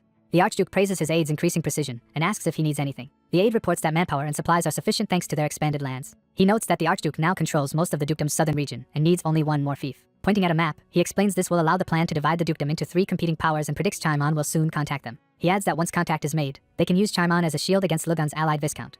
He reasons that Lugan will assume Arden has an arrangement with Chaimon and thus hesitate to move. The Archduke calls their enemies foolish for misreading his motives as mere anger. He reflects that they are blinded by factional rivalry and fail to see the broader picture. He entrusts his aide with manipulating perceptions until the upcoming enlightenment ceremony. Night falls over the mansion as the scene transitions. A blonde knight studies new documents while considering their implications. Loken's former steward reads the tax schedule aloud, preparing for the next day's collections. As they work, an ominous wind and noise suddenly fill the office. A purple vortex tears open before them, shocking everyone present. From the portal, a hooded figure wreathed in dark purple energy appears, startling the knights. A knight captain whirls around in alarm, demanding the intruder identify themselves. A mysterious robed figure lets out a sinister chuckle as dark magic gathers in their hand. The hooded mage boasts that they made a flashy entrance so everyone would know they were coming and asks if they shocked them. Outraged, the knight captain draws his sword and yells at the intruder for attacking in the middle of the night. A purple-haired observer realizes the mage is so powerful that even a 5-star knight captain could not sense them and panics. The observer, terrified, starts to speak up and tells the knight to wait. Ignoring the warning, the knight captain charges with his glowing sword, declaring he will capture the intruder immediately. The hooded mage's eyes gleam ominously as they prepare to respond. The mage unleashes a massive surge of purple power that engulfs the knight and the room. Feeling the overwhelming magic, the observer recognizes it as a coverage region and trembles. The knight captain suddenly clutches his neck as dark energy snakes around his throat. Strangled by magic, the knight demands to know who the mage is and what they want. Smiling, the mage tells them to calm down, claiming they came to negotiate for the duke's secret translation. The mage remarks that the purple-haired noble had been extorting money from many people. The noble nervously admits it and wonders if the mage is an assassin from Lugan's faction angered by that. The mage instead tempts Viscount Loken, asking if he desires power. Later, in a dungeon, the purple-haired man explains to Ethan that the mage's power even surpassed Ethan's own coverage region. He says that if he had refused the mage's offer that night, they both would likely have been killed on the spot. He confesses they accepted the Wyvern tribe's text and their knights gained immense power. Ethan points out that the Wyvern techniques have side effects and asks if the Viscount felt no guilt about deceiving his subordinates. The Viscount awkwardly addresses Ethan as Archduke. Ethan notes that even in the dukedom, where the Wyvern tribe is most hated, many people are already learning their techniques. The Viscount argues he was only following a widespread trend and implies other regions are likely the same. Ethan silently clenches his fist in anger. Regaining composure, Ethan says he understands and shifts the questioning onward. He asks for details about the mage who appeared that night and the organization backing him. When the Viscount hesitates, Ethan seizes him by the throat. Ethan berates him as a coward for only cooperating when his life is threatened and demands he stop testing his patience. Gasping, the Viscount protests that revealing anything would endanger not only himself but also his family. Ethan calls him foolish and explains that sharing information will let Ethan eliminate the group and safeguard his family. After being released, the Viscount collapses to the ground. He reveals there is a middleman. The mage instructed him to go to Mt. Delgorn in the Viscounty to meet a member. That contact would bear a particular badge as proof of membership. The scene shifts to a royal conference room where nobles gather around a long table. Some nobles whisper in confusion about a dwarf unexpectedly attending the meeting. The king, seated on his throne, notes an unfamiliar attendee and asks them to introduce themselves. The dwarf announces he is representing Archduke Ethan Arden and has brought a letter from him. The nobles murmur in surprise, wondering why Ethan sent a dwarf as his delegate. After hearing a quiet explanation, the king shows interest. Reading Ethan's letter, the king reacts with surprise. He comments that what he reads is quite interesting. He announces that the letter claims the royal blacksmith has been working with the Wyvern tribe. The nobles and military leaders around the table react in shock. The king's displeasure is evident as he grips his throne's armrest. One noble thinks to himself that the king is extremely uncomfortable. The same noble speculates whether the king is upset because one of his own subordinates is cooperating with the Wyvern tribe. He then wonders if perhaps the king himself is secretly connected to the Wyvern tribe. The noble imagines this possibility and grows tense. Watching, the dwarf representative is left speechless by the tense atmosphere. Elsewhere, Ethan reads and muses that his dwarf messenger should have reached the palace by now. He confirms that preparations for exposing the Ethan Viscounty are complete and decides to move on to dealing with the Wyvern tribe. Footsteps rush down a hallway toward Ethan. Ilya bursts in, excitedly telling the Archduke she has completed the item he requested. She proudly presents the finished product, an item she calls the well-rounded whetstone. Ethan dryly thinks to himself while she rambles about the whetstone's convenience. Irritated that he is not listening, Ilya leans in and yells at him. Reading a report, Ethan mentions the mage Melioesis, and Ilya reacts, asking if he means that stingy old man. Ilya boasts that she knows a lot about mages and asks if Ethan is after that old geezer. Ethan confirms he is, prompting her interest. Ilya coyly says she is very busy but might help if Ethan begs her. Ethan smirks and simply tells her to pack her things. He adds that they will be leaving immediately, which delights Ilya. Their carriage departs through the countryside toward their destination. While riding, Ethan calls Ilya's name to ask her something. He asks what Melioesis is like, and she begins describing him. Ilya explains that Melioesis specializes in an alchemy-like reinforcement of ingredients, turning ordinary materials into outstanding ones. She adds that apart from that specialty, his practical magic abilities are nothing remarkable. She estimates his overall power at about 4th rank and wonders why Ethan is asking. Ethan's carriage, loaded with swords, makes Ilya remark that this is clearly not a tea party visit. Ethan answers that he has several things to verify and discuss with the mage. As they travel, he thinks that whether the swords are needed will depend on Melioesis' answers. The carriage comes to a halt as they arrive near the mage's hidden base. Ethan and Ilya disembark. Ilya senses Melioesis' mana and believes they found the right place. She notes that the surroundings are filled with security magic circles and traps, making entry troublesome. Ethan asks if there is a better way to get in. Ilya boasts that as an 8th rank mage she can erase the shoddy magic circles without leaving a trace. She promises to dismantle them so quietly that Melioesis will not even notice. Birds scatter as explosions echo from Ilya's overenthusiastic spellcasting. Furious at being repeatedly blasted by traps, Ilya screams in frustration. She unleashes a massive spell to wipe out still more magic circles. Panting, she curses the paranoid old mage for setting up so many traps. Enraged, Ilya decides she will simply destroy everything rather than sneak around. As she furiously blows up more defenses, Ethan dryly recalls she said they would do this quietly. Watching her unrestrained behavior, Ethan concludes she must actually be quite close to Meliasis. Ilya then conjures a huge glowing magic circle to clear the entrance. Her spell detonates with tremendous force, shattering the remaining barriers. Standing before the now open underground entrance, she grumbles about all the work the old man has forced her to do. Marching inside, Ilya yells for Meliasis to come out immediately. An older man clicks his tongue and complains that she always destroys his magic circles like some thug. Meliasis walks out and reminds her he always offers to guide her safely past the traps if she would just warn him before visiting. Ilya indignantly retorts that she should not have to ask his permission to visit and that he should automatically undo the circles for her. He sighs that undoing and redoing all those magic circles takes a lot of time, but resigns himself because she never listens. Meliasis says it will be quicker to speak with the Archduke standing beside her. Ethan steps forward and comments that Meliasis clearly knows who he is. Meliasis replies that even out here he hears news and recognized Ethan once the magic circles started breaking. He invites Ethan and Ilya inside to talk. They enter deeper into the cavern complex toward his study. Once seated with tea, Ilya is outraged to learn Meliasis made a deal with the Wyvern tribe. She accuses him of going too far, while he calmly says times have changed and mages should embrace new things. Meliasis deduces Ethan did not come merely to kill him.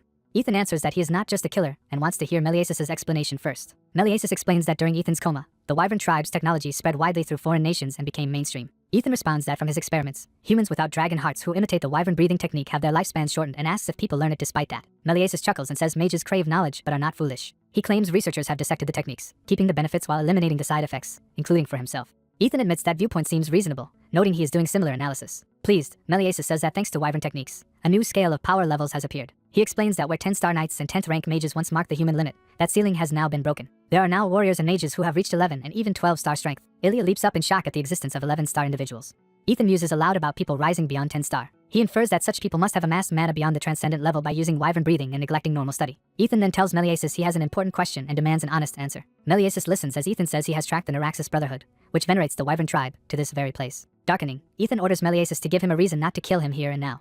Nervous, Meliasis admits there is not much justification. He explains that mages sought higher knowledge and levels, and the wyvern texts supplied by the Brotherhood were their chosen path, so he simply made a deal. Ethan replies he has no interest in their faith, notes that he himself never joined the order, and questions the term Great Order. He shows the badge he recovered and asks if that order is related to it. Meliasis confirms it is. Meliasis identifies the emblem as the symbol of the Arcana Magic Association.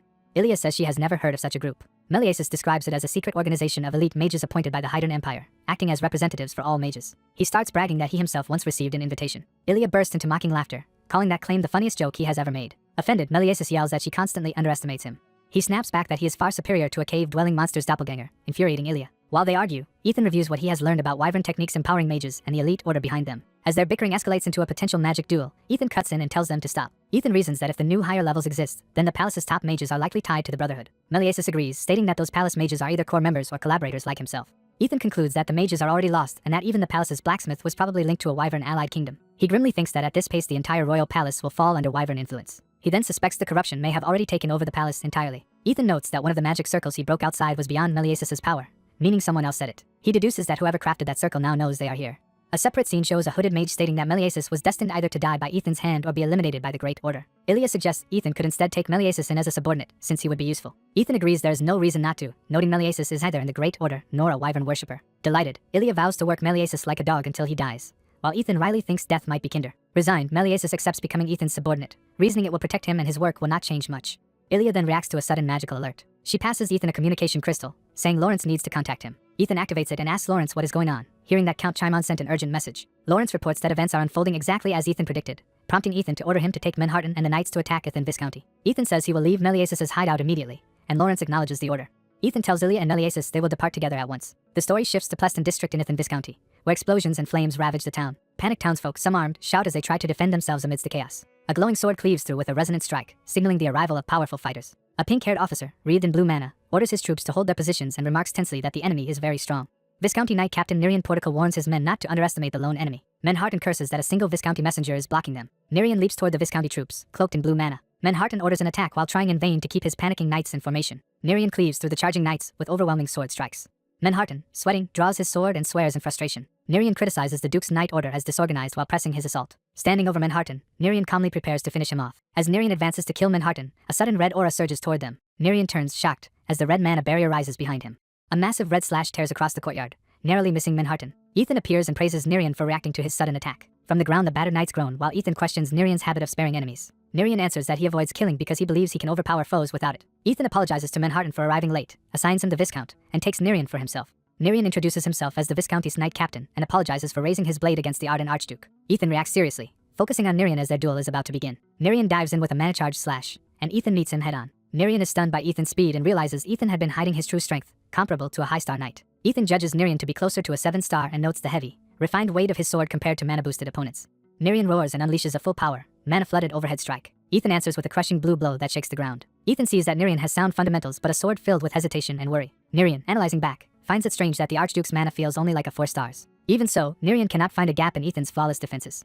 Their fierce clash sends both of them ricocheting along the walls of the courtyard. Ethan pauses and says he wants to ask Nerian something mid-fight. Panting, Nerian asks what Ethan wants to know. Ethan notes that all knights of Arden's indirect bloodlines use Wyvern and Arden's secret techniques, and wonders why a knight captain like Nerian does not. Nerian falls silent, shaken by the pointed question.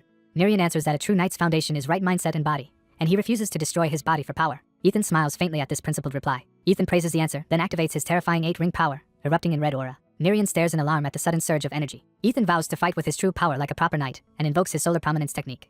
He follows up with a blazing detonator sword charge. Nerian braces himself, eyes wide at the incoming attack. Ethan's explosive blow devastates part of the fortress. In the crater, Nerian kneels, barely conscious amid the rubble. The ruined courtyard smolders as shockwaves ripple outward, leaving Nerian reeling.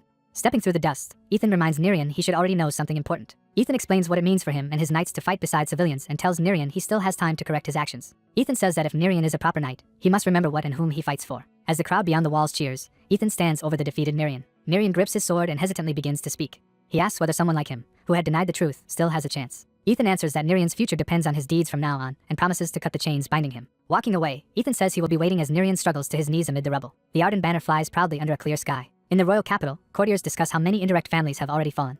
Another official lists the defeated houses and territories in shock. A narrator explains that in 136 days since waking from his coma, Ethan has taken 4 territories and 120 knights, forming a force to oppose the indirect families. News of Ethan's new edict for the dukedom spreads enthusiastically across the Hydern Empire. In the imperial palace, a royal officer hurries down the grand hallway. He knocks at a door and is invited to enter. Count Wellington Falsky, director of the Information Bureau, arrives before the king with a progress report. The king asks if the investigation on Archduke Arden is complete, and Wellington answers yes. The king laments that Ethan's exposure of the royal blacksmith has created political trouble for him. The king sighs over Duke Raktion and asks how the inquiry into their relationship is proceeding. Wellington reports they prove the duke is secretly supplying weapons but cannot dig deeper due to tight security, identifying him as Duke Jaren Raktion. Wellington adds that Raktion has consistently opposed anti-Wyvern policies despite being a representative of one of the 7 kingdoms. The king admits Raktion, head of the aristocrats, is too powerful to move against directly even for him. Wellington explains they demoted Williams but could not fully expel him from court and feels ashamed. The king reassures him that resistance from Raktion and the nobles made that outcome inevitable and tells him to lift his head. The king says the slow pace of the investigation is acceptable so long as the agents' identities remain protected. He reflects that his spy organization Red Moon is the last barrier the kingdom has against the Wyvern tribe. Elsewhere in the palace, someone remarks that their broader plan has gone smoothly. Walking with Ethan, an attendant notes that Williams was dismissed as court blacksmith and Populence installed in his place. The attendant adds that Populence's appointment is only for a year. Ethan replies that the post will likely become permanent if nothing goes wrong and concludes the king is serious about anti-Wyvern measures. Ethan asks how the king is reacting to the internal conflict in the dukedom, and hears he is watching without intervening. Ethan deduces the king is uncertain but is satisfied he is at least not interfering. Ethan notes the royal court's power balance is evening out, and that a moment is coming when everyone must reveal their stance. Later at the Arden training grounds, Nerian oversees the knights while Ethan and an aide arrive. Ethan greets Nerian and asks how the knights' training is progressing. Nerian respectfully welcomes the Archduke's arrival. Ethan thinks having a near 7-star like Nerian is a huge boon, and that he can entrust order and discipline to him. He compliments Nerian's diligence and reliability so soon after joining. Ethan acknowledges that the knights have clearly improved under Nerian's guidance, but he still sees an issue. Ethan suddenly orders Nerian to assemble all the knights, leaving Nerian puzzled by the abrupt request. Ethan says that a newly formed knight order requires a new fighting style. The assembled knights line up in formation before Ethan and Nerian. Ethan tells them that over 100 knights from 4 families have gathered and therefore differ in swordsmanship and command systems. He declares that from now on they will all be part of the Arden Knight Order and must unify. Ethan states they will all learn one sword technique, which he will demonstrate, and calls forward representative knights. He begins the lesson, announcing they will spar. Ethan stipulates the demonstration will be fought without using mana. The practice match erupts as Ethan deftly knocks aside attackers, including Nerian. He weaves through multiple knights, overwhelming them with pure technique. One large knight dives at him, but Ethan easily counters. Ethan focuses and surges forward with intense speed. He trades blows with a leaping opponent, maintaining perfect control. With a single sweeping strike he floors another knight who cries out in pain. A green-haired knight coughs on the ground, clutching his side from Ethan's blow. Another knight grits his teeth and charges again despite seeing how futile brute force is. Ethan calmly parries the man's overhead strike. The knight vows to win through strength alone, locking blades with Ethan. Ethan seizes the man's arm, breaking his stance. He flips the knight over and slams him to the ground. The defeated knight groans while Ethan moves on to his next opponent. Ethan batters yet another knight back with a heavy, controlled swing. A different trainee launches his own flurry, trying to resist. Ethan strikes batter 2 more opponents' guards at once. Those 2 knights are knocked aside, crying out as they fall. Manhattan charges Ethan with a shout, determined to land a hit. Ethan meets Manhattan head-on, their blades clashing fiercely. Manhattan realizes in awe that Ethan's strength does not rely on fire mana and wonders what this sword art is. Ethan slips behind Manhattan with blinding movement, taking him by surprise. Manhattan panics as Ethan prepares another throw. Ethan hurls him as easily as the others, slamming him onto the ground. Manhattan hits hard, leaving Ethan standing dominant in the arena. When the dust settles, almost every knight lies defeated while only Ethan and Nerian remain standing. Nerian, still holding his sword, mutters that what he is seeing feels strange. He had expected Ethan to pass down pure ardent swordsmanship to restore his house's honor. Instead, Nerian wonders what unfamiliar style Ethan has just used. Ethan continues pressing Nerian, their blades ringing as he pushes past Nerian's defense. Ethan braces as Nerian suddenly commits to a desperate counterattack. Nerian charges in with a loud shout, determined to break through. Close up, Nerian steals his resolve for the next exchange. Ethan's movements evoke the image of a roaring dragon behind him as he squares off against Nerian. He steps in decisively, beginning a final, precise maneuver. Ethan delivers a dragon-like overhead cut aimed straight at Nerian. Nerian blocks but is forced back, grunting under the force. Ethan reaches out with a claw-like hand, symbolically grasping the dragon's power. He tags Nerian's torso, completing the decisive technique. Nerian is blasted away, barely staying conscious as Ethan's strike lands. Shocked, Nerian watches Ethan recover instantly for another low rush. Ethan kicks off the ground and sends Nerian flying backward again. He dashes in relentlessly to finish the duel. Nerian tries one last attack, but Ethan closes the distance before his sword can fall. Staring wide-eyed, Nerian cannot believe such a low, fluid stance exists in swordplay. Ethan slides in beneath Nerian's guard for the final exchange. With a confident look, Ethan commits to the closing move. Ethan's strike shears through Nerian's guard, disarming him. Nerian's broken blade spins away through the air. Ethan's sword stops cleanly at Nerian's throat. Nerian concedes defeat to Ethan in front of all the gathered knights. The watching trainees marvel that Ethan overwhelmed 6 people using only pure swordsmanship, and wonder how he managed it. The knights murmur as they surround Ethan and Nerian, fully recognizing Ethan's dominance. Nerian begins to ask what technique Ethan just used. Ethan addresses everyone, noting that most of them joined because they admired the Arden family. He says they were forced to pledge to the indirect line's Senate out of tyranny despite that admiration. Ethan asks why they admired the Ardens, then answers that it is because Arden swordsmanship is known as the finest in the West. He adds that the blade treats everyone equally regardless of status. Ethan asks if they know how the Arden family rose to such heights. He explains it was because they did not cling to noble pride but learned and refined barbarian techniques. Nerian recalls in shock that these barbarians once waged war against the Hydran kingdom a century ago. Ethan states that no technique is inherently good or evil. He says it depends on the user, revealing that the style he showed is his own creation mixing Arden and Wyvern tribe swordsmanship, named Dragon Slayer sword art. The knights repeat the name in awe, calling it Arden's blade destined to slay the Wyvern tribe. The blonde knight realizes the decree to learn the Wyvern tribe's techniques must have had a deeper purpose. The Archduke confirms it and orders them to master Arden swordsmanship and become the continent's greatest knight order. He then calls for volunteers willing to stand with House Arden. Nerian Portico steps forward and pledges lifelong loyalty to the Arden archducal family. Other young knights follow, loudly swearing loyalty to Archduke Arden. The assembled trainees kneel as one, declaring allegiance to the Ardens. A dark-skinned man activates red magic in his hand, observing the scene. He notes to his companion that the new army they are raising is even stronger than expected. The white-haired aide asks if the Archduke plans to recreate the famed Black Flame Legion. The Archduke rejects that idea, saying the existing Black Flame Legion has changed too much. Narration recalls that the Black Flame Legion was the Arden family's official elite knight order, composed of top warriors from across the continent. They had once annihilated the Wyvern tribe and enabled the creation of Arden's do-or-die squad. But mismanagement by a collateral bloodline caused the legion to all but disappear. The Archduke remarks that the war with the Wyvern tribe is still continuing and about to enter a new stage. He proclaims that his new knight order will replace the Black Flame Legion and become the most elite force dedicated to massacring the Wyvern tribe. Somewhere else, mocking laughter is heard as a new scene begins. A count seated in a lavish office is informed that the Ithan Viscounty has fallen. Smirking inwardly, he thinks of himself as the Archduke's ally and mocks another noble, Lugan, for not grasping the Archduke's true goal. He predicts the Archduke will eliminate Lugan and, when the time is right, plans to act himself. A servant sprints down the hall toward him. The butler bursts in, shouting that there is an urgent matter. Irritated, the count scolds him for barging in without manners if it is not truly urgent. The butler pants out that the Archduke has announced he will personally attend the upcoming Senate conference. Shocked, the count leaps up, shouting in disbelief. Panicking, he curses that the Archduke is acting far earlier than he anticipated.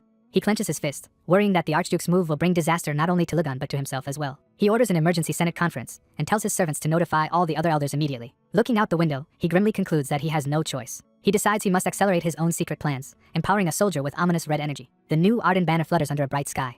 The Archduke stands before his assembled forces and declares that the time for action has come. He tells the troops they will reclaim the dukedom's power and restore the Arden name by driving out the parasitic nobles. Supporters watching from windows think about how the Senate has unjustly ruled the family for the past 10 years. Raising his sword, the Archduke proclaims that the Dragon Slayer troop will overthrow the Senate and found a new dukedom. The crowd roars its response, shouting loyalty and honor to Arden. Smiling with his black sword in hand, the Archduke says that everything so far was only the real beginning. In Sennerin City, territory of Viscount Raymond of the Outer Families, alarms ring as guards yell that Archduke Arden is approaching. The garrison scrambles, ordering someone to fetch the crystal ball to report immediately to the Viscount. Townsfolk tremble and whisper in disbelief that the legendary Archduke Arden is truly coming. The Archduke rides at the head of his column toward the city. As the Dragon Slayer troop passes through the streets, citizens whisper that he is the one who freed 4 serfdoms and beg silently to be liberated as well. The Archduke rides forward calmly, exuding quiet authority. In the Senate chamber, banners hang above many empty seats as the presiding count notes the absences. Because of the urgency, he opens the Senate conference without waiting for the missing elders. Outside, footsteps rush toward the ornate doors. A frantic attendant yells to Viscount Raymond that there is a problem involving the Archduke. He shouts that Archduke Arden has already entered the city, stunning the conspirators. One noble explodes in anger, demanding why this news is only being delivered now and blaming the outer castle guards. When he threatens punishment for negligence, the messenger hesitates, about to explain. The scheming count reflects that he convened the meeting early because he thought the Archduke would be occupied with the conference itself, and wonders how Arden learned it was already in session. At the door, a servant tries to stop the Archduke from barging in without ceremony. Ignoring them, Arden strides past the attendants into the chamber. The attending nobles react with stunned exclamations at his sudden appearance. Arden greets them curtly and announces he will also be participating in the Senate conference. A furious noble protests that his presence violates the law. He reminds Arden that only the outer families have the right to attend the Senate, accusing him of overstepping his authority. Arden calmly presents letters of attorney from 4 absent elders, stating that the king himself has authorized his participation. He suggests that anyone with objections is free to complain directly to the king and prepares to move on. Then he bluntly orders Count Lugan of Melton to have his tax rates immediately, and outlaw the spread of fortune-telling writings. Lugan is aghast at the demand.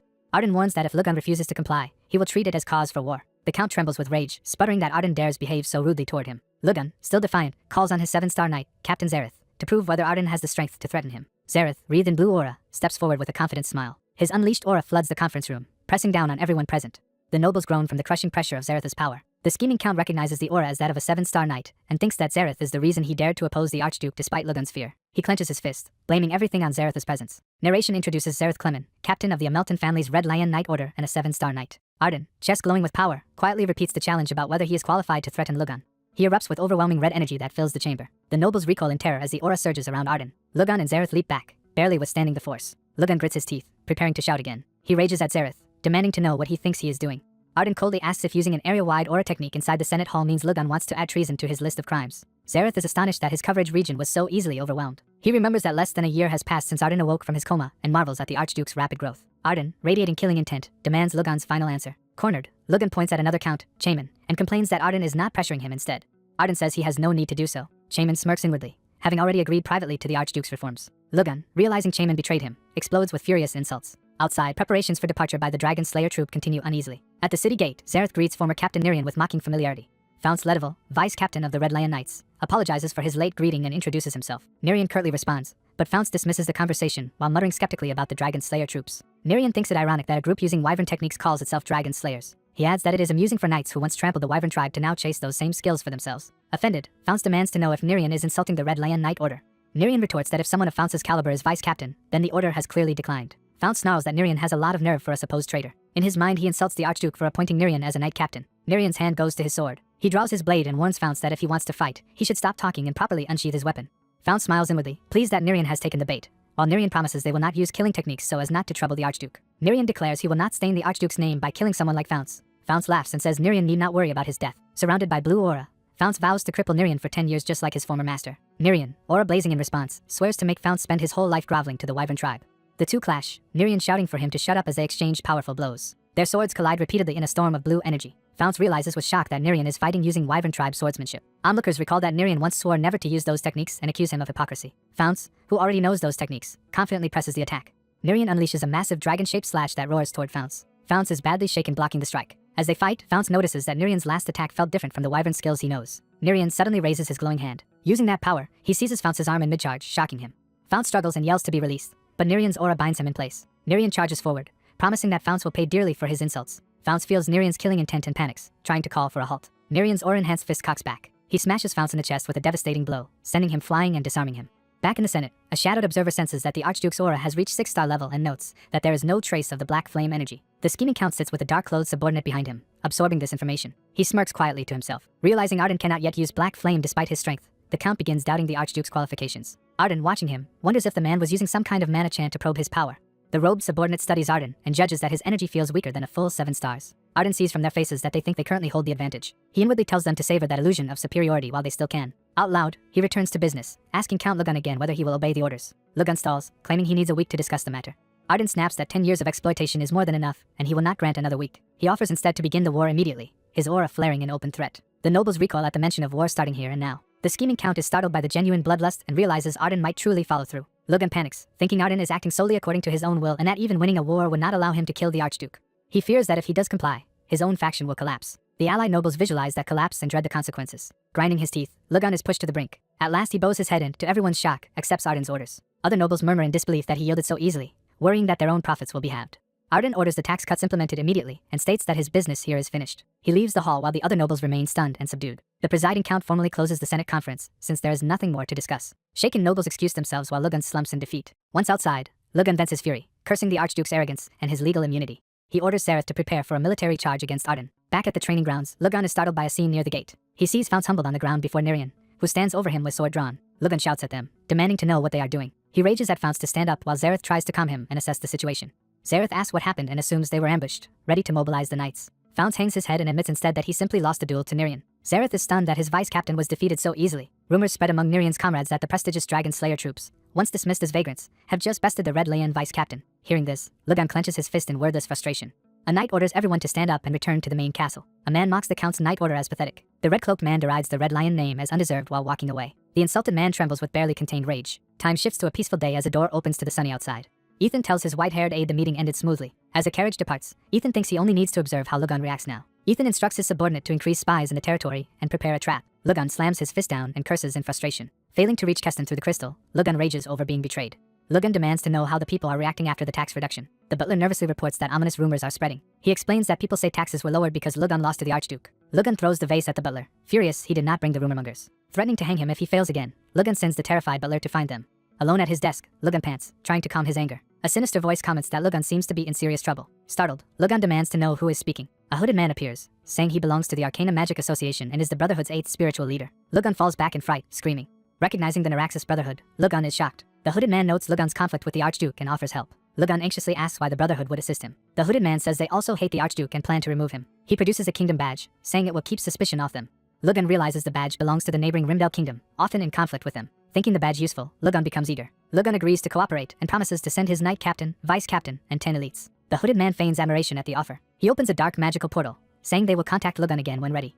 After the mage vanishes, the office settles, leaving Lugan standing alone. Lugan laughs triumphantly, convinced his plan will end Ethan. He gloats that a spiritual leader assassin with 10 elite knights will spell Ethan's doom. Later, Ethan hears that a Brotherhood spy has been identified. His aide reports they found 6 of Lugan's spies, one tied to the Brotherhood. Ethan concludes Lugan is working with the cult and suspects an assassination plot. The aide confirms the spies were trying to learn Ethan's movements. Ethan orders that rumors be leaked about him secretly inspecting the territory alone. The aide worries the mission is too dangerous now that the Brotherhood is involved. Ethan insists going alone will best lure their enemies into the open. The aide begins to propose an idea. Ethan asks what about a certain woman. That woman, Ilya, bursts in cheerfully, saying she came because he desperately needs her help. Ethan dryly notes they are heading for battle and thinks she should knock. He questions whether the inventor mage Ilya can really fight, and she boasts she will prove herself. Ethan repeats her claim of a battle mode, intrigued. Ilya proudly declares her battle mode is the pinnacle of a great mage's power. She tells him to look forward to seeing it. Ethan and Ilya ride through the forest, noting how cautious their hidden enemies are. Ilya complains they have searched towns for a month without sensing any ambush. She doubts anyone will attack, but Ethan says this is their enemy's only real opportunity. Suddenly Ilya senses something and reacts. She secretly tells Ethan via mana whisper that there is a magic circle 50 meters ahead. Analyzing it, Ilya judges the circle as elaborate space obstruction magic but not truly dangerous by itself. She warns they will be trapped once they enter and asks Ethan what he wants to do. Ethan replies they have waited long enough for this and decides to go in. Their horses step onto the activation point. A shimmering barrier engulfs them as the trap springs. A violent surge of purple magic erupts within the barrier. Knights materialize inside, surrounding Ethan and Ilya. The spiritual leader approaches, gloating that they have fallen into his trap. Ethan calmly asks the hooded attacker to identify himself. The man introduces himself as Eric, 8th spiritual leader of Naraxis, and implies they came to kill him. Ethan notes the Brotherhood's reputation for assassinations. Ethan also recognizes one of the enemy knights. The vice-captain declares the Archduke's decade-long coma was their most peaceful time and vows to end his tyranny. Ethan and Ilya draw weapons as the encircling knights ignite their auras. Eric boasts that the obstructive wall trapping them is the Brotherhood's finest magic circle and impossible to escape. Ethan, unimpressed, comments on how much Eric talks while gripping his weapon. He draws his demonic sword and suggests they skip the chatter and fight. Eric, thrilled by Ethan's composure, anticipates that killing him will be especially entertaining. Eric claims they do not spare children and casually includes Ilya among their targets. He unleashes a huge blast of purple magic, calling it simply Ethan's unlucky day. Ilya contemptuously calls him a fool as she gathers crackling power. She activates her full battle mode and proclaims the might of the great mage Ilya. Ilya completes her magic, asserting that no one can leave the pocket world without her consent. Her magic overwrites the Brotherhood's barrier, transforming it into a radiant golden cube. The enemy knights look around in alarm as the environment changes. Eric finally recognizes Ilya as the famed inventor. She confirms her identity and announces that he is coming with her. Her spell grabs Eric as he cries out in shock. One of his men yells for their spiritual leader while Ilya's magic engulfs him. Eric finds himself alone in an otherworldly golden plane, stunned. He realizes Ilya created an independent pocket dimension rather than a simple coverage region. Deciding to adapt, he prepares a countermeasure. Eric screams as he starts constructing his own coverage region within the pocket plane. Dark power surges around him as his ritual takes effect. He suddenly notices something and is unsettled. Ilya, seated on a fiery throne, remarks that his effort at least justifies the month they waited. Eric politely asks her to wait, saying the Brotherhood searched the continent to find her, and is glad to finally meet. He then tries to recruit Ilya to the Brotherhood, offering any conditions she desires. Ilya rejects him, condemning the Brotherhood as evil and refusing to cooperate. Eric sighs that her refusal is unfortunate. He declares she must therefore die and charges with lethal intent. Ilya laughs and invites him to try, answering with even greater flames. Back in Ethan's battle, the narration lists 1 7-star knight and 9 6-star knights facing him. Ethan notes this is the first time since returning that he has confronted so many strong foes at once. He acknowledges the danger but feels no fear. He recalls that if he had been afraid before, he would not have been able to swing his sword against Lugan's monster. Ethan, wreathed in fire, calls his enemies to come at him. In the pocket plane, Ilya rains blazing projectiles at Eric, who dodges desperately. She taunts him for scurrying around like a rat. Eric blocks the bombardment and grudgingly admits she truly is a great mage. Frustrated, he begins invoking dragons in an ancient tongue for a stronger spell. Purple cracks spread as his ritual power builds. Eric activates the descending dragon technique, summoning draconic power into himself. A massive dragon-shaped blast hurtles toward Ilya, forcing her to react in surprise. She stares at the attack and demands to know what it is. Eric's hands morph with claws as his power continues to rise. He completes his dragon physique manifestation, taking on a monstrous dragon-like form. In this form, he unleashes a huge dark wave while shouting for his magic to scatter the enemy. The wave surges toward Ilya, filling the space with destructive power. Watching, Ilya coolly analyzes his unique skill as draconic language magic boosted by an enlarged mana pool. Eric mocks her title as Great Mage, saying she will die inside her own pocket plane. Ilya calls him an idiot and says his escalation only makes the fight more entertaining as she prepares another spell. Eric commands his manifested dragon to crush her. Ilya counters with a huge spell called Blitzwave, slamming it into the dragon. Elsewhere, Ethan's mana suddenly spikes, shocking the surrounding knights. The vice captain realizes Ethan might have been hiding his true power all along. He grudgingly admits Ethan is undeniably strong. The vice captain orders all knights to attack Ethan simultaneously. Ethan invokes the technique Solar Prominence IV as his power peaks. He then activates Flame Physique, transforming his body into living fire. Flames blaze from his eyes as he focuses the technique. A fiery explosion erupts around him, blasting enemies away. Several knights are engulfed and burned while screaming. The vice captain shouts for everyone to retreat from the overwhelming flame. The knights panic, wondering how to fight someone whose body turns into fire. The vice captain urges them to calm down, insisting Ethan is not invincible even with ardent secret arts. He points to Ethan's wounded chest, explaining strong enough blows can still harm him. Another knight notes in fear that Ethan is bleeding from a cut on his neck as well. The vice captain orders everyone to pour all their mana into their swords, since they cannot block Ethan's ultimate attack anyway. Ethan recognizes the vice captain's sharp perception and decides that trick will not work again. He mentally reviews Flame Physique as an ardent technique that turns the body to fire to disperse physical attacks, noting he would be uninjured if he had transcended further. He also acknowledges the technique's drawback of massive mana consumption, seeing he has only half his energy left. Resolving to end things quickly, Ethan vows to defeat them all as fast as possible. He executes Solar Prominence I, striking through multiple knights in a blazing charge. Following up with Flame Fist Dance, he hurtles through the battlefield wrapped in whirling fire. His fiery assault slams foes into the ground, leaving them screaming. Knights are slashed and burned as Ethan continues his rampage. Bloody but standing, Ethan's mana drops further to 40%. Seeing their attacks inflict real wounds, the vice captain urges everyone to keep pressing and not let Ethan rest. Ethan gathers power again and unleashes Solar Prominence IV in another sweeping strike. He chains the move into Chi Burst Scattershot, raining explosive beams on the knights below. Explosions tear through the enemy ranks, sending bodies flying and drawing anguished cries. The remaining elites, including the vice captain, close in with blue flame swords while gritting their teeth. They manage to land several cuts on Ethan as they rush past him. Realizing their blows were too shallow, the vice captain and his ally curse. They attempt to coordinate another charge while Ethan counters from within a storm of flame. With only 30% mana remaining, Ethan raises his sword and prepares Solar Prominence III for the next decisive attack. The Archduke unleashes a colossal fiery sword technique that explodes on impact. One of the enemy knights panics as flames and shockwaves engulf the battlefield. A red-haired knight realizes he cannot even get close enough to strike the Archduke. The Archduke calmly steps forward, power flaring around his foot. Wreathed in flames, he prepares another technique called the Second Solar Prominence. With blood on his face, he activates his trump card, Detonator Sword. The ground inside the barrier erupts violently from his detonating attacks. Amid the flaming debris, enemy hands flail as they are overwhelmed. An enemy commander curses the thick smoke and orders his men not to lose sight of the Archduke. That commander's eyes widen as he suddenly notices something alarming. The Archduke appears through the smoke, clutching a knight by the throat while another stares in shock. The red-haired captain reels as he realizes one of his men has been instantly defeated. Smirking, the Archduke notes that only 3 opponents remain while his mana is down to 10%. At that moment, lightning splits the sky, heralding new arrivals. A blonde mage strides from an explosion, having effortlessly defeated her own opponent. She turns, sensing the distant commotion and wondering what is happening. Seeing the ongoing clash, she yells at the Archduke's group for still not finishing the fight. She laughs that her opponent was far too easy to handle. The enemy knights gasp in disbelief that even their spiritual leader has been defeated. One of them trembles, insisting that what he is seeing cannot be real.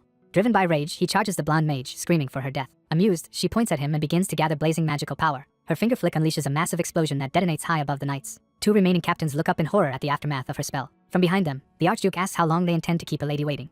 Flaming sword in hand, he tells her not to rush him and promises the battle will end soon. The red-haired captain mutters that it is impossible that even their spiritual leader has fallen. Realizing they cannot handle both the Archduke and the mage, he weighs their hopeless odds. The blonde mage watches the 3 remaining knights as they tense around their unconscious leader. She cheerfully says she will stay out of the fight and assures them the Archduke alone will deal with them. The captain grits his teeth, furious that she is openly underestimating them. He calls to Founce, telling him he will block the Archduke while Founce searches for a chance to unleash his ultimate move. He adds that if anything happens to him, Founce should take command of the Red Lion Knight Order. Founce calls out to his captain in alarm at such talk. Empowered by blue aura, the captain dashes straight at the flame-cloaked Archduke. He activates the Red Lion Knight's secret sword technique, Lion Serial Attack, aiming a flurry at the Archduke. The Archduke realizes they have noticed his low mana but still braces confidently. The captain clashes repeatedly with the Archduke's massive sword while shouting for Founce to be ready. Trading blows, the Archduke remarks that they are saying some interesting things right in front of their enemy. The captain refuses to waste the chance his subordinates bought him, convinced the Archduke's mana must be limited. He decides to pour all his remaining mana into exhausting the Archduke as well. Gathering power into his chest, he launches Lion's fierce attack straight at the Archduke. The strike drains the Archduke's mana to 0 even as he barely withstands it. Believing he has succeeded, the captain screams victoriously and pushes his final blow. A titanic blast blasts skyward, shaking the surrounding forest. Blood splatters the ground in the aftermath of the explosion. Elsewhere in the melee, Another black-haired knight slashes through an enemy, wounding him badly. That knight grabs the foe's sword arm to immobilize him. The wounded captain, sweating, yells for his comrade to strike now. Faunce leaps down with his blade raised, answering his captain's call. Screaming, he swings his sword with all his strength. His blow seems to land, but the Archduke begins channeling a technique called 8-ring wyvern breathing. With renewed power, the Archduke roars and fully triggers his wyvern breathing technique. Flames surge into the captain as he realizes in terror that the Archduke has absorbed their energy. Using that stolen power, the Archduke unleashes solar prominence, an explosive fire wave that engulfs everyone nearby. The remaining knights are hurled away, screaming as they burn in the blazing wave. The Archduke stands amid seething red flames, his power now fully rekindled. The blonde mage looks on in awe, recognizing the overwhelming technique. The fiery barrier finally dissipates, leaving a devastated forest and battlefield. Later, the once mighty 8th spiritual leader sits unconscious and shackled against a tree. He groggily wakes, mumbling in confusion. The Archduke and the blonde mage stand before him as he looks up in shock. We see the aftermath around them, enemy corpses, bloodstains, and the captured leader at their feet. Realizing all his allies are dead, the spiritual leader stares around in horror. In desperation, he lunges at the Archduke, only to be effortlessly restrained. The Archduke says he has many questions, starting with the whereabouts of the great spiritual leader. Smirking, the captive says capturing him is pointless, and that the Archduke seems overly pleased. The blonde mage gasps as sinister purple energy erupts from the man's forehead. She warns the Archduke that he is activating the Wyvern tribe's skill phase shift. She frantically starts a counterspell, fearing it may already be too late.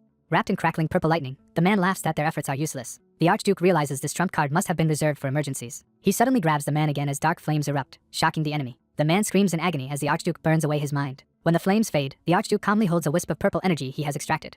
The mage asks what he has done as he inspects his now clean hand. He explains that phase shift is a high-level wyvern skill and begins lecturing about it. She notes it must have weaknesses and jokingly guesses the head is one of them. The Archduke clarifies that while phase shift can heal even decapitation, it cannot restore memories, so he targeted the man's head. Now transported and restrained elsewhere, the former spiritual leader sits blankly, his mind erased. He can only make incoherent sounds, confirming his memory loss. Later, an inquisitor slaps a written report on a desk, demanding an explanation of what happened after the 8th spiritual leader used phase shift. A nervous official stammers that they are still investigating but suspects a battle with Archduke Arden. The great spiritual leader of the cult listens, studying the report. He reviews a list of managers for the western region.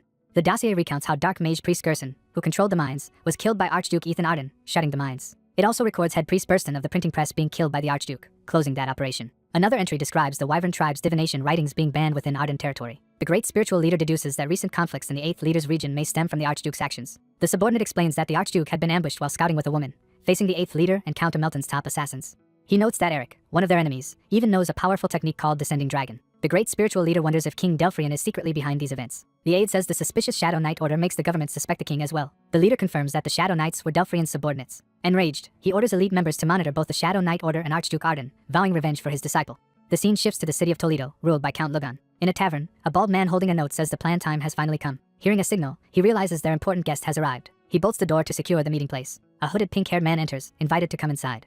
Removing his hood, he asks if the bald man is the second spirit leading this mission. The man introduces himself as Marcus and politely offers his visitor a seat. The pink-haired knight internally recalls Marcus's background in high-level intelligence and noble organizations. Marcus states that all preparations are complete and asks him to prevent civilian casualties during the operation. Smiling slightly, the knight tells him not to worry. He solemnly pledges on the honor of the Dragon Slayer troop to carry out the mission flawlessly. The next day in Toledo, townsfolk gossip that Count Lugan attempted to assassinate the Archduke. Others whisper that the Archduke survived unharmed. The rumor spreads that the Count's own knight captain and vice captain were responsible and have vanished. Guards suddenly shout at a gossiping couple, drawing everyone's attention. Surrounded by patrol knights, the man is accused of spreading dangerous rumors and told he should be grateful for reduced taxes. He shouts back that everyone knows the tax cuts only happened because the Archduke ordered them. The captain roars if they think the guards are fools. He kicks the civilian to the ground in front of the startled crowd. Declaring the man guilty of treason, he orders him dragged to the underground prison. Before they can move, a voice orders them to stop. Marcus steps forth, and the crowd cheers, calling him the Freedom Warrior. The captain accuses Marcus of leading the traitorous reactionaries. Marcus denies the accusation and demands the release of innocent citizens. The captain retaliates by ordering his men to arrest Marcus as they charge. Marcus braces himself, cloak fluttering as he prepares to act. The hidden knight suddenly flashes in with a blue sword arc, scattering the charging guards. The captain staggers and demands to know who this mysterious swordsman is. The pink-haired knight casually says his identity does not matter and pulls back his hood. The captain thinks in panic that this unknown warrior must be a powerful knight supporting the revolutionaries. He orders his men into an offensive formation to finish things quickly. The squad activates the Red Lion group hunt technique and charges the lone knight together. The Dragon Slayer knight advances calmly, sword wreathed in blue aura. He calls out Dragon Slayer sword art first form and unleashes the opening move. His shattering strike sends a huge slash that knocks several knights flying. The captain is stunned, realizing he has never seen this wyvern-style technique before. The knight then uses Dragon Slayer sword art second form, destructive draconic strike. A concentrated blast pierces another guard and drops him instantly. The captain frantically swings back at him in a counterattack. The knight smoothly evades and continues his assault within a sweeping blue arc. Without pause, he unleashes Dragon Slayer sword art third form, single ultimate flash. The resulting blast disarms multiple knights and sends their swords flying into the sky. One leader crashes to the ground, and the knight internally praises the Archduke's sword techniques. Catching his breath, he notes that even among warriors of equal rank he is far stronger. Stepping forward proudly, he identifies himself as Menharten, 6-star vice captain of the Dragon Slayer troop. Marcus rallies the crowd, shouting that the real enemy is the oppressive count, not the Red Lion order. The citizens erupt in cheers, begging the freedom warrior to lead them. In his manner, Count Lugan rages that his men have still not captured this troublesome warrior. His aide admits the foe is no ordinary revolutionary. The aide explains that he is sure the knights are backing the rebel, since the Red Lion patrol has already been defeated. Count Lugan panics, wondering if Arden's knights have already reached his city and why his captains remain silent. The aide nervously points out they have been unreachable for over a week and are probably dead. Pounding the desk in fury, the Count curses repeatedly. He concludes that the Archduke must also be badly wounded and orders a new captain appointed and a force assembled to crush the revolutionaries. Another servant bursts in with urgent bad news for the increasingly desperate Count. A panicked servant bursts in and stammers that Archduke Arden has appeared. The Count is shocked to hear that Arden has already seized Toledo's outer castle. The servant reports that the Archduke himself is leading the assaulting knights, stunning the nobles. The Count grits his teeth in frustration at the news. He orders the butler to gather all troops inside the inner castle, declaring a battle to the death. Soldiers and servants hurry into position as the forces are assembled. A guard on the wall is aghast at what he sees. He realizes the city's entire populace has gathered below the castle walls. Knight Captain Nerian of the Dragon Slayer troop calls for the Toledo guards to surrender. He proclaims that the land's rightful ruler has come to punish the traitor Count. The citizens roar in support outside the castle gates. Inside, a nervous guard insists Toledo is different and will hold, despite the uproar. He reassures his men that a troop of grade 4 mages stands ready to counter the Archduke. Confident in the defenses, he claims the Archduke cannot survive storming their castle. Crossbowmen on the wall are ordered to hold their ground and not fear. The commander orders a volley, and blue flaming bolts are loosed. The enchanted arrows rain down toward the cheering citizens, horrifying onlookers. As bolts fall, Nerian and his companions calmly advance toward the gate. Ethan erupts with red mana around his spear, preparing an attack. He unleashes mana shrapnel and a following wave, detonating the incoming bolts. Smiling amid the fading flames, Ethan tells his troops to advance. Empowered steps show Ethan magically rushing toward the castle. A red streak of Ethan's power surges up the wall against the blue bolts. Toledo's captain is stunned as the Dragon Slayer knights rush the gate and the mage circle. Nerian reveals that every Dragon Slayer knight wields high-grade power. The knights and mages clash as an officer shouts to fulfill the Archduke's orders. Toledo's captain urges his men to keep fighting until the Count's promised reinforcements arrive. Ethan instructs Nerian to form an elite team and capture the Count once the gates fall. Nerian agrees enthusiastically and charges into the breached defenses. Meanwhile, the Count's household flees through a secret passage with valuables in tow. A servant drops a precious item in panic while escaping. The steward berates the servant and orders him to pick it up if he wants to keep his position. Earlier, the butler had argued that a fight to the death is pointless against tens of thousands of revolutionaries. He had even suggested surrender, given that the Archduke himself was coming. The Count furiously reminded him of the fate of those who previously lost to the Archduke. The Count admitted the fight to the death was only to buy time while he escaped with treasures and select servants. Now in the passage, he nervously asks the butler if anyone is following them. The butler starts to say he has checked constantly when something interrupts them. The family hears a terrifying roar from behind, frightening the Count's wife and son. The Count realizes the castle has already fallen far faster than he expected. He urges everyone to hurry toward the hidden exit. Suddenly, a looming shadow blocks their path, startling the fleeing group. Hooded figures appear and calmly ask if the man before them is Count Lugan. A loyal knight assumes they are Arden's subordinates and charges them. One robed man's eyes glow with purple power as he prepares a spell. The spell instantly overwhelms the charging knight, killing him with dark energy. The caster's forehead mark glows as he revels in the slaughter. He then blows apart another knight with a devastating purple blast. Blood spatters over the surviving servants and the horrified Count. The wounded Count stammers, asking if they belong to the Brotherhood and why they are attacking him. The two robed men decide to keep only the Count alive for interrogation and kill the rest. With a sinister grin, one agrees to the plan and moves in for more killing. A surviving knight lies in agony, his eye wide with terror. Blood smears the corridor wall as more victims scream. Later, a pink-haired Dragon Slayer knight discovers the gruesome scene, shocked. His comrades conclude the bodies are the Count and his servants. They note bitterly that the Count ordered a last stand while trying to escape with his riches. The white-haired mage observes that no treasure was taken, so the assassins only wanted the Count dead. Nerian asks the mage Menharten what he can deduce from the crime scene. Menharten senses residual mana and judges the killers to be at least 6-star knights, very powerful individuals. The mage confirms it was likely a small group, perhaps just one highly skilled attacker. Menharten explains that all the victims were killed in the same way and asks what method was used. He determines the deaths were not caused by swords but by magic combined with wyvern tribe techniques. The white-haired mage counts 2 main clues and calls to Ilya for her analysis. Ilya adds that only the Count was tortured first, implying the killers questioned him for information. The mage concludes from their behavior who the true culprits must be. Ethan states that the Brotherhood is behind the assassination. The mage believes the Brotherhood is seeking the mastermind of their 8th spiritual leader's death. Ethan and Ilya reason that the attackers themselves must be spiritual leaders, given their power. Ethan remarks that the Brotherhood's movements make sense in light of his own actions against them. The mage explains that the Brotherhood is infiltrating the royal palace, suspecting the king is directing Ethan. Ethan is pleased that this will divert their attention away from him temporarily. He retrieves his confiscated 8th ring, satisfied to have regained it. The mage suggests exploiting the situation to pit the Brotherhood against the kingdom, and Ethan listens. The mage proposes a scheme to force the king to move by involving powerful allies like Marquis Bloten and Sir Populence. At Bloten Mansion, the Marquis is briefed on the current conflict between House Arden and the Brotherhood. Bloten is alarmed that the Brotherhood went so far as to murder a Count. Ethan notes they can act boldly because the kingdom's 7 renowned families back them and asks for Bloten's help. Ethan wants Bloten to investigate all those connected to the former royal blacksmith Williams to help purge Brotherhood influence at court. He explains that if proof emerges of collusion between the Wyvern tribe and the 7 families, their power will collapse. Bloten reflects that foreign nations are already under Wyvern control but believes the king, who hates them, will act if given evidence. He agrees to gather solid proof against the conspirators. Elsewhere, Ethan's younger kinsman trains, his sword wreathed in red flame. The young man charges with a fiery sword and shield, shouting as he attacks. He clashes fiercely with his sparring partner in a heated duel. His opponent braces behind an icy blue shield and counters. The blue shield bash sends the fiery trainee tumbling back. Another trainee, wielding blue energy, also struggles but keeps pressing the attack. The orange-haired partner promises to get more serious for his third young master. Empowered by blue mana, he leaps high, bearing down on his opponent. The dark-haired trainee blocks with a glowing shield, refusing to yield. In his room later, he hears that Ethan has already reclaimed 5 territories. A servant confirms Ethan's rapid conquests, including Count Amelton's lands. The news continues, but the young man grows quiet and tense. Worried, the servant asks if the young master is ill, but he denies it. He insists nothing is wrong, though he is clearly troubled. During more training, he reflects that he has only just learned Black Flame. Watching Ethan's feats, he feels inferior for still struggling against mere knights. His partner scolds him for losing focus during a duel. The orange-haired trainee unleashes a technique called Clear Brilliant Ambush. The dark-haired youth is battered by the flurry of blue strikes. He grits his teeth, thinking he is nothing compared to his prodigious brother. Yet he resolves to keep fighting and lets his red power explode again. His sword surges with red flame as he prepares a decisive blow. His opponent is shocked by the sudden surge in power. The red flame strike crashes down, overwhelming the other trainee. He follows up with a huge red shockwave, driving his opponent back. The impact of his shield slamming down cracks the ground. He executes his ultimate defeating strike, forcing the other boy to dig in desperately. Roaring that he cannot fall behind, he throws everything into his attack.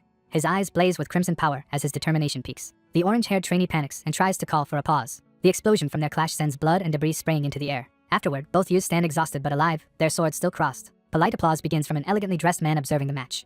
The instructor praises the third young master, saying his black flame has greatly improved. The young man humbly replies that he still has far to go. The instructor laughs that his black flame grows clearer daily, and he need not be so modest. He presents a glowing medicine orb as a reward, which the youth gratefully accepts. Then the instructor casually asks if the young master has heard any recent news about the Archduke.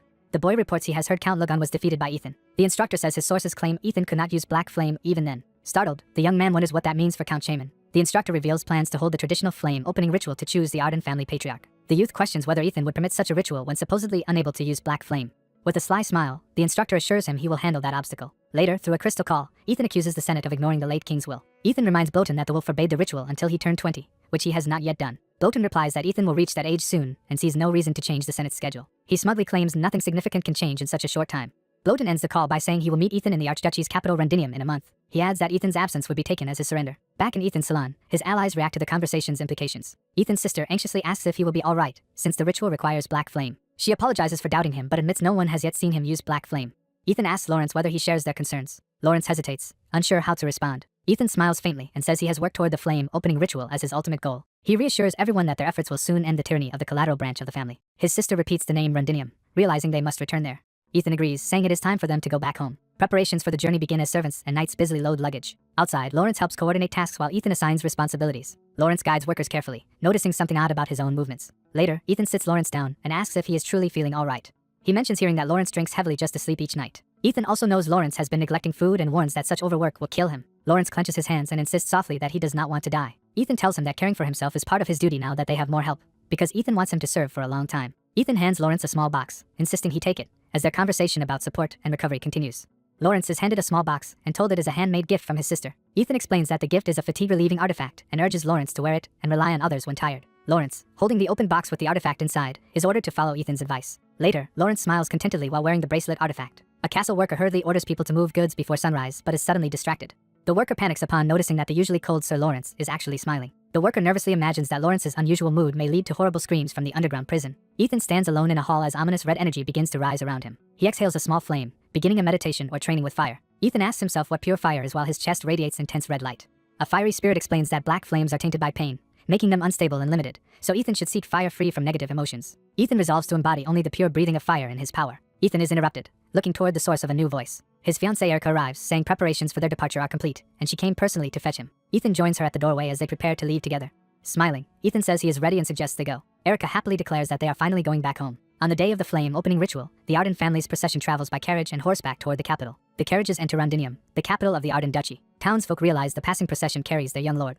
Moved citizens tearfully rejoice that the young lord has finally returned. A carriage wheel jolts over a stone as the procession continues. Inside a carriage, a blonde noble girl looks at the poor city and thinks the duchy's capital is more miserable than she expected. Lawrence angrily notes how the indirect branch nobles have ruined Ethan's birthplace. Erica gently places her hand over Lawrence's gloved hand for comfort. Lawrence looks at her in surprise at the sudden touch. He calls to her, noticing she has fallen silent and distant. Erica, troubled by what she has seen outside, silently thinks that Ethan must punish whoever made the citizens suffer. Ethan rides at the head of the procession, determined to make those who oppress the citizens pay. Upon arrival, a smiling Arden noble greets Ethan, saying they have been waiting. Ethan dismounts and immediately asks about the preparations for the flame opening ritual. The noble reports that everything is ready and that the ritual will take place at the Great Tourney Hall. Ethan accepts this and says they should begin the ritual at once, surprising the noble. The noble inwardly panics, wondering why Ethan is so confident when he supposedly cannot produce black flames. Ethan starts walking, but someone calls for him to wait.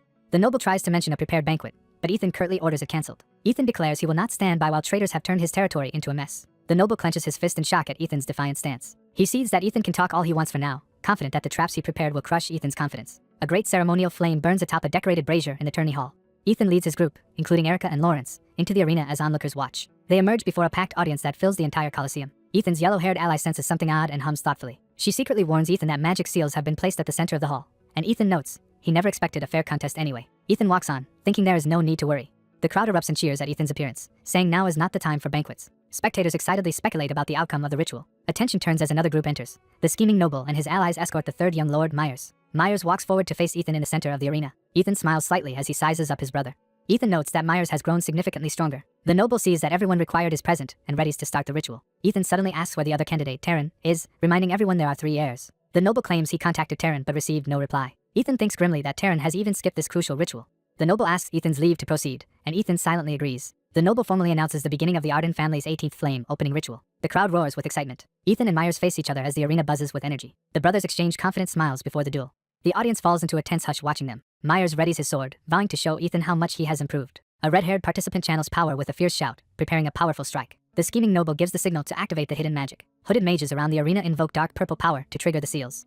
Their magic creates a massive purple magic circle that envelopes Myers as he attacks. Myers suddenly feels something wrong with his empowered strike and cries out in alarm. His darkened power swells into a huge, explosive wave above him. The noble watches with manic satisfaction as his scheme unfolds. Myers panics as the unstable power within him surges uncontrollably. Realizing Chaimon is force-feeding him mana, Myers concludes his uncle is behind this. Overwhelmed, Myers fears he might become something monstrous, when Ethan's calm inner voice tells him not to worry. Ethan reassures Myers to simply do his best, even as the cursed flames surround him. Ethan looks at him steadily, and tells him to trust him. Encouraged, Myers steels himself amid the raging red power. Myers unleashes a gigantic black flame attack across the arena. The crowd goes wild at the overwhelming display. Nobles in the high seats marvel that the third young lord might already surpass the former patriarch. Chaimon smugly believes the outcome is decided and that this spectacle guarantees his victory. Ethan responds by drawing his massive sword, its aura flaring red, shocking onlookers. Chaimon thinks Ethan is overconfident and cannot see any black flame aura on him, so he expects Ethan to fail. Ethan focuses on the doctrine of black flames, endless pain where fire circulates without end, birthing cursed black fire from suffering. He turns that doctrine around, declaring that others will instead feel those eternal flames. Ethan then manifests towering black flames from his sword, raising it high. Twin pillars of black fire erupt, and people shout that the first young master has also awakened black flames. Judges are stunned, questioning why Ethan has not been disqualified as Chaimon had assured them. Chaimon reels at the turn of events but consoles himself that the magic seal is still amplifying Myers' flames beyond Ethan's. Ethan, wrapped in black flames turning white, takes a steadying breath. Addressing the nobles, Ethan proclaims that although black flames have long symbolized Arden, they are unstable and limit their potential, and he will show them a new path. Confused nobles murmur, unsure what he means about changing the family symbol. Ethan declares that the family's future lies in white flames, then channels power through his sword. His black flames blaze and transform as he exerts himself. Ethan grimaces under the strain as he channels the flames. He roars and releases an immense surge of converted flame. A colossal column of white fire explodes skyward, stunning everyone. Observers gape in disbelief at this unprecedented sight. Chaimon screams in shock upon realizing Ethan has generated white flames. Other nobles recognize the phenomenon as the legendary flames of the first patriarch. Ethan's allies, including Erica and Lawrence, cry out his name in awe and joy. Ethan explains that the old black flame symbol acted as chains limiting the Arden family. He declares that, having understood the first patriarch's principles, he has learned that white flames represent the family's true future. Exhausted, Myers collapses to one knee after the ordeal. Following family law, Myers formally admits defeat and pledges absolute loyalty to Ethan. The audience erupts, chanting for the first young master to be chosen as patriarch. Ethan notes with a smile that the people's reaction leaves little doubt about the result. Chaimon trembles, struggling to proceed with the formal announcement. Under the crowd's chants, he reluctantly begins proclaiming the first young master as the 18th Arden patriarch. Before he can finish, a powerful voice shouts for everyone to stop, and a shockwave of pink energy ripples across the arena. Ethan and Myers whirl around, demanding to know who interrupted. A cloaked white-haired figure, Taryn, appears, radiating ominous crimson mana and challenging the right to choose a patriarch. Ethan senses the newcomer's mana and finds it deeply sinister. Erica reacts with horror, covering her mouth as she recognizes who it is. She cries out Taryn's name in panic, while others try to restrain her. Taryn, shrouded in corrupt magic, claims he is the rightful best successor as his power surges. Ethan is shocked to realize Taryn has become a berserk killer, recalling bloody memories of his brother. Taryn mutters about the Arden patriarch before acting. He then lunges forward, screaming that the title will belong to him. Ethan curses and charges, white flames igniting as he prepares to counter Taryn. Their first clash sends shockwaves through the arena as white and corrupted flames collide. Taryn roars and drives his own darkened sword strike at Ethan. Ethan senses how impure and unstable Taryn's mana is and concludes his brother is far from normal. Taryn furiously attacks Ethan, and Ethan shouts at the traitors' great families, demanding what they have done to his brother. Pink corruption spreads like lightning across the arena walls and sky. Ethan notes with relief that his last move disrupted the corrupt energy. He internally contrasts black flames, which destroy through curses born of impurity. He then prepares to counter with the cleansing power of white flames. Ethan believes his white flames can purify the darkness clouding Taryn's mind and swings again. Taryn staggers and cries out in pain as the white flames strike him. Spectators remark in disbelief that even at his age, the third young master's skill already rivaled the old patriarch's, and now the second young master is surpassing that. They grow even more shocked seeing Ethan actually overpowering Taryn despite the odds. From the stands, people exclaim that the first young master is clearly dominating the second. Two commanders watch, one addressing his captain about the situation. The captain analyzes that although Ethan's white flames look smaller, they are steadily devouring Taryn's ominous black flames. He admits Ethan keeps exceeding everyone's expectations. Taran, bleeding and desperate, cries out as his attacks are blocked and shattered. Ethan decides the fight is nearly finished and prepares a decisive blow. Just then, a powerful voice tells Ethan he has done enough. Ethan, still mid-swing and engulfed in white fire, appears almost berserk as he continues the motion. His overwhelming strike detonates against the arena floor in a blinding explosion. Ethan pauses and looks back, startled by something new. The audience gasps and murmurs in astonishment at the latest development. Everyone sees that a calm middle-aged swordsman has blocked Ethan's attack with his chest, revealing himself as Count Marlik. The crowd recognizes him as Count Marlik, a transcendent-level swordsman. Chaimon blurts out the full name Count Marlik Edwin in shock. A narration clarifies that with the Ardens weakened, the Rickian family led by Count Marlik and his 10-star knight captain has become the realm's most powerful sword family. Count Marlik casually remarks to Ethan that the last strike carried real killing intent and asks if Ethan meant to kill him. Ethan, displeased, says Marlik is acting unbefitting a knight by interfering in a formal duel. Ethan internally realizes with all that Marlik stopped his white flames using only raw mana, without any defensive technique. Marlik laughs that while knights should behave honorably, an unfair flame opening ritual needed to be stopped. In the stands, nobles panic as they recognize the newly arrived man and realize the situation has escalated further. The narrator introduces Rogers Berglane, the Duke Agil's family's mage captain and leader of the Black Demon Squad. Rogers' ally explains that both the Racial and Agil's families received the duel notice only 2 weeks ago, so young Master Taran had little time to prepare. Ethan internally mocks Rogers' excuse, doubting that someone like him could truly be a transcendental being. Ethan reasons that if Rogers were truly transcendental he could not have attacked him, judging Rogers as a newly promoted 9-star at best. Ethan concedes Rogers has immense mana, comparable to what Ethan had when he first became a transcendental being. Ethan deduces that real 11 or 12-star transcendental knights must have far greater mana than Rogers. On the arena floor Ethan, Rogers, and the others face off, as one of them impatiently demands to know what difference the excuses make. Rogers claims Taran's unstable state due to lack of preparation means the ritual must be redone. Ethan angrily retorts that Rogers himself caused Taran's instability, and demands to know what he did to him. Rogers feigns innocence, claiming he only taught Taran. Rogers moves to end the current ceremony, declaring the flame opening ritual invalid. He adds that they will arrange a fairer ritual later and contact Ethan about it. Ethan calls out to stop him as Rogers begins to walk away. Enraged, Ethan charges and orders Rogers to get lost while swinging his flaming sword. Ethan's sudden attack forces Rogers to hastily evade the lethal blow. The clash continues as Rogers blocks Ethan's follow-up strike, grunting from the force. Their swords collide again in a powerful exchange. Ethan braces behind his weapon as their blades lock, surprised by Rogers' strength. Rogers reveals black flames, shocking the arena with this forbidden power. Spectators react in horror to the unexpected display of dark flames. Ethan's family members are stunned by the terrifying sight. The patriarch realizes a secret generational technique leaked by indirect lineages has been mastered by another family to a frightening level. Onlookers murmur, astonished that Knight Captain Racial can also wield black flames and wondering what is happening. Rogers presses his attack as Ethan narrowly evades another strike. Ethan counters with rapid, flaming sword swings. Rogers calmly deflects Ethan's blows with composed skill. Ethan is driven back by Rogers' superior strength and technique. Ethan launches a leaping strike while Rogers raises his sword to intercept. Rogers analyzes mid-fight that Ethan's attacks are heavy for a 7-star knight and that his swordsmanship is flawless, though his mana is lacking. Rogers thinks Ethan's movements and black flames remind him strongly of Count Gerund. Rogers unleashes a sweeping, blue mana storm attack. Ethan darts through the whirling blades of wind, dodging and closing in. Ethan channels power into a fierce forward slash. Rogers braces and moves to parry the devastating attack. A noble observer is shocked that Ethan is holding his own against Marlik, a supposed transcendental being. Marlik begins to power up further, shrouded in ominous red flames. Ethan meets Marlik's empowered sword head-on, their weapons clashing with explosive force. Ethan realizes from the flow of blows that Marlik is still holding back. Ethan concludes that Marlik's black flames are much more stable than Taran's and guesses Taran was used as an experimental subject to perfect them. Ethan further infers that Taran was likely brainwashed and tormented to amplify his negative emotions for those black flame experiments.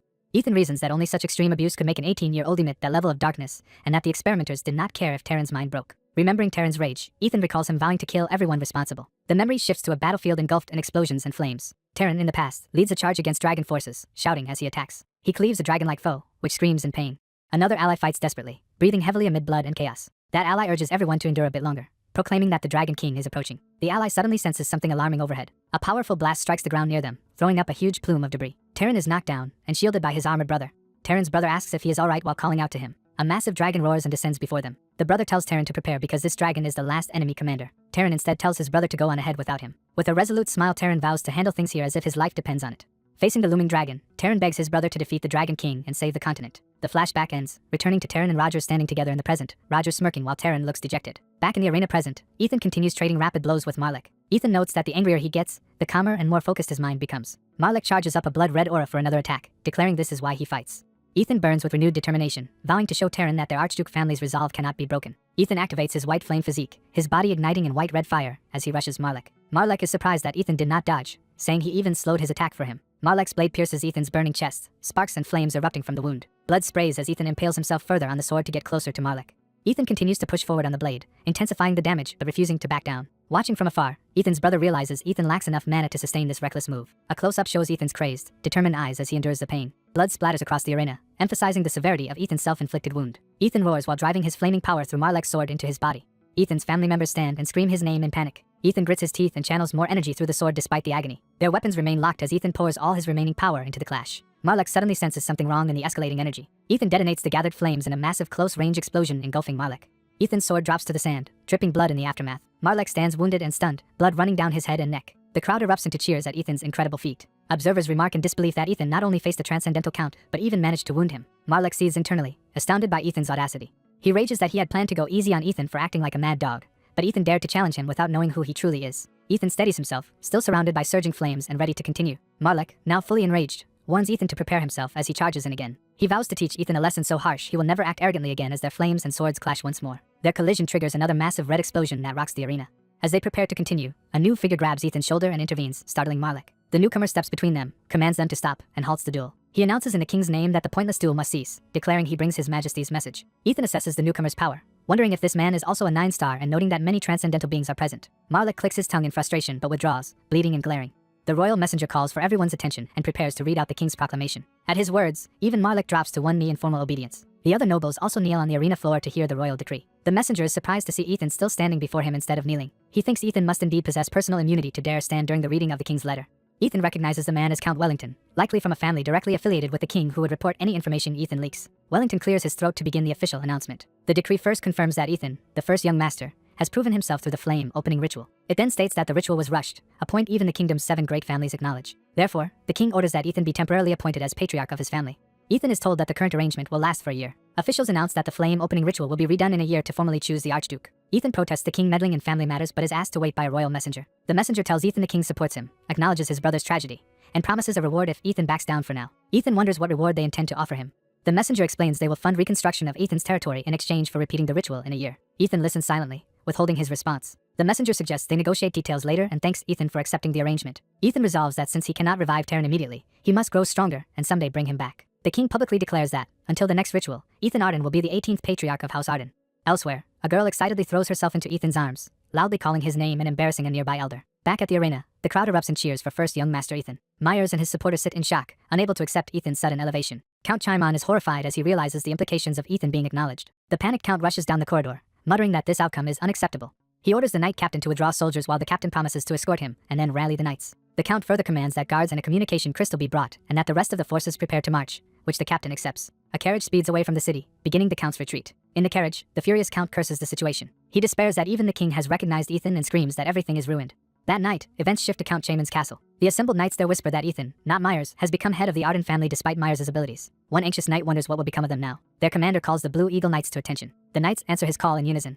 Addressing them, the commander claims Ethan only became family lord through underhanded means. The knights murmur in confusion about these so-called dirty tricks and speculate Ethan has powerful backers. The commander admits public opinion favors Ethan but begins outlining his own plan regardless. He explains to the count that they will first flee east to Hoyne County. The count adds that from there they will counterattack with help from Marquis Prechtel. Reassuring himself, the count notes he still has his full knight force. He fantasizes that, by conquering the Arden Duchy with Hoyne and Prechtel and then dividing the spoils, he can still profit. Suddenly a massive explosion rocks the castle grounds, stunning everyone. The count, buffeted by the shockwave, yells in confusion about what is happening. Through swirling smoke, armed figures in cloaks advance toward the castle. One of them, a blonde warrior, is recognized as part of the Dragon Slayer troop. That leader orders his Dragon Slayer troop to charge. The troop leaps forward at high speed to assault the castle. The defending knights recognize them as Arden soldiers and rally to attack. The two forces clash violently, screams and impacts filling the battlefield. The knight captain urges the count to escape with his family and entrusts the defense to himself. The shaken count agrees and prepares to withdraw. He curses that Ethan has managed to strike the inner castle so quickly. The knight captain is suddenly forced to react as a swift attack streaks toward him. He intercepts a powerful blow from the Dragon Slayer leader, beginning their duel. Regaining his footing, the captain angrily insults his opponent. The blonde leader addresses him as Knight Captain Llewellyn and offers him a chance to surrender peacefully. Llewellyn arrogantly mocks the Viscounty Knight Captain, insisting a county's Knight Captain far outclasses him. The Dragon Slayer leader retorts that any past gap in strength is outdated. He declares that since joining the Dragon Slayer troop he has grown, and that tonight he fights to restore the duchy to Archduke Ethan. The Knight Captain, enraged, yells for silence as he dives in with a sword shrouded in blue power at his white-haired opponent. He tightens his grip and drives his sword forward with full force. Both combatants unleash named blue aura techniques, clashing dragon and eagle-shaped powers. Their sword energies collide violently in midair, creating a burst of light. Realizing he is being overpowered, the captain panics at the thought that he might actually be losing. The white-haired warrior charges back with a shout, pushing the captain on the defensive. The white-haired knight roars and channels power into his glowing sword for another attack. His blow explodes against the captain's guard, showering the field with blue energy. The captain, refusing to accept defeat, rallies himself and surges forward. He reminds himself of his status as knight captain of the county, and steels his resolve. Declaring he cannot be beaten, he hurls himself into a desperate head-on strike. The white-haired knight is wounded and grimaces, grasping the weapon now stained with his blood. The captain grins maniacally, his eyes glowing red as his bloodlust rises. Screaming for his foe to die, he swings down a huge blue arc toward the other man. The white-haired knight braces himself, eyes wide, as the massive strike bears down. The captain's empowered slash blasts forward in a straight line. He is suddenly shocked mid-swing, realizing something has gone wrong. The white-haired knight, bleeding from the shoulder, counter-thrusts his sword toward the captain. In close quarters, the white-haired knight calmly tells Sir Llewellyn to surrender, while holding a sword lodged in the captain's back. He explains he does not want such a talented knight to die needlessly and offers mercy if Llewellyn swears allegiance to the Archduke. Llewellyn's hand trembles as blood drips from his arm, showing he is near his limit. Llewellyn laughs weakly, acknowledging the infamous claw of the Blue Eagle Knights biting into his side. He declares that the knight's pride will not crumble just because of the first young master, and stubbornly attacks again. The white-haired knight calls his resolve foolish as he watches Llewellyn charge. Blood streaks across the sky as the duel reaches its brutal conclusion. Llewellyn is sent flying and collapses, defeated, while the victor stands over him with sword drawn. The white-haired knight silently catches his breath, processing the outcome. The surrounding knights and trainees freeze, shocked by what they have just witnessed. The victor orders all forces loyal to Count Ferns to lay down their arms. A herald proclaims that the Archduke will spare those who surrender, urging them to yield. The herald further announces that the collateral branches have been subdued and tells everyone to acknowledge the land's sole rightful ruler. Time shifts to the Raetian Duchy mansion, where someone asks about the state of a wound. The muscular blue-haired knight apologizes for tarnishing the duchy's honor, but his lord dismisses the blame, noting no one expected Ethan's overwhelming talent. Asked what he learned from fighting Ethan, the knight reports that he has identified the nature of the white flame and roughly gauged Ethan's abilities. The Duke approves of this information as he sets down his pen on an official document. Duke Gerard Raetian orders that representatives of all 7 renowned families be summoned and tells the knight to attend as well. In the capital, a herald announces the arrival of the 18th Lord of the Arden family. Ethan, now recognized as a duke, enters in ceremonial uniform accompanied by a lady and a robed attendant. Ethan walks onto a platform before assembled soldiers and citizens bearing Arden banners. Addressing the duchy, Ethan acknowledges their hardships and says he wishes to comfort them for their past suffering. He assures the gathered people that from now on they can feel secure under his rule. Ethan proclaims that he has condemned Count Ferns and his co-conspirators, listing both main and collateral families. He sentences all those traitorous lines to death and declares the start of a new reign. The crowd erupts in cheers, shouting Ethan's name and celebrating the Ardens. Ethan then commands that the executions of the condemned traitors be carried out. Later, someone nervously arrives to meet him, stammering a greeting outside a door. Reviewing documents with his robed aide, Ethan laments that none of the current candidates are useful enough to manage his expanded territory. In a chibi aside, he indignantly asks if this shortage is his fault, while his aide denies saying that. The aide explains he tried recruiting sideline talents from other noble houses, but none met Ethan's standards. When the aide asks if Ethan recognizes any applicant's name, Ethan deflects, saying it is nothing. An elder servant announces that the next applicants are entering and addresses Ethan as Archduke. 2 young nobles, Gaelon Halame and Erkin Belmont, respectfully introduce themselves to Ethan. Pleased, Ethan thinks these are exactly the kind of people he was seeking and invites them to sit. Lawrence begins the formal interview by asking Gaelon why he chose the former Ferns County for development. Gaelon explains he envisions turning the ruined county into a vibrant center of commerce and culture to draw in residents. Ethan identifies Gaelon Halame by name, confirming his interest in him. Ethan recalls from his previous life that Gaelon was a timid but brilliant commercial genius who transformed the city, and he notes that Galen's ideas are unchanged. Belmont answers that he wants to take over the fertile former Melton County, and Ethan remembers him as the agricultural expert who once kept the duchy fed during war. Hearing Belmont's proposal, Ethan smiles inwardly, deciding this choice is excellent. Ethan tells them they have passed and orders their appointments to be processed immediately. He promises to assign knights and carriages and instructs them to depart at once to govern their respective territories. Overjoyed, Gaelon and Belmont vow to work hard in their new posts. The scene shifts to the Raetian Duchy Council chamber, where the 7 great families convene to discuss Ethan's recent actions. Duke Gerard has them read a report compiled from Count Marlek's testimony about Ethan's feats. Marquis Turian Prechtel of the Spirit Magician family is astonished that Ethan, the first young master, could outclass all other heirs unaided. The knight commander affirms that aside from the prodigy Maelton, none of the other heirs could stand against Ethan. Marquis Sage Aidan of the Spearmen, shocked, questions if Maelton is truly the only one near Ethan's level. Duke Samuel Dustin of the boxing family describes Maelton Raetian as the most capable heir among the 7 families. The report explains that Raetian used miracle medicines and secret techniques, including the Wyvern tribe style and Arden Black Flame, to raise Maelton into an 8-star master knight by 18. It describes Maelton, first young master of Raetian, as the strongest swordsman of the next generation.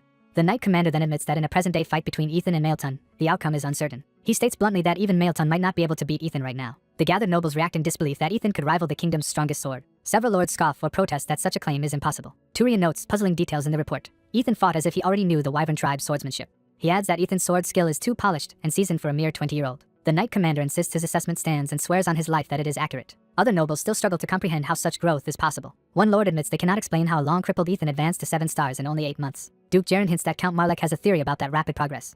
The others urge Marlek to explain his idea. Marlek reminds them how all families united with Arden in the war against the Wyvern tribe under ideals of justice. Another noble says they did fight together, but asks what that has to do with Ethan's current power. Marlek responds that those lofty reasons alone cannot justify Arden pursuing war even as his own house crumbled. He asks if such motives really excuse neglecting one's family for the sake of continuing the war. Then, speaking hypothetically, he suggests there might be another underlying motive. Marlek proposes that during the Wyvern War Arden obtained a secret technique, or artifact that transfers experience and memory. The nobles are stunned, repeating his words in shock. Marlek argues that if such a transfer occurred, Ethan's monstrous achievements and legendary white flame become easier to understand. Turian wonders aloud if Ethan's earlier collapse was caused by something other than a simple mana rush.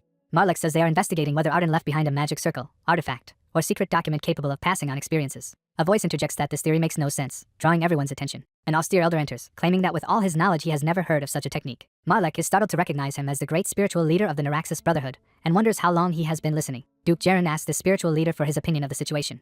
The leader says that if such magic did exist it would be extremely advanced, and points out that the Arden family has no connection to magic and such a method would be terribly inefficient. He argues that even if Arden's skills were transferred, the family had already fallen and thus gained little. Some nobles murmur that his reasoning is sound. The spiritual leader concludes that while Ethan is extraordinary, his youth remains a limiting factor. He then complains that Ethan's cooperation with the king is disrupting the Naraxis Brotherhood's infiltration of the Eastern Kingdom and purging their agents.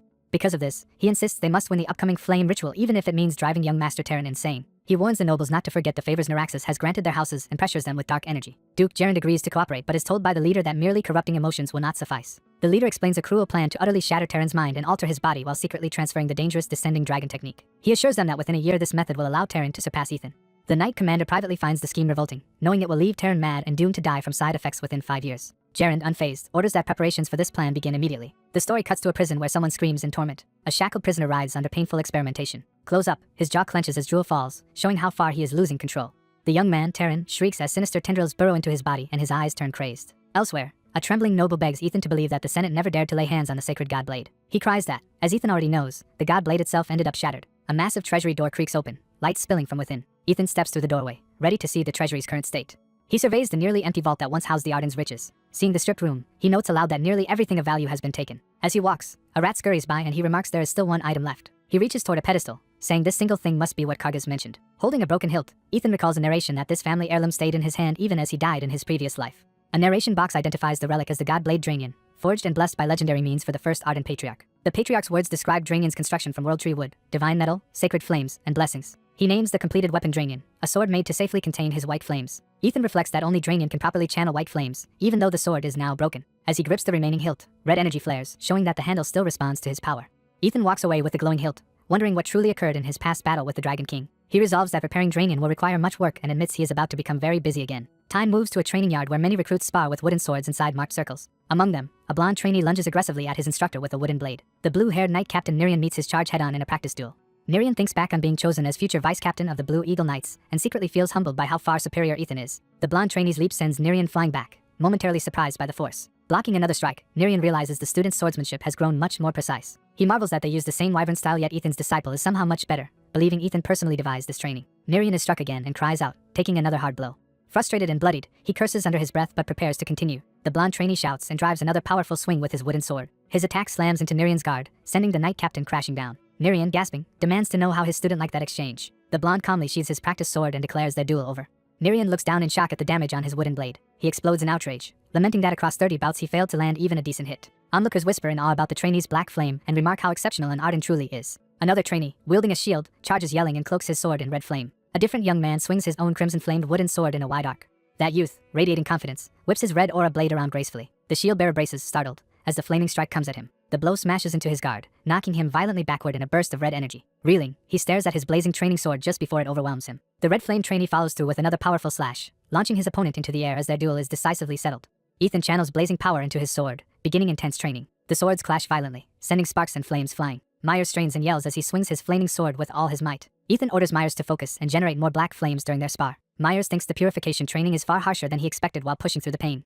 Ethan explains concepts of legitimacy versus corruption and of purification and curse, represented by white and black flames, as they fight. Ethan internally doubts his own ability to learn white flames and notes how much he is enjoying the black flames. Ethan's flaming attacks slam into Myers' shield, forcing Myers back. Ethan ends the day's practice and promises to give Myers notes that will help him learn white flames. Exhausted, Myers asks why Ethan will not teach him directly and wonders if Ethan is going somewhere. Ethan says he is leaving to recover the god blade and promises Myers a fitting weapon once he masters white flames. Someone starts to react in surprise to Ethan's declaration. Myers, stunned, repeats that Ethan is suddenly going to retrieve the god blade. Elsewhere, someone marvels at an object, asking if it is really a branch of the world tree. An old man excitedly asks to touch the displayed branch while a girl scolds him to behave. The old man angrily insists the branch of the world tree is impressive and worthy of all. The girl coolly says the branch is already broken and assumes they were summoned to restore it. Ethan confirms they will first address the blade and asks metal expert Malasis if there is a way to obtain Ardenite. Malasis explains Ardenite is a legendary divine metal that vanished 200 years ago, and that the god blade likely used the last of it. The girl notes that even the emperor cannot get divine metal and asks if they truly need Ardenite specifically. Ethan hints there's a substitute metal called Manirian alloy. The girl explains Manirian alloy is made from many metals and is about half as strong as Ardenite, then asks Ethan if he knows where to obtain it. The old man says they can buy Manirian alloy in the Dwarven Emeria Kingdom if they have enough money, earning a smack from the girl. Ethan decides he will take care of acquiring the alloy, thinking of his connections with influential men. The old man suggests a dwarf they know can process the metals, and they shift focus back to the world tree branch. When the elves' whereabouts are raised as a problem, the girl eagerly volunteers to handle that. She proudly announces that she personally knows an elf. The old man is incredulous that someone as unsociable as her actually has an elf acquaintance. Later, someone knocks and formally asks Archduke Ethan if he has time to talk. Hearing the voice, Ethan looks up from his desk, recognizing who it is. Marquis Bloton enters, laughing and saying he came to congratulate Ethan on becoming an archduke. Ethan greets him warmly by title. They note this is their first in-person meeting, and the Marquis says he came to give Ethan a gift for his new rank. While sipping tea, the Marquis asks if Ethan needs anything in particular. Ethan says there is a favor he wants and hands over a scroll that will help secure what he needs. Reading the scroll, the Marquis realizes it contains instructions to create 2 new items. Ethan asks the Marquis to procure Manerian alloy from the Dwarf Kingdom. The Marquis reacts to how expensive Manerian alloy is and wonders how he can obtain it. Ethan reflects that his current sword cannot withstand white flames and that rare materials are hard to find, even with money. The Marquis admits Manerian alloy is difficult to obtain.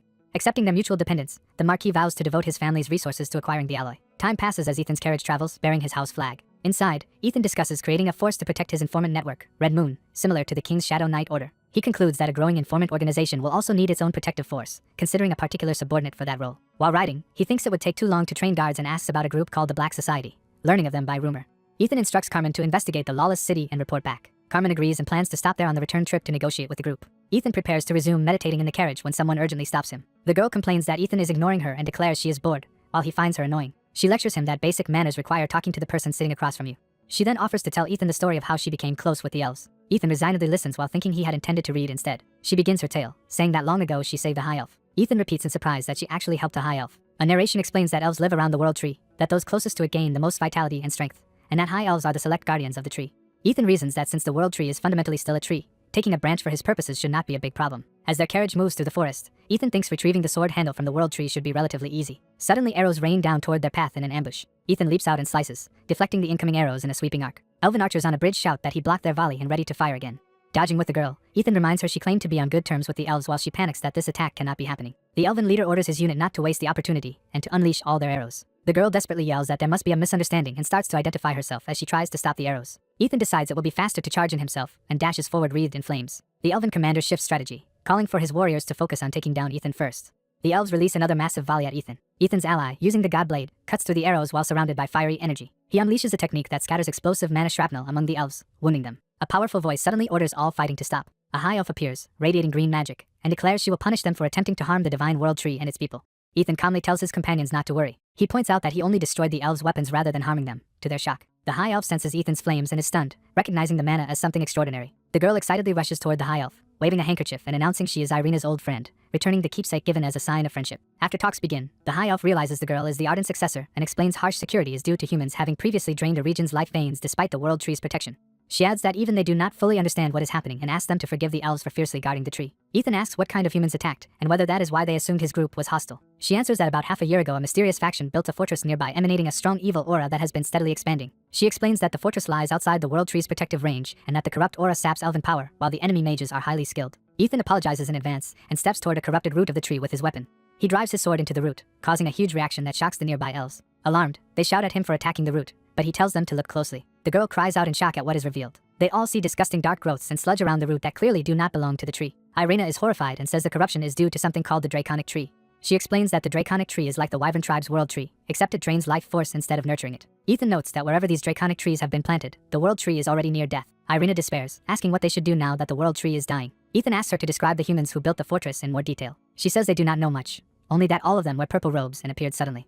Ethan remembers a sinister figure in purple robes and confirms with her that this matches their appearance. Clenching his weapon, Ethan realizes the connection between the purple robe cult and the Wyvern tribe. He tells the elves that he and his companions will help and asks them to guide the group to the enemy fortress. In the fortress, a strange fruit dangles from a corrupted tree as if ripening. The camera pulls back to show the Draconic Tree itself towering over a seated hooded figure. 2 cultists enter and address a 6th spiritual leader, announcing they have come to report. They inform him that the world tree is already mostly tainted and that the elves will lose their power once it dies, which he accepts with sinister satisfaction. The leader smirks that it is already too late for the elves to stop their plan. He orders his followers to proceed in secret and prepare an ambush once the world tree is fully corrupted. Gazing at the fruit, he calls it the Draconic Tree's fruit. He giddily muses about the unimaginable mana stored in the fruit, a miracle medicine formed from the world tree's stolen life force. He restrains himself, deciding to wait because disobeying the higher spiritual leader would be suicidal. He reflects that even consuming many fruits would not let him surpass that master, whose ultimate goal involves the seed that will remain after the world tree dies and the high elf chosen to raise it. He recalls that their original goal was to secure that seed and caretaker and notes that, with an ally named Eric having failed, his own responsibility has increased along with the reward of advancing his dragon techniques. He imagines gaining far greater power from mastering the descending dragon arts. He thinks that once he does, he will also gain much more for himself. Suddenly his puppet doll convulses, signaling an intruder has entered their domain. He calls out his silver palm mage force to respond to the invasion. A cloaked subordinate appears via purple magic, answering the call of the spiritual leader of domination. The leader says he senses elves again nearby and orders that they be captured alive. Back outside, leaves rustle and the sky is peaceful for a moment. Ethan and the girl speed through the forest, racing toward the fortress. Ethan lands lightly on a high route, stating that the enemy base must be close. From afar, they see the purple-shrouded temple, and Ethan notes the sickening aura seeping from inside. Ethan senses someone approaching and remarks that the enemy has realized they are coming. Several purple-robed mages fly out, surprised to see humans instead of elves. Ethan tells the girl to move aside as he prepares to confront them, sword in hand. The red-haired mage laughs and orders his subordinates to attack while keeping the intruders alive. The mages unleash an enormous blast of purple energy toward Ethan and the others. Ethan counters by activating his technique Solar Prominence II, surrounding himself with fiery power. His fire cuts through the incoming spells like a detonating serpent, overwhelming the mage's magic. The red-haired mage screams as Ethan's attack strikes, shattering their offensive. Shocked, the mage wonders who Ethan is and hastily orders his men to retreat. The cultists flee into the forest under a covering barrage of magic. The elves, impressed, suggest chasing the retreating enemies, whispering that the rumor of an Arden who drove away the Dragon King must be true. Inside the fortress, a massive explosion rocks the corrupted interior. Ethan and the girl step through the breach, with the girl marveling that they have already reached the fortress's inner area. Their group of elves follows them in and stares at the ominous purple-tainted temple. The elves gag and clutch at their faces, barely able to endure the oppressive evil energy inside. Ethan inspects a spike driven into the ground that leaks corrupted purple energy and blood. He drives his flaming sword into that corruption, igniting it with purifying fire. He then expands a protective ring of flames around his group and tells everyone to stay near him. From within the fortress, a voice commands all mages to stop Ethan and the elves as Ethan walks forward under his fiery barrier. Above them, a vast purple magic circle forms, alarming Ethan's allies. The spell slams down, but Ethan's barrier holds, leaving the cultists screaming within its burning edge. Irina and the other elves collapse under the residual pressure, their bodies struggling to withstand the magic. The fiery girl scoffs at the enemy's gravity spell and calls them fools. She lands with explosive force, pushing back against the oppressive gravity. She raises her hand and summons a huge golden magic circle of her own to counter the enemy spell. She comments that she will have to protect everyone, channeling her power upward. Standing beside her, Ethan states that if she protects the others, then he will focus on the main enemy. One of Ethan's purple-eyed foes, acting as spiritual leader, rushes forward with writhing dark tendrils, prepared to fight Ethan directly. He greets Ethan by name, saying the Archduke looks exactly like the wanted sketches. Ethan dives down with his sword, asking simply what of it as he attacks. The leader blocks the blow with powerful purple magic claws. Ethan notes that even without using white flames, the enemy still managed to block his strike. The leader, now sure Ethan is Archduke Arden, grins maliciously. He declares that the area will become Ethan's grave and warps the battlefield into a towering cage of purple energy around them. Ethan stands inside the completed prison of dark spikes, registering the danger. Outside, the girl spots a gigantic swirling ball of purple magic forming within the fortress, and reacts in alarm as the confrontation reaches its peak. The elf woman panics and cries out for Archduke Ethan. The blonde warrior calmly assures her Ethan will be fine and shifts to a more pressing concern. Cultists wreathed in purple energy order a full assault to stop intruders from reaching their spiritual leader. Hearing them call her group insects, the blonde woman becomes comically furious. In a flashback, a masked elder tells Diego he is now qualified as a spiritual leader and reveals a domination art granted by the Dragon of Domination. The elder promises to teach Diego this technique, which allows him to control living beings like puppets. Back in the present, Ethan dives through waves of purple energy to attack. Ethan analyzes the unfamiliar spell, deduces it is a domination technique, and judges that direct contact with it is dangerous. He decides instead to grip his weapon tighter and prepare another approach. Ethan channels white flames to purify the corrupt mana surging toward him. Diego acknowledges the legendary power of Ethan's white flames, impressed that its reputation is real. He then reveals that the damage Ethan dealt was only an illusion meant to set up his real move. Diego activates the Deceptive Eye, unleashing a powerful purple ocular attack at Ethan. The Deceptive Eye ability is highlighted as the focus of this spell. Narration explains that Deceptive Eye is dragon tongue magic that seizes a target's mind, enslaving even transcendence until death. Diego hurls twin manifestations of the Deceptive Eye at Ethan, intent on killing the Archduke. Ethan cleaves through the incoming eye constructs with a fiery slash. Diego is shocked that his attack was cut apart so easily. Ethan follows through, slashing Diego's body and spilling blood. Diego screams as he is flung away, clutching his bleeding arm while his hand falls limp. Ethan, dissecting the spell, concludes that the eye controls the mind while mana threads control the body and scoffs that dragons still rely on such tricks. Diego admits Ethan's skill for withstanding his magic with so little mana and realizes he underestimated him. However, he boasts that within his own territory he still holds the advantage. Diego calls upon the dragons and begins the summoning, proclaiming that he, Diego, invokes them. Ethan watches silently as the summoning proceeds. A massive clawed hand bursts forth, tearing into Diego as he screams. Diego's body begins a painful transformation under the dragon power. His legs and tail morph into draconic limbs, completing the partial transformation. Ethan observes and wonders if this is the kind of transformation Ilya had previously described. He recalls fighting another spiritual leader in a pocket dimension and being told their bodies had been altered to resemble those of the dragon tribe. As Diego roars in full dragon form, Ethan notes with interest that he finally gets to see this transformation up close. The narration emphasizes that Ethan now witnesses firsthand a humanoid body fully reshaped into a towering dragon warrior. The transformed Diego clenches a fist, power surging around him as he laughs ominously. As a dragon-headed being, Diego revels in his overwhelming aura and demands Ethan acknowledge its strength. Ethan smiles and says he will show whether his own next move can still be dismissed as a petty trick. He ignites his body and weapon in blazing white flame, preparing to counter the dragon. Seeing Ethan's transformed arm in flames, the dragon reacts in startled alarm. Ethan examines his own draconic flame arm with curiosity while Diego, stunned, asks how he achieved it. Diego is horrified that Ethan copied the descending dragon technique after seeing it only once, a feat that took him a lifetime to master. Ethan coolly explains that this power manifests a dragon from mana and that he currently has only an arm formed, yet already finds it useful.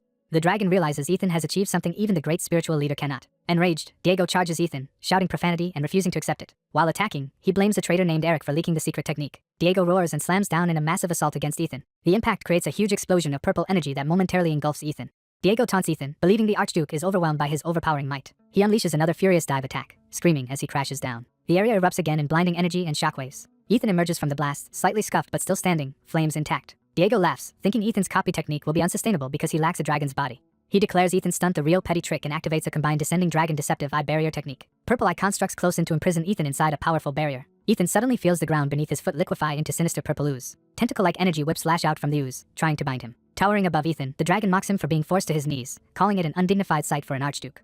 Diego claims this overwhelming difference in power shows the gap between dragon and human. He unleashes what he believes to be a finishing blow toward the pinned Ethan, while an ally shouts the archduke's name in fear. Ethan counters with a massive red-white explosion, blasting apart the surrounding energy. The dragon reels, shocked by the size and force of Ethan's blast. Realizing his attack failed, Diego stares in disbelief at Ethan's unexpected resistance. Elsewhere, more cultists pour their mana into a ritual, vowing to crush their enemies like insects. The blonde woman, again enraged at being compared to insects, prepares a powerful spell. Her magic detonates high above, slamming into the cultists' large ritual circle. The shocked cultists realize the spiritual leader's mana authority is being disrupted. Seeing the result, the elf woman gasps in amazement. Ethan appears alive and unharmed, sword in one hand and Diego subdued at his feet, reassuring the others. The elves can hardly believe that Archduke Ethan survived and prevailed like this. Diego, now captured, recognizes Ethan as the sixth spiritual leader's opponent and reacts with dread. The blonde mage, impressed that Ethan finished the fight faster than expected, decides it is time to display her own abilities. A surviving cultist leader tries to rally his followers, commanding them not to lose focus. The blonde mage grins ferociously as she unleashes her power. Her magic devastates the surrounding forest area in a gigantic golden explosion. One cultist is blasted off his feet, left barely conscious amid the destruction. Later, Ethan explains he deliberately left this cultist alive so they could try to extract information from him. Ethan concludes that all cultists are bound so they physically cannot reveal the truth, likely due to the great spiritual leader's magic, making interrogation pointless. The blonde woman notes, with interest, that Ethan also partly copied the dragon transformation skill and praises how useful it seems. She asks permission to take the surviving spiritual leader for experimentation to study the skill further, and Ethan agrees while prioritizing finding the draconic tree. The elves lead the group deep into a man-made cavern, surprised by how extensively it has been dug. Ethan notes that the cult invested considerable effort into constructing this underground site. Reaching a vast chamber, the blonde woman asks if they have finally arrived at their destination. Ethan confirms that this is indeed the deadly draconic tree. He explains that this tree is lethal to all beings except the dragon tribe. Ethan raises his flaming weapon and begins to burn away the corrupted tree. The draconic tree erupts in red-black flames as Ethan's fire consumes it. In a flashback, an armored Ethan remarks that they have finally destroyed all draconic trees in the region. Ilya addresses Commander Ethan, marking this as a scene from his past life. Ilya describes how the draconic trees have corrupted the surrounding lands, making them unusable even with healing magic. She wonders aloud whether the displaced people will ever return to these blighted lands. Ethan answers that humanity's will to survive is strong, so he believes they will. He envisions a future when the dragon tribe is driven out and peace allows people to come back. Ilya agrees that humans will someday plant new seeds here. Ethan declares that he fights precisely for that hopeful future. Over the burning wasteland, narration affirms that humans are beings who know how to cling to hope. Back in the present, Ethan cuts free a strange pink fruit-like growth from the draconic tree before it is entirely destroyed. The blonde mage cheerfully uses her magic to pluck and hold the flaming branch with the fruit. She proudly says she saved it before it was completely burned, while Ethan asks what she plans to do with the draconic tree branch. Ethan warns that the fruit is hard to destroy and questions her if she intends anything dangerous. She laughs, says she has a brilliant idea for repairing the god blade's handle, and plans to purify the draconic fruit as well. Irina shyly approaches Ethan, hesitating as she begins to address the Archduke. Blushing, she says she does not know how they can ever properly thank him for what he has done. Ethan replies that he simply fought his enemy, the dragon tribe, and then asks what the elves plan to do next. Irina admits she has been worrying about their future. She predicts that the Brotherhood across the kingdom will continue targeting them because they guard the world tree. Ethan unexpectedly tells the elves to come live in his territory. He promises that within his lands he can protect them, and that even the Brotherhood would not dare invade the Arden domain. The elf leader appreciates the offer but hesitates, recalling how humans have harmed their kind. A flashback shows how elves and dwarves were once kidnapped and enslaved by humans driven by greed. The blonde mage comforts Irina, telling her not to worry. She vouches for Ethan, saying that after decades of observing humans she knows he is a good man and urges Irina to trust him. Internally, she muses that Ethan clearly hides a secret, given his preternatural calm and ability to copy dragon powers without side effects. She notes that despite his overwhelming strength she has never seen him bully the weak, which is why she trusts him. Irina, still nervous, accepts and asks what they should do in return for such generosity. Ethan immediately answers that he wants nothing in return. He elaborates that he will grant them a self-governing area in his territory so they can live apart from humans if they choose. He tells Irina their only duty will be tending the world tree there, astonishing her with the simplicity of his request. Ethan casually adds that he does want a single branch from the world tree before they plant it, revealing this was his only goal from the beginning. Time passes and a carriage speeds along the road toward a walled city. Inside the carriage, the blonde mage asks Ethan about the city Lawrence mentioned and what kind of place it is. Ethan replies that the destination is a lawless city named Carmen. She peers out, surprised that such a supposedly lawless place looks orderly and pleasant. Ethan narrates how Carmen began as a barren land where wanderers gradually settled and anything could happen. He describes how it became a truly lawless den of smuggling, vice, and crime where all races were equally involved. Over time, factions formed and under national pressure, Carmen started establishing its own rules. Stepping from the carriage, Ethan mentions these rules, known collectively as Carmen's laws. One such rule is displayed at a large building where guards stand watch. No one may act without a formal request. A doorman blocks Ethan and his companion, saying entry is restricted and asking their business. Ethan shows a special golden plaque and states he has come to meet the Black Society's leader, asking if the man recognizes the token. The doorman is shocked by the significance of the identity plaque. The staff instantly become deferential, inviting Archduke Arden inside and hurrying to inform their leader. As they walk in, someone asks inwardly what Ethan has come to request, and he thinks to himself that request is hardly the right word. Ethan privately resolves that he has come to take control of the Black Society, while the staff nervously guide him to their boss. The scene shifts to the exterior of the elegant headquarters building under a bright sky. Inside a reception room, Ethan and the blonde mage sit calmly on a couch, waiting with prepared tea as others look on. The Black Society leader, Dekar Vardem, appears and politely asks why such an important person has come to visit him. Ethan states directly that since they are in Carmen, he will speak plainly about his intentions. He asks Dekar what he thinks about working for him, stunning both Dekar and his subordinate. The room falls into tense silence as Dekar and his aides stare at Ethan and his companion. Dekar remarks that the proposal is abrupt and asks permission to pose a few questions, which Ethan grants. Dekar first asks why Ethan needs them, and second what they would gain by working for him. Ethan explains he plans to create an organization in Arden similar to the famed Shadow Knight Order, serving as his spy network. Dekar's aide points out that the reward would be the honor of becoming Arden's secret Knight Order. Dekar adds that he expects to receive secret assassination techniques in return, surprised by the implication. He pauses Ethan, noting that the Arden family is known for swordsmanship rather than assassination, and questioning the mismatch. He warns that if Ethan is lying to manipulate them, there will be consequences. Dekar declares that even though Ethan is the Arden Archduke, they will not tolerate deceit and prepare to respond aggressively. Ethan and his companions sit composed and unruffled as tension and killing intent surge in the room. Dekar, cloaked in blue aura, threatens that Ethan may not leave Carmen in one piece if he persists. Ethan simply smiles faintly, unfazed by the threat. Dekar, after a moment's consideration, abruptly agrees to Ethan's proposal, shocking his aide. Ethan stands and asks to be guided to the training hall, ready to proceed with demonstrating or formalizing their new arrangement. The Black Society's core members are introduced while someone asks to stay and observe them. Ethan dismisses the assassin's skill as nothing special while casually handling a dagger. The assassin, confused, asks if Ethan wants to see his swordsmanship or his movement technique. Ethan calmly offers to demonstrate whichever technique the assassin chooses. The assassin inwardly fumes at Ethan's arrogance, thinking knights and assassins fight in fundamentally different ways. He recalls welcoming Ethan because of the Arden family but reminds himself he is an assassin capable of killing elite knights. Deciding on footwork, the assassin asks Ethan to evade his strongest attack using only movement. Ethan smirks in silent acceptance. Ethan signals the start of the bout as they face each other. In a blur of speed, the assassin rushes Ethan while Ethan answers nonchalantly. Shocked mid-charge, the assassin realizes something is off. He unleashes his powerful slashing attack with a shout. Missing, he scolds Ethan for lacking composure as a leader, then notices something and reacts. The onlookers are stunned and demand to know what Ethan just did. Enraged, the assassin prepares to attack again. He drives another explosive strike into the ground. Ethan's swift steps easily carry him away from the assault. Ethan taunts that the last move could not have been the promised ultimate attack. The assassin falls silent, gritting his teeth. Elsewhere, Ethan is asked to analyze the Dragon Tribe's skills, a task he agrees to complete within a week. Through a crystal ball, someone thanks Archduke Ethan for taking on this work. Ethan believes the Dragon Tribe techniques will let him further advance his self-created Dragon Slayer sword art. He opens a book of Dragon Tribe techniques collected by the Marquis family. Reading, Ethan is surprised by what he finds. He studies the diagrams intently, absorbing their meaning. He recognizes among them the Shadow Worshipper technique that even his past life failed to fully comprehend. Back in the duel, the assassin admits Ethan's skill and apologizes for his earlier loss of control. Ethan is about to launch a real attack when the assassin hurriedly stops him. The assassin, flustered, insists Ethan should use mana since the current level is too easy. Slightly annoyed, Ethan channels mana into his dagger, wreathed in blue aura. Power surging, he demands how Ethan can belittle assassination techniques so much. Ethan dashes in with a confident smile. He uses his Azura sword's first form, clashing blades with the assassin. The assassin thinks he has landed a decisive blow but holds back from killing. In the next instant, he is the one struck and bewildered.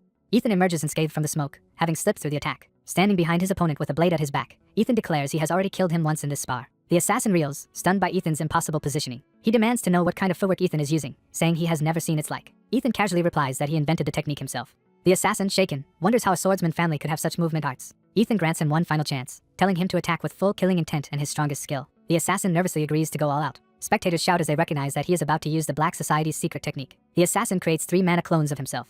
Surrounded by copies, he apologetically warns he will truly attack to kill. Their combined energies coil like a dragon as they prepare to strike. He unleashes Dark Azura secret sword, clone bewildering strike, from every direction at once. Ethan identifies it as the Shadow Worshipper style, an assassination art of the Dragon Tribe. The clones converge with huge slashes aimed at him. Narration explains that Shadow Worshippers hide within darkness and have slain countless knights, while Ethan has refined their style into his own technique. Ethan demonstrates his evolved movement art, shadow steps, intertwining with their attacks. Onlookers gape that even their greatest secret technique is ineffective against him. The assassin collapses to his knees, wounded and gasping. He realizes he was the one overestimating himself, and compares his ability to a frog in a well next to Ethan. Admitting defeat, he begs Ethan to teach them. Ethan remarks that the world of swordsmanship is vast, and that he has broadened their perspective. He explains that even under the Arden family, their roles as information gatherers and assassins will remain unchanged. However, he promises that the Black Society's name will be turned into a symbol of justice. Hearing they will become like the Royal Shadow Knight Order, the assassin eagerly asks Ethan to accept their service. He kneels with his members, saying that with Arden backing and a new secret technique, they gladly swear loyalty. Satisfied, Ethan welcomes them formally into the Arden family. Later, through crystal communication, Ethan reports that the Dragon Slayer troop is guarding the elves and that he has absorbed the Black Society into his organization. His contact adds that Marquis Prechtel has secretly requested a meeting with Ethan. Ethan notes that one of the kingdom's 7 renowned spirit mage families now wants to meet him. He wonders what Marquis Practal is planning but decides to schedule the meeting later. The young noble on the other end asks if delaying is wise. Ethan reasons that since the Practal family holds one of the 8 rings and approached him first, he can afford to keep them waiting. Changing topics, Ethan asks for updates on territories placed under new managers. The contact says Galen's Hermes territory in particular has been interesting.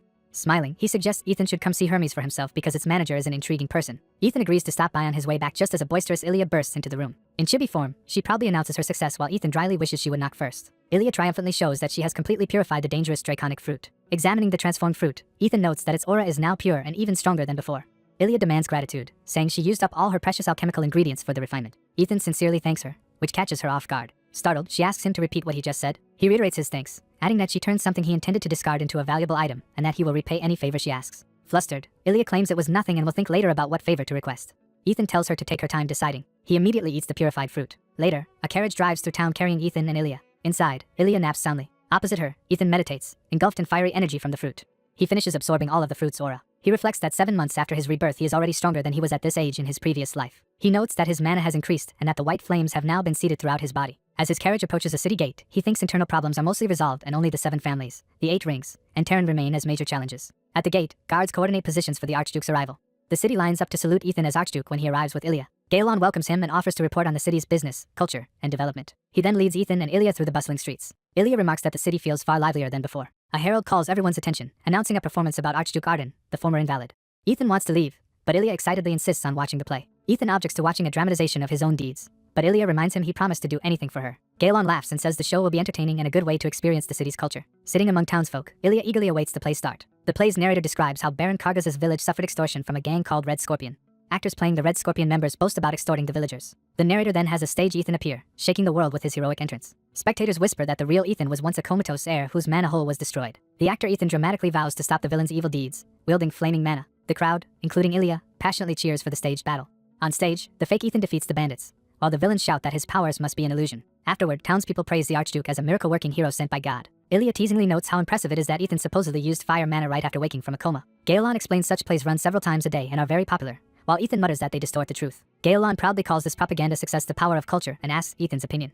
He offers to show Ethan one more cultural attraction and leads them to a card game tavern. Inside, a flustered red-haired player panics over a bad draw while the room bustles. Gaelon invites Ethan to sit and try the card game once more. Ethan realizes the cards depict real people and events, recognizing that this game is more than ordinary entertainment. He notes that by casting the Ardens as heroes and the Brotherhood and Dragon Tribe as villain cards, public opinion will shift in Arden's favor and reduce curiosity about those groups. He plans to later enchant the cards with magic to make the game even more attractive and widespread. Concluding that the game has strong potential and solid design, Ethan evaluates it positively. Watching Ilya lose, he understands why Lawrence wanted him to see Galen's commercial talent firsthand. Ethan decides to increase Galen's funding for developing the game. He instructs Gaelon to keep improving it and promises greater profit shares once the business stabilizes.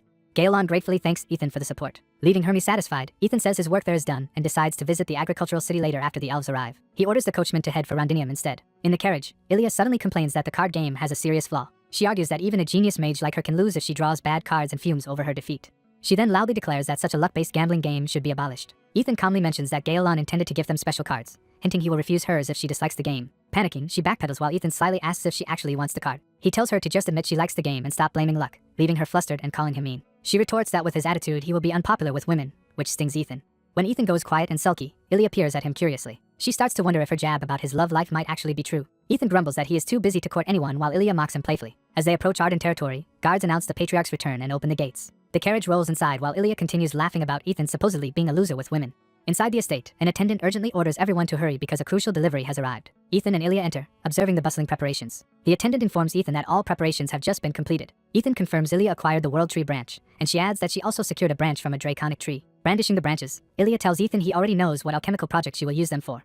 The elder mage examines the draconic tree branch, sensing the ominous energy of the legendary evil tree. He rallies everyone, announcing they will empower the branches and forge a divine blade. Ilya enthusiastically agrees to assist, boasting that a great mage like her must take part when such rare ingredients are involved. Their combined magic ignites, sending streams of enchanted energy across the workshop. Ilya and the elder chant and pour power into the materials, sparks and runes crackling everywhere. The converging energies form a blazing cross over the branches and dagger hilt lying in the center. From the inferno, a transformed, flame-wreathed dagger emerges. A watching young man senses something unusual and reacts. The new weapon continues to evolve, wrapped in burning cloth and crackling with power. Ilya gasps in shock as she sees the unexpected result of their ritual. The damaged sword handle begins fusing with the draconic tree fragment amid a violent surge of energy. Ilya and the old mage panic as the materials start fusing on their own far earlier than expected. The fused components form a new, glowing handle that radiates intense mana. Nearby lamps flicker wildly as the mana surge spreads through the workshop. The lights overload and begin exploding, shocking the assistants. The unstable handle floats in a huge mana vortex, forcing Ilya and the mage to shield themselves. The old mage realizes a new god object is forming and orders Ilya to keep feeding it mana. Exhausted, Ilya complains she cannot supply infinite mana and desperately calls the Duke for help. Ilya and the old mage pour massive streams of mana into the raging handle. Ethan, watching calmly, wonders why such a simple handle demands so much mana. They conclude the draconic tree's greedy nature is causing the extreme mana absorption. The old mage warns they must satisfy the object with mana quickly or it will drain them all to death. He rejects stopping the spell, explaining that forcing it to end would destroy the entire god blade. Ethan acknowledges this, powers up with red energy, and tells everyone to brace themselves. His vampiric fangs show as his power builds to its limit. Ethan opens his 8 ring, unleashing overwhelming mana that stuns Ilya and the mage. His power crashes into the unstable handle, compressing the violent energy. The mana storm implodes into a blinding flash. When the light fades, the exhausted group sees that the raging energy has finally calmed. A completed, ominous red and white god blade handle now hovers quietly in the air. Ilya proudly presents the restored handle to Ethan, noting its interior is whole and the draconic tree is perfectly fused. She explains they had only planned to repair and strengthen the handle before the ownership ritual, but everything finished in one go. Ilya cheerfully credits Ethan for allowing them to complete the dangerous process safely, while he notices something odd. Examining the handle, Ethan senses that something about this outcome differs from his past life. Days later, dwarven smith Populence arrives and is shown the rare Manerian alloy he will forge.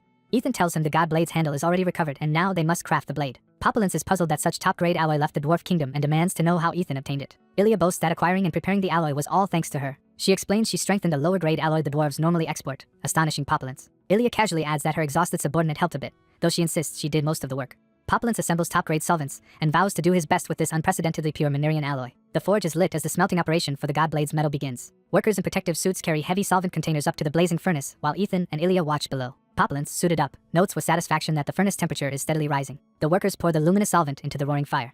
The heated alloy block begins reacting with the solvent and glowing intensely. The furnace erupts in a massive flare, startling everyone. The dwarves marvel that only such advanced facilities can withstand the extreme heat produced by this alloy. Ethan and Ilya observe from a distance and ask if the dwarves can endure the conditions. Inside the furnace, the alloy block turns red hot but still refuses to melt. Impatient, Ilya complains that an hour has passed and the alloy still has not liquefied. Populence admits this situation is new even to dwarves. At such heat, normal iron would be boiling away. Another dwarf warns that the solvent's effect is about to end while the alloy remains solid. Frustrated, Populence laments the situation just as Ethan steps forward toward the furnace. Despite warnings that it is dangerous to approach, Ethan walks up to the roaring flames. Standing before the furnace, Ethan prepares to personally intervene. He channels fire mana into the furnace, clearly intending to raise the temperature further. The dwarves doubt whether even Ethan's legendary white flames can make a difference. Populence notes the intense heat is already punishing for transcendent knights, yet Ethan perseveres. He recalls that Ethan has repeatedly defied expectations and watches as the Archduke pours more fire into the furnace. The dwarves react in shock as Ethan's power surges. Ethan presses his hands near the blazing alloy, directly forcing more heat into it. He roars in exertion as his flames intensify. The furnace erupts into a colossal firestorm as Ethan's power explodes outward. At last, drops of molten alloy begin to flow, causing the dwarves to shout that it is melting. A worker confirms excitedly that the once stubborn alloy is finally liquefying. The dwarves stare in awe at the huge fire plume and Ethan's blazing figure. Populence recalls the legend of the god blade Draenion, forged from the flames of the Lord of the Land of Fire. The narration recounts how these divine flames originate from that fiery lord. A stunned dwarf wonders aloud if Ethan has truly obtained those legendary flames. Ethan judges that even this power is insufficient for what he needs. He notes that his 8-ring mana has not fully recovered since repairing the handle, limiting his output. Watching, Populence sees that Ethan's flames are starting to weaken. Ethan steadies his breathing and prepares another move. He calls to Ilya while straining to maintain the furnace's heat. Ethan orders her to summon all remaining members of the Dragon Slayer troop. A glowing signal appears above the training grounds where the troop is practicing, interrupting their drills. The magical announcement summons all Dragon Slayer troop members to the outer blacksmith. A second message inside the castle calls every troop member to gather immediately at the Archduke's behest. Soon, 101 armored soldiers assemble before Ethan, as reported by their officer. Ethan declares he will borrow their mana and commands them not to resist the flow. Gripping the god blade handle, he prepares it as the conduit for their energy. One of the Dragon Slayer officers watches skeptically, wondering why Ethan holds only a sword handle. Ethan activates a new ability, mana absorption, through the draconic tree-infused handle. The troops gasp as red currents rush from them toward Ethan. Their leader realizes his own energy is being drained as part of this process. The entire troop is bound by colorful mana streams that flow into the god blade handle. Ilya recognizes the handle is using the draconic tree's absorption trait, which Ethan has turned into a skill. She observes that the handle is selectively pulling targeted mana to feed its owner. The officer concludes Ethan is not only restoring the god blade, but also gaining a terrifying close-range skill. Populence sees Ethan's flames swell again and notes how much stronger he has become. He shouts for the dwarves to start casting the blade while the alloy remains perfectly molten. The workers, amazed, acknowledge Ethan has actually pulled it off. Ilya orders them to waste none of the precious alloy since everyone has contributed mana to melt it. The glowing metal is poured carefully into a blade-shaped mold as everyone stays on high alert. While hammering and managing fuel, Populence remarks they might be witnessing history. Another dwarf excitedly compares their work to the legend of the god blade, forged from the world tree's handle and divine metal ardenite. Ethan dryly points out that their current metal is different, teasing her for exaggerating. He reflects that whether Populence is a god of blacksmiths or Ilya a founder of magic does not matter. What matters, he thinks, is choosing the best path forward, not titles. Ethan focuses on optimizing his choices, picturing the handle, alloy, and materials that will create the ultimate weapon. At last, the completed blade and handle rise together, the reborn god blade crackling with red energy. Populence proclaims that a god blade capable of enduring the legendary white flames has been born. Ethan grasps the weapon as its power stabilizes in his hand. Wreathed in red flames, he vows to use this true power to protect real citizens. Onlookers, soldiers and dwarves alike, stare up in awe at Ethan's overwhelming presence. Narration hints that this achievement will shape the future of the land. The sun rises over distant mountains, symbolizing a new era beginning. Ethan raises the god blade before the gathered crowd as people cheer that the name Arden will become legendary. He thrusts the blade into the ground, anchoring its power as the demonstration ends. Ethan stands calmly with the god blade before him, having fully reclaimed it. Elsewhere, a nobleman drums his finger on a letter, contemplating its contents. Marquis Turian Prectal reads the message with a grim expression. The letter curtly tells him to observe proper decorum as a marquis and wait until the Archduke summons him. Infuriated, Turian slams the desk and curses Ethan's arrogance. He fumes that a mere temporary patriarch dares to flaunt his title in front of him. Another noble suggests that perhaps the Arden family orchestrated everything just to acquire the white flames. Turian sighs, reconsidering the situation. He calls for his butler, clearly resolved to act. Handing over authority of his estate, Turian says he must personally investigate something important, temporarily setting aside his pride. Cloaked and hooded, he departs, determined to uncover the secret of inherited experience and memories. Back in Rondinium, Populence meets Ethan again, expecting to discuss something serious. Populence awkwardly reports that developments concerning Williams, the dwarf who bargained with dragons, are troubling. He explains that instead of severe punishment for treason, Williams received only a warning from the dwarf kingdom. Ethan is surprised such a light sentence is all that happened. He notes how odd it is, since dwarves still hate dragons, and expects Marquis Bloton will soon contact him after investigating. Populence, having delivered the report, bows and prepares to return to the dwarf palace. Ethan muses that ordinary dwarves despise dragons, yet the dwarf royal court clearly does not. Visualizing key figures from his past, he resolves that he will inevitably cross paths with Muradini as well. Ethan decides he must prepare thoroughly for the worst-case scenario. Time passes and Rondinium is decorated with colorful flags for a major festival. Two travelers wonder about the sudden festivities, discussing how unusual it is. One explains that the celebration honors Archduke Ethan's successful restoration of the god blade. As Turian walks the streets in a hood, the travelers mention that this is not the only reason for the festival. They add that a duel tournament will be held, with Ethan's former great sword Aphelion as the grand prize. They further explain that skilled participants might be recruited into the Dragon Slayer troupe, attracting many fighters. The merchants joke that the influx of knights and mercenaries is a huge business opportunity for them. Hearing all this, Turian quietly focuses on the mention of the Dragon Slayer troupe. He decides to observe the troupe's abilities since he has come all this way. The arena horn sounds, signaling the start of the tournament. Archduke Ethan enters the arena with the god blade to deliver the opening address. As he steps forward, Ethan senses a powerful, hidden energy among the spectators. He notes that although the person tried to hide, their presence is as strong as Count Marlek's. Suspecting Marquis Turian Prectal, Ethan smiles to himself. Drawing the god blade, he remarks that Turian must have been unable to stay patient. The crowd exclaims over the sight of the newly reborn god blade in Ethan's hands. Ethan welcomes everyone to Rondinium, announcing that the festivities will last for 10 days. He encourages the crowd to enjoy themselves fully during the celebration. With a flourish of his sword, he urges them to have fun as the festival truly begins. Turian watches from the stands, stunned along with the cheering spectators. Fireworks burst above the arena as the people roar in excitement. Turian, recognizing Ethan's control, is shocked that he can unleash sword aura so freely. Ethan glances toward Turian's position, making the Marquis wonder if he has been noticed. From Turian's vantage point, Ethan and his guards move away across the arena floor. Ethan smirks over his shoulder, clearly signaling that he knows Turian is watching. Startled, Turian realizes Ethan has indeed spotted him in the crowd. In the city streets, revelers toast with overflowing mugs as the festival spirit spreads. People drink and laugh in the square, celebrating the event while Turian walks among them in disguise. Turian, impressed by the transformation of the city, quietly admits how remarkable the changes are. Remembering when he visited under the previous rulers, he contrasts today's joy with past scenes of famine and death in these same streets. A hooded observer notes how dramatically the city has transformed in only 3 months, beyond what a typical 20-year-old could achieve. He suspects there must be a secret method for inheriting memories, while a nearby voice derides such an idea as fraud. An angry noble yells at a card vendor for getting no legendary cards despite buying many special packs, as the seller nervously insists he only sells what he is given. Hearing the word cards, the hooded man grows curious while the enraged noble shouts about how bad the cards are. Soldiers from the Dragon Slayer troop arrive, politely asking the Baron to calm down, startling the crowd. Their leader explains that the cards are officially managed by the Ardens and that the vendor has not scammed the Baron, urging him to enjoy the festival. The Baron grudgingly accepts, lamenting his lost money, while the Dragon Slayer captain jokes that someone of his skill can win without relying on luck, and the hooded man notes the Baron's title. The hooded observer reads the sign for the Arden card game and wonders what sort of game could upset an aristocrat that much. Deciding to investigate during the 2 days before the competition begins, he enters the card game establishment. 2 days later, on the day of the competition, crowds gather in a bright arena. The hooded Marquis realizes in shock that he lost the last 2 days playing the card game he meant to study briefly. Sitting among spectators, he is stunned that 2 days have passed so quickly. He eyes a cloaked man beside him and guesses he might be a knight here to watch the matches. Finding it odd that someone else is hooded at a festival, he muses that he is doing the same. The cloaked man quietly asks if Marquis Prectal enjoyed during the city, revealing he knows the Marquis's identity. Startled, the Marquis recognizes him as the Archduke and wonders how he saw through the disguise. The Archduke reminds him he was told to wait, scolds him for infiltrating the city in disguise, and says he could imprison him for it. Feeling belittled, the Marquis insists there is a misunderstanding. As the Marquis tries to explain his presence, the Archduke cuts him off, saying the competition has started. Leaving, the Archduke orders the Marquis to come to his castle at midnight and find his office alone. The crowd's cheers drown out the Marquis's attempt to call him back. On the arena floor, Sir Manhattan is announced as winner of the 6-star night round. The announcer declares the start of the 7-star night round to roaring applause. The first 7-star participant, Nirian, captain of the Dragon Slayer troop, is introduced to excited cheers. The announcer moves on to reveal the next participant. Spectators excitedly point out the next contestant. Sir Paul Ten of the Marquis Vizo's family steps forward to loud acclaim. Paul Ten and Nirian lock eyes, each sizing the other up. In a flashback, the Archduke hands a stack of books to Paul Ten, instructing him to deliver them to Marquis Bloton. Paul Ten learns these are Dragon Tribe technique books previously discarded due to dangerous side effects. The Archduke explains he removed those side effects and refined the techniques, as the Marquis had requested. Paulton marvels that such improvement is possible as he examines the annotated note. The Archduke says that, given Paulton's skill, this material alone should let him reach a new level and that he prepared it as thanks for protecting his sister. Paulton reflects that this gift finally enabled him to become a 7-star knight after years of struggle and finds the Archduke astonishing. Back in the present, Nerian jokes that Paulton's participation as a Vizos seems like cheating.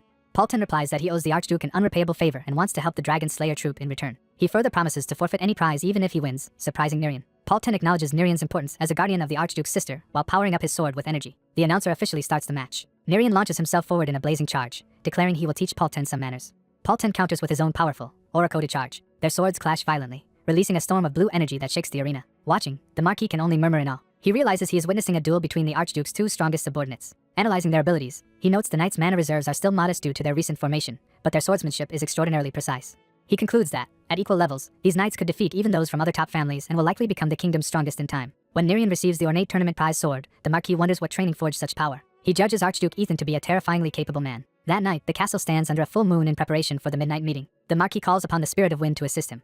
Using wind spirits, he flies over the city and fixates on Archduke Ethan Arden as his target. Convinced a secret exists behind Ethan's rapid rise, he vows to uncover it no matter what. Speeding toward the castle balcony, he resolves to use force if the Archduke refuses to talk. He bursts into the Archduke's office via the window, ready for confrontation. Ethan, unfazed, remarks he expected a sneak attack instead of such an open entrance.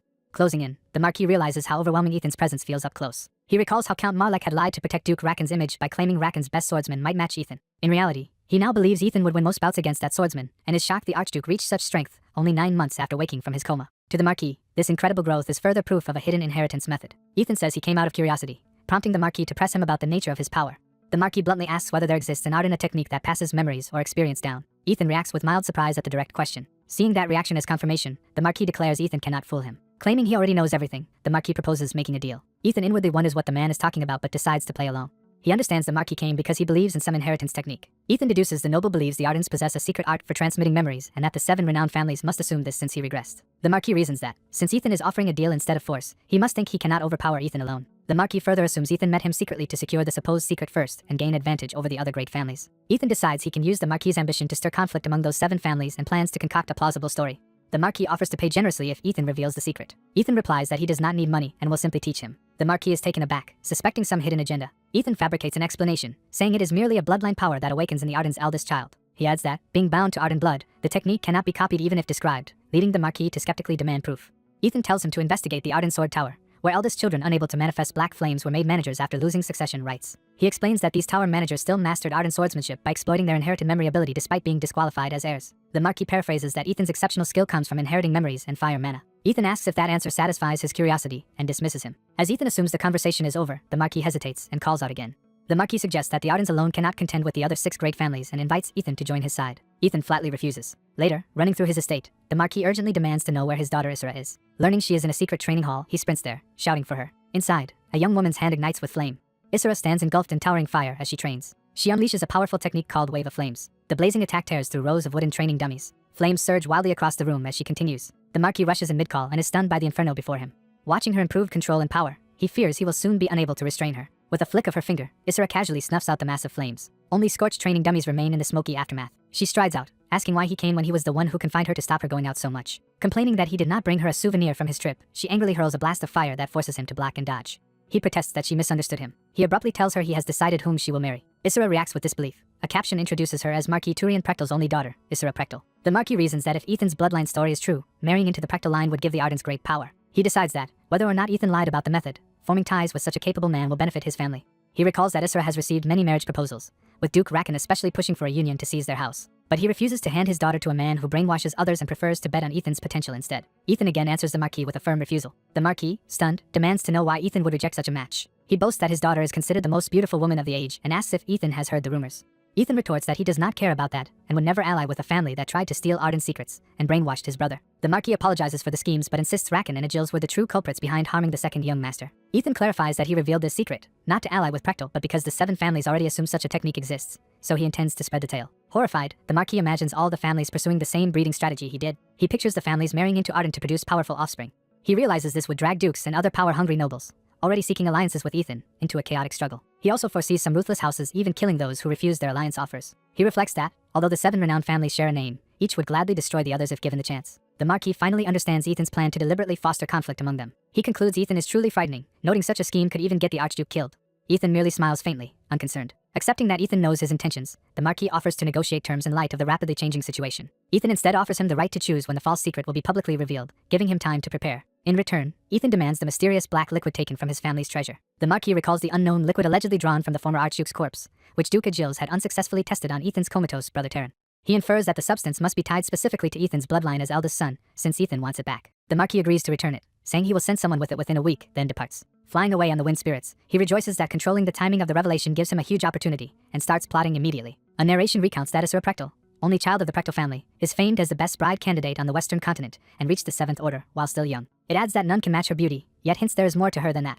When told about marriage again, Isra's temper flares. She warns that if her father mentions Maelton once more she will no longer hold back. The Marquis privately admits her wild personality is another issue, and hurriedly promises not to bring Maelton up again. Isra declares she is uninterested in anyone weaker than herself, and threatens to blast her way out if he keeps her confined. The Marquis worries more about her power, revealing she is secretly far beyond 7th order. He admits she is actually a transcendent, and even more gifted than he is. He explains he concealed her true level to avoid renewed pressure from Rakan and Agilles, but her patience with hiding is nearly exhausted. He changes tactics, asking if she knows of Archduke Arden and telling her to deliver something to him. Curious, Isra asks if Ethan is the man he plans for her to marry. He nervously says she only needs to deliver the item and can decide after meeting Ethan. Cheerfully intrigued, she agrees to go at once. Watching her leave, the Marquis thinks that unstable Maelton could never handle his daughter, whereas Ethan might match her in both power and temperament. He wishes Ethan luck, referring to him as his future son-in-law. Soon after, a cloaked figure, Isra in disguise, walks through Arden's bustling streets as vendors call out their wares. Under her hood, Isra admires the city and finds it pleasant. Observing hardworking but optimistic townsfolk, she guesses the new Archduke's governance is responsible for their hopeful expressions. This impression makes her curious to learn what kind of man he really is. She smiles faintly beneath her hood, intrigued. Using wind spirits to conceal herself, she slips unnoticed through the marketplace. Meanwhile, Ethan oversees a large group of trainees assembled in the arena. The Dragon Slayer announcer orders the training to begin. The trainees strike practice dummies in unison with wooden swords. After evaluating a batch, the announcer calls out numbers 2 and 5 as passing, while Ethan stands by watching. At the top of the stands, cloaked Isra arrives on a swirl of green wind. Looking down at the many candidates, she wonders if the Archduke is among them. On the arena floor, Ethan silently observes as more trainees begin their drills at the announcer's command.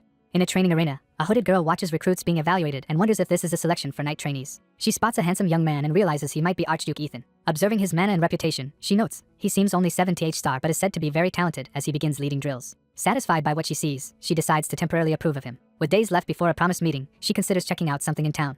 In a flashback, her father orders her to buy only the Arden card game cards while running an errand. He sternly warns her never to actually play the card game. Ignoring the warning, she enters a card game venue, thinking it seems childish. A lively host announces a tournament to crown the best Arden card master of Rondinium. The crowd cheers as he proclaims that the final match of the Arden card game in Rondinium is about to start.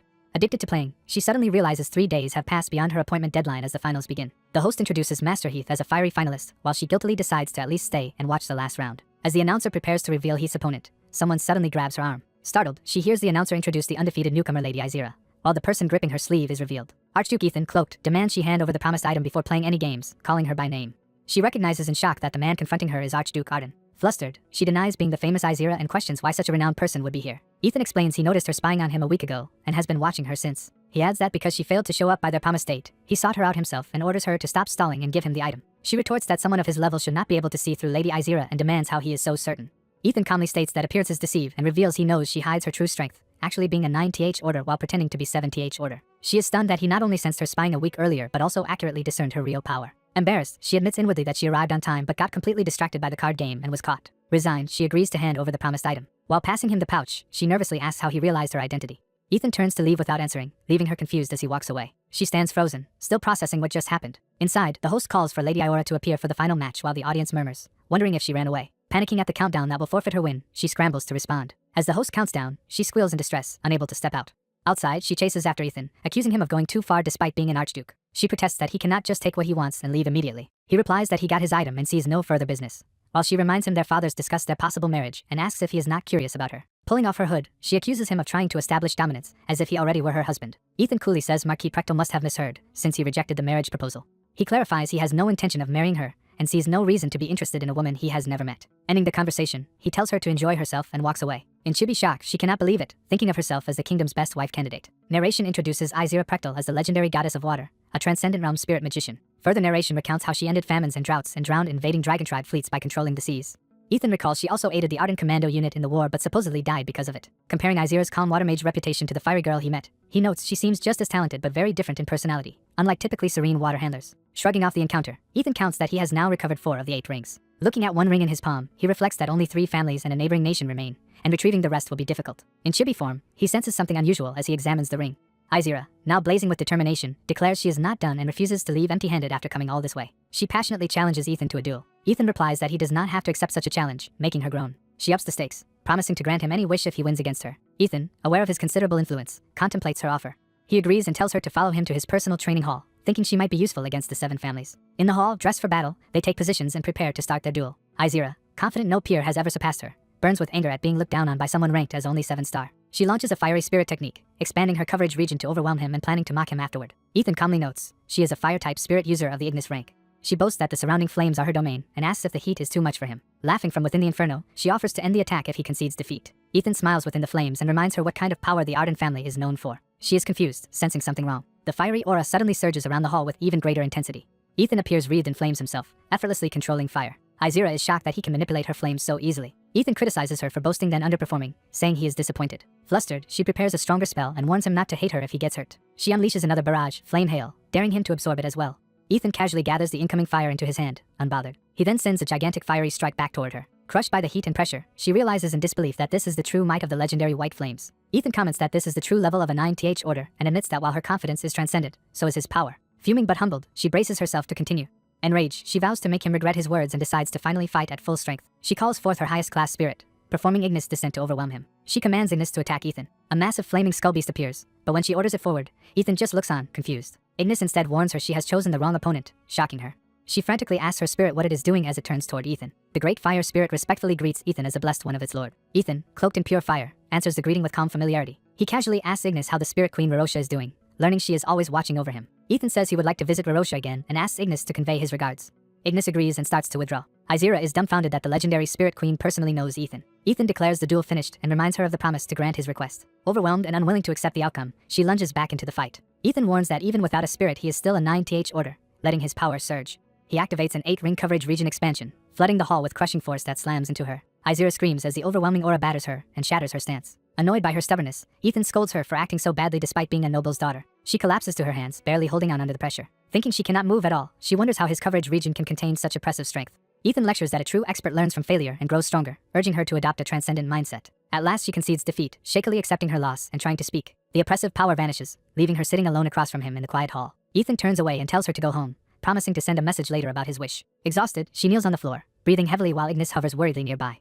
Ignis laments that his summoner simply chose the wrong opponent this time despite his faith in her. The spirit admits it is the first time it has ever seen her so thoroughly overpowered. Instead of despairing, she blushes with excitement, thrilled that a man has defeated her so easily. Elsewhere, a sword clatters across the ground, signaling another spar's conclusion. A young Izira casually tells her beaten opponent to stop pestering her and just admit defeat.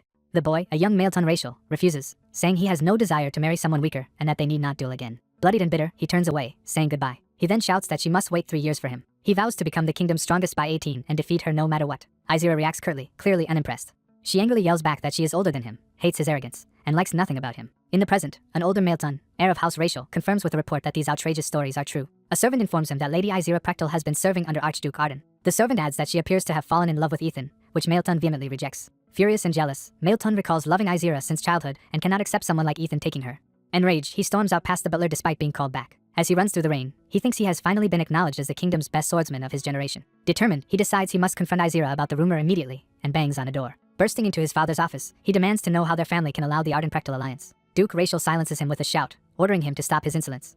That night, the mansion is unsettled as flocks of birds scatter over it. The servants panic at the explosive argument echoing through the manor. Later, Maelton apologizes miserably to his father. The Duke seethes, feeling betrayed by Turian Prechtel after years spent cultivating a marriage alliance. He grumbles that Turian long dodged marriage talks yet now courts the Ardens, then tells his son to stay out of it.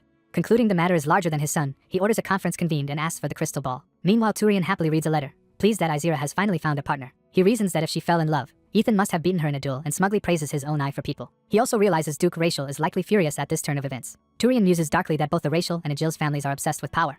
He summarizes how the 7 great families are split between those supporting Terran brainwashing operations, those opposing them, and the neutral houses. He decides he must first discuss matters directly with Ethan. In a forest, Duke Dustin Agils trains alone on a boulder. Channeling blue aura, he enters a powerful stance. His eyes sharpen with intent. He unleashes a devastating punch. The massive boulder cracks apart from the impact. As the rock explodes, debris flies everywhere around him. Dustin asks his unseen visitor if the rumors he has heard are true. Turian appears, confirming the story and greeting him by name.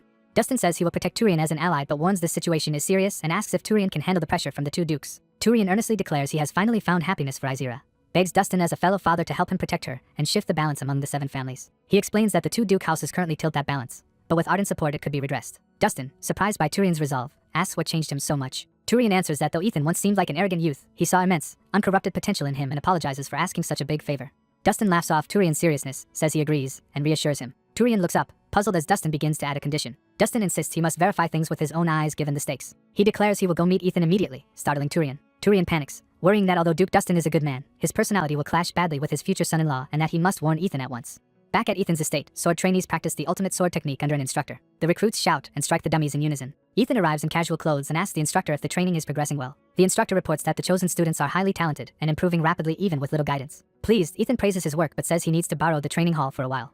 Ethan tells his knight it is not about hosting an event just as a powerful shockwave appears in the sky. Duke Samuel Dustin grins fiercely in anticipation. A massive force streaks over the city walls and slams into the training grounds. As the blast flings men away, Duke Samuel loudly declares himself and challenges the new Archduke of Ardence to a duel. The pink-haired knight panics, thinking the territory is under attack. He is startled as Ethan calmly raises a hand to stop him. Duke Samuel charges straight at Ethan and the knight across the courtyard. Ethan coolly accepts the Duke's challenge. Duke Samuel lunges with a huge punch toward Ethan. Their clash creates a cloud of dust and shockwaves. The force of the exchange hurls Ethan backward but he lands safely. The knight asks in confusion what is going on, addressing Ethan as his liege. Ethan explains that Marquis Prechtel ordered him to undergo this new test. The knight mentally recalls that Duke Samuel is head of one of the kingdom's 7 famed families. Excited, Duke Samuel praises Ethan's unexpected deflection. While attacking again, he thinks Ethan found and parried his opening with ease. Samuel vows to see if Ethan can handle another, stronger strike and kicks at him. Ethan dashes forward to meet the Duke's attack head-on. Ethan slips under Samuel's kick, surprising the Duke. Samuel reacts with delighted shock at Ethan's skill. Ethan notes internally that he understood Samuel's style from the first exchange. Ethan closes in again, ready to press his advantage. Samuel admires Ethan's unorthodox, informal fighting style. Their fists collide again in a powerful mid-air impact. Samuel reflects that, despite Ethan's recent coma, he has rapidly grown strong and built a force. He concludes that surpassing the normal limits of combat arts at Ethan's age is truly extraordinary. Ethan blocks another fierce blow but groans from the strain. Samuel lets out a battle cry and slams Ethan with a heavy hit. Ethan is launched upward, crossing his arms to brace himself. Samuel recalls he only grasped true combat principles in his 30s after years of perfect training conditions. He finds this duel with such a gifted young opponent extremely interesting. Ethan suddenly notices Samuel tossing him a sword. Ethan catches the weapon, admitting he cannot beat Samuel barehanded and asking if the fight is now serious. Samuel says he enjoyed seeing Ethan's combat skills and wants to witness him in his true element, while Ethan's allies feel as if dreaming. Ethan's retainers run up calling for their lord. One retainer demands to know what is happening, and the knight explains that Duke Dustin's patriarch suddenly appeared. The priestess recalls Duke Samuel is allied with House Prechtel and wonders if his visit has a deeper reason. Samuel shouts for Ethan to show everything he has as they continue exchanging blows, while Ethan labels him Duke Dustin. Ethan blocks Samuel's punch and thinks to himself how skilled the Duke is. Ethan judges that Samuel is a genuine transcendent who relies on real technique rather than just overwhelming mana. Ethan reflects that even in his previous life, warriors of Samuel's level could be counted on one hand. Both men grin and admit they are having fun as the duel intensifies. Samuel thinks Ethan is fascinating and understands why the notorious Isra fell for him. During the clash, Samuel suddenly asks Ethan if he knows something. While sparring, Samuel comments that Dorothy is a cute child, confusing Ethan. Samuel reveals Dorothy is his daughter, leaving Ethan stunned. Samuel says that although this is apart from their grand scheme, choosing his daughter's future husband is of great personal importance. He calls out to Ethan to wait, and cheerfully says he will look forward to him as a future son-in-law. A retainer congratulates a dazed Ethan, noting Duke Samuel's devotion to his daughter and that Ethan has gained a powerful ally. Onlookers gossip that the Archduke now has received 2 marriage offers, and some envy him. Prechtel knights proudly praise their patriarch, while Isra despairs that this cannot be happening. Fired up, Isra vows she will be the one to marry the Archduke. A chibi Ethan sighs, wondering if anyone cares about his own opinion. Ethan cuts off the chatter and orders everyone to run 100 laps around the training hall, saying they have grown too relaxed. Lawrence tells Ethan he will turn this incident into a trump card for Ethan's political use.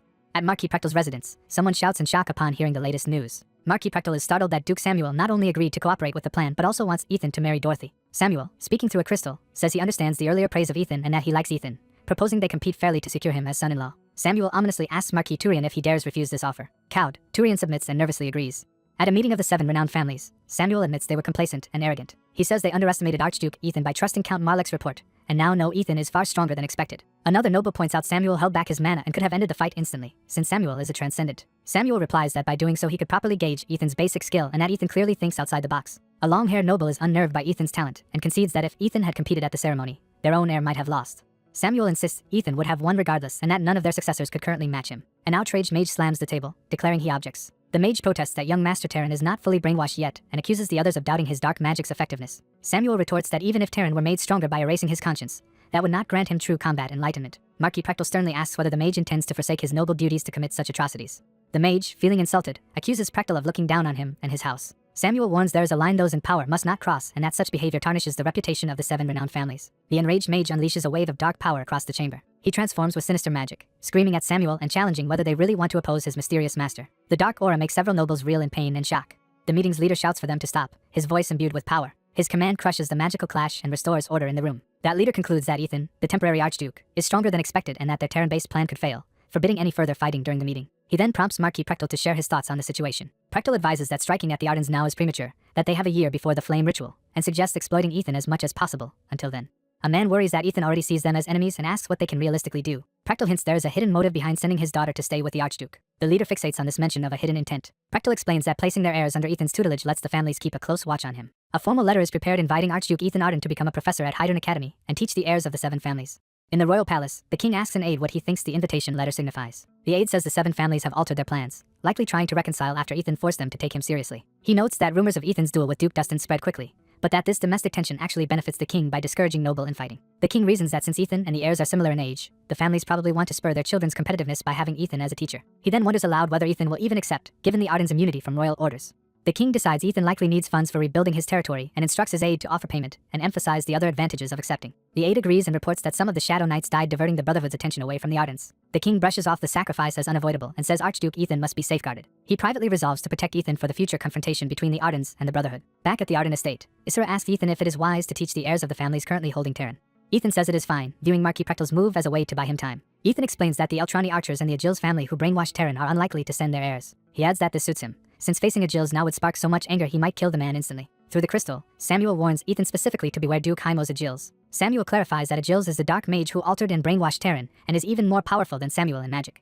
Ethan reflects that he cannot yet confront Agil's when he was barely able to hold his own against Duke Dustin. He calculates that he needs at least a year to strengthen himself and to ensure none of the 7 families side with Agil's when the time comes. Ethan reasons that meeting each family's successor at the academy will help form useful connections for Lawrence's future plans. He also intends to learn each family's combat techniques, deciding to steal knowledge just as they stole from the Ardens. Ethan muses that the families would never expect his ability to grasp the principles of their arts just by watching their children practice. He reassures Isra that everything he is doing is to bring Terran back. She agrees to trust him, promising to manage the territory while he is away and asking him to rescue their brother. Ethan travels by carriage toward the capital as he continues tutoring Isra inside. During the ride, he scolds her for failing to grasp his lessons despite his step-by-step explanations. Flustered, Isra apologizes to her strict new professor. Ethan reminds her he agreed to teach her en route because she begged him, but complains she is not improving. He chides her again, wondering how a transcendent can learn so slowly, making her whimper. His harsh words nearly bring her to tears, and he anxiously checks if she is alright. She tearfully calls herself a fragile woman compared to someone as great as him, prompting Ethan to apologize for being too harsh. He gently admits she helped him a lot in his territory, and asks her to forgive his earlier words. Isra imagines a romantic confession scene as he moves close and touches her face. In reality, she had merely fantasized that outcome. She steadies herself, resuming her meditation training. Ethan praises her new focus, saying she is doing better than he expected. Internally, she screams that he is too good at teaching and wonders what is with this man. She realizes that even when she intentionally makes mistakes, he turns them into further instructional moments, and now understands why she wanted lessons during the journey. Ethan comments that he appreciates her enthusiasm for learning and thinks his earlier criticism motivated her. In chibi form, she complains that she has been busy investigating all the women around him in recent days. She recalls discovering only a research-obsessed girl and a woman disguising herself as a man among Ethan's close contacts, so she assumed her romantic plan would proceed easily. Now she despairs upon realizing Ethan seems completely uninterested in women. The coachman announces they have arrived at their destination. Their carriage reaches the bustling capital city of Perantium. At a large building, staff hurry about shouting that preparations are late, and they should have departed already. Outside, Ethan's carriage door opens as they pull up. Multiple carriages roll through the gates as other nobles arrive as well. In another carriage, a jealous knight fumes that Isra could not possibly fall for a disgraced noble unless Ethan did something to her. He vows to rescue Isra from Ethan, convinced she needs saving. Approaching the academy grounds, someone gawks in amazement at the grand campus. The narration introduces Hydern Academy, an elite educational institution for the kingdom's talented youths. Standing before the academy, Ethan remarks that the facility exceeds his expectations. A royal officer greets him warmly, saying they have been waiting for his arrival. The officer hopes Ethan's trip was comfortable and says he must brief him on a few matters before classes begin. Ethan asks if these are special instructions from the royal family and tells him to continue. The officer quietly warns that the 7 families' disciples will not respect Ethan, prompting Ethan to wonder why this needs to be said in secret, while Isra strains to overhear. The officer clarifies that Ethan may discipline unruly students but must not kill or permanently injure them. Ethan, feigning innocence, says he is a reasonable educator and would never resort to violence, though the officer doubts this. The officer wishes Ethan luck and hands him a token or coin of authority. Ethan muses that taking some bruises is part of learning combat and thinks it is easy to strike students where injuries will not last, unsettling the officer. As Ethan and Isra walk up the steps, a white-booted figure steps into their path. The blonde knight Maelton appears, cloaked in ominous energy, saying Ethan has arrived exactly on time. Isra recognizes him in surprise, calling out his name. Through gritted teeth, Maelton confirms his presence. He then loudly challenges Archduke Ethan Arden to a duel in front of the academy. Isra angrily demands to know what impertinent act Maelton thinks he is committing. Ethan explains that students have the right to challenge him, a rule designed so he can easily teach disrespectful heirs a lesson. He notes that they can challenge him whenever they wish, and, if they defeat him in a duel, they are free to quit his lessons. Ethan decides not to teach the arrogant swordsman yet, thinking a proper beating will be his real lesson. Ethan cheerfully orders the students to follow him to the training hall. The academy staff rush over, alarmed that a duel has begun right after the Archduke's arrival. The The principal frantically calls out to Ethan as he sees Ethan and Mailton facing off in the training arena. Principal Count Mullen nervously begs Ethan to delay, shocked that he wants a duel immediately upon arriving.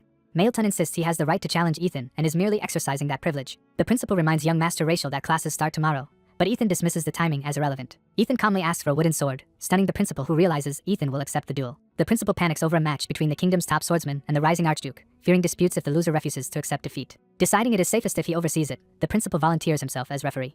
Under the principal's direction, Ethan and Mailton take their places in the ring with wooden swords while students gather to watch. Spectators speculate that the famed swordsman will obviously win, doubting Ethan, who is rumored to only be a 7-star. Isra angrily yells at classmates for belittling her archduke. Mailton, likewise protective, rages that his archduke would never lose to someone like Ethan. The principal stresses this is only sparring and strictly forbids killing or serious injury, asking if both agree. Both fighters agree to the conditions, though Mailton grits his teeth while Ethan remains relaxed. The principal signals the start of the duel. Mailton recalls Ethan's reputation but believes his family's new breathing technique will give him the edge. He activates the heaven-defying breathing technique and charges Ethan in a whirlwind of blue energy. Mailton screams and unleashes a thunderous, mana-charged strike. The watching students are awestruck by the overwhelming display of power. Observers note how vivid and intense Mailton's sword aura is. The principal is stunned, sensing that Mailton's mana output exceeds even that of a transcendent. He worries that such effort is excessive for a sparring match and anxiously wonders if something terrible will happen. The principal notices with alarm that Ethan has not taken any stance or shown signs of preparation. Teachers in the crowd whisper, wondering if Ethan has already given up. Ethan smirks to himself, clearly irritated yet confident as he watches Mailton. Ethan notes the killing intent pouring off Mailton, realizing his opponent truly aims to hurt him. Mailton, overflowing with power, rushes at Ethan for a decisive blow. Consumed by hatred, Mailton screams for Ethan's death and brings his wooden sword down with lethal intent. A colossal explosion erupts from the clash, obscuring everything in dust and light. The blast sends dust over the arena, leaving coughing students marveling at the size of the explosion. The principal panics that Mailton put far too much strength into the attack and fears Ethan might be badly injured. Amid the rubble, Mailton's shattered wooden sword lies on the ground. Mailton is revealed buried in broken stone, disoriented and clearly the one who was blown away. Shocked onlookers, including Isra, struggle to comprehend how the kingdom's best swordsman ended up like this. Isra, having witnessed the moment, nervously says she saw what actually occurred. She recalls that as Mailton swung, an explosive burst of energy erupted from near Ethan's heart. That unseen force struck Mailton faster than she could follow, instantly countering his attack. Trembling, Isra begins to realize Ethan's power is terrifying. Her fear flips to admiration, and she gushes internally about how incredibly cool Ethan is. Ethan casually notes that Mailton is not seriously hurt, and orders others to take him to the nurse. With the duel over, Ethan moves on, stating that lessons officially begin today, and they will start with introductions. Isra enthusiastically introduces herself as a member of House Prechtel, and says she will study spirit arts. Dorothy of House Dustin introduces herself next, declaring she will train in combat. Leon from House Aiden presents himself and says he will learn spearmanship, while assuming Mailton's earlier loss was due to his temper. Zenos of House Zenoris nervously introduces himself as a magic student, still unsure how Ethan did what he did and wondering if it was magic. Mailton begrudgingly introduces himself from House Rachel and says he will study swordsmanship. Ethan acknowledges the variety of disciplines and explains that they must be ready to fight foes using different weapons. He says he will first evaluate their abilities for safety and future competition, asking for their cooperation. Mailton complains that he cannot use mana because of yesterday's fight. Ethan bluntly responds that this simply places Mailton at the bottom of the class. He reminds Mailton that no one forced him to challenge him and that he must accept the consequences of his actions. Mailton sees, convinced Ethan is humiliating him on purpose. Ethan has Zenos and Leon spar seriously with mana, telling them to treat it like a real fight. Zenos worries that such seriousness might be dangerous. Ethan asks what a mage will do without mana, then reassures Zenos he will stop the match if it becomes unsafe. Leon excitedly invites Zenos to fight, eager to test himself. Zenos gathers his mana and prepares to engage with his staff. Zenos launches forward with magic swirling while Leon charges to meet him. Leon plans to overwhelm Zenos with rapid attacks before the mage can finish casting. Zenos invokes his art of flow and captivity to root Leon's feet, intending to immobilize him. He quickly erects multiple defensive magic seals to block Leon's thrusts. Even so, his legs begin to tremble under the pressure. Leon senses an opening and commits to a decisive stabbing attack. Zenos responds with a shout, deploying a multiplex shield to reinforce his defense. Leon's strike smashes against layered shields, sending shards of mana flying. Frustrated that he cannot break through, Leon clicks his tongue and adjusts. Observing, Ethan notes that the heirs of the 7 renowned families are indeed talented and that the bout is impressive. Activating a special sight, Ethan analyzes and memorizes the core principles of both families' techniques. He judges that while the students are still rough, their art's fundamentals are clear to him. Seeing enough, Ethan steps in, his footwork blurring as he moves. He instantly halts the duel by intercepting both weapons, announcing the match is over. Zenos and Leon are shocked by Ethan's speed. Ethan declares Leon the victor and calls Isra and Dorothy forward for the next evaluation. As they step up, Isra teasingly tells Dorothy it is a pity she lost, prompting Dorothy's confusion. Isra smugly brags that she already received a private lesson from Ethan in the carriage on the way to school. Dorothy fixates on the word special lesson, desperate for personal training so she can grow stronger too. Ethan signals the start of Isra and Dorothy's spar. Isra immediately summons a massive vortex of flames that dwarfs Dorothy. Dorothy panics as the enormous firestorm bears down on her. Isra, wreathed in fire, tells Dorothy not to take it too personally. She continues her fiery assault, unleashing a raging flame wave that sends Dorothy flying. The explosion of fire is so huge it is visible above the academy walls as someone yells Isra's name in disbelief. Afterward, Zenos praises Isra's talent while Leon compliments Zenos too, acknowledging him as a worthy mage heir. Ethan modestly laughs that they are exaggerating, pointing out that even the so-called Spear Saint Leon defeated him in their mock fights. Zenos and Leon happily say they learned a lot from their duel, calling each other by their new nicknames while Ethan watches. Ethan calls out casually to Spear Guy and Four Eyes, summoning them over, which embarrasses both. He bluntly tells them their skills are trash and orders the two of them to attack him together. Ethan adds that if either can land a single hit, he will count it as a victory against him. Fired up by the offer, Leon volunteers to go first and rushes Ethan with his spear. As he attacks, Ethan instructs Xenos to watch closely, explaining that mages must learn footwork to dodge since they cannot always cast defenses in time. Ethan demonstrates, moving with blinding speed around Leon's thrusts. Xenos recognizes the movement as his own family's secret footwork technique. He is stunned that Ethan is using it flawlessly, on par with his father's mastery. Ethan fluidly combines that footwork with spear attacks, continuing his demonstration. He states that what he's showing is the true art of flow and captivity. Leon desperately swings as Ethan batters him with controlled strikes. Realizing how outclassed he is, Leon mentally protests in disbelief. Leon feels as if he is sparring against his own father rather than a new professor. Ethan finally knocks Leon back with a powerful sweeping blow. He immediately turns on Xenos, continuing the lesson. With a simple stab, Ethan disarms and floors Xenos as well. A watching girl is left speechless by Ethan's overwhelming display. Ethan then ranks the class, listing Isra first, followed by Spear Guy, Four Eyes, Dorothy, and Mailton in last place. He announces that whoever is fourth and last must attend class 2 hours early each day for extra lessons, effectively sentencing Mailton to remedial training. The next morning at sunrise, Ethan notes Mailton and Dorothy are at least not late for these special lessons. He greets them with a mocking question about whether they are ready for their extra training, calling them failures. As he starts to cover basics, Dorothy urgently calls out to him. Dorothy says she realized yesterday that Ethan taught Leon and Xeno's secret family techniques that should not be known to outsiders. She recalls how Ethan simply pointed out a few flaws in Leon's form, and with brief advice also made Xenos drastically faster, amazing even Xenos himself. Concluding that Ethan must be unimaginably strong, Dorothy volunteers to attack him first in this morning's session. Mailton and Ethan are both surprised as Dorothy raises her hand, and Mailton asks if she is challenging him too. Flustered, Dorothy clarifies she only wants to show her techniques so he can correct her mistakes. Ethan agrees and tells her to stand in the ring and do her best, which she eagerly does. Dorothy powers up, surrounding herself with blue aura and declaring she is coming. She launches her clan's Great Mountain Fist third form, then charges in with her strongest mountain-splitting strike aimed straight at Ethan. A huge plume of dust erupts from the arena as her blow lands or is stopped. Mailton watches, tense and wordless, waiting to see the result. The scene clears to show Ethan calmly catching Dorothy's fist with an open palm. Dorothy stares in shock, unable to comprehend what just happened. She realizes Ethan seemed to do nothing, yet somehow all the mana in her attack vanished as he held her wrist. The narration reveals Ethan used a mana impact utilization technique to disperse her mana on contact. Another instructor remarks that her force is far weaker than Duke Samuel's and promises to rebuild her basics from scratch. Ethan begins explaining proper punching mechanics and mana circulation, offering detailed corrections. He says her form should look like his and prepares to demonstrate. Ethan then fires off a textbook perfect punch toward her as an example. The strike releases a massive shockwave of air that engulfs the arena. After the blast, he calmly tells Dorothy to try again, and she nervously agrees. Ethan turns to Mailton, calling him loser and ordering him to come use his secret sword technique on him. Mailton refuses at first, prompting Ethan to ask if he simply does not want to learn. Mailton bursts out that Ethan is pretending to teach only so he can steal all their family's secret arts. Ethan smirks and insults Mailton's so-called secret technique as so trash that seeing it once was enough to copy it. He mocks Mailton's pride given how flawed his skills are, while Dorothy silently sides with Ethan. Mailton retorts that Ethan's methods themselves were built by stealing from his family and the dragon tribe, showing his resentment. Mailton tries to calm himself, convinced Ethan cannot truly grasp the profound heaven-defying breathing technique from one viewing. Still clenching his fist, he ultimately agrees to demonstrate it.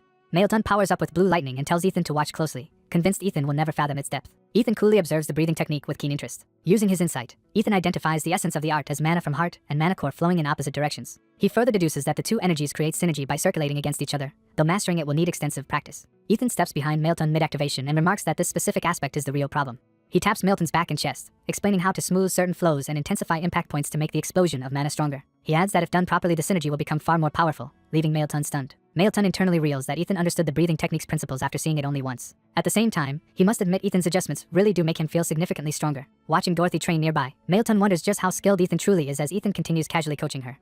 A stern man orders someone to study Archduke art and skills and broaden his view of the world. Rachel grudgingly recognizes Ethan as a worthy rival. Surging with power, Rachel vows to one day surpass Ethan. 1 week later, a scream rings out as training continues. Rachel is hurled out of the arena yet again during a spar with Ethan. Classmates remark that Rachel keeps challenging the Archduke despite being beaten daily. They note that Ethan's lessons are harsh but efficient and even fun to watch. One friend hints that Ethan is still beatable, piquing curiosity. They speculate Ethan has lowered his guard and values them, given how much he is teaching. The schemer suggests hiding their true power for a month before ambushing Ethan.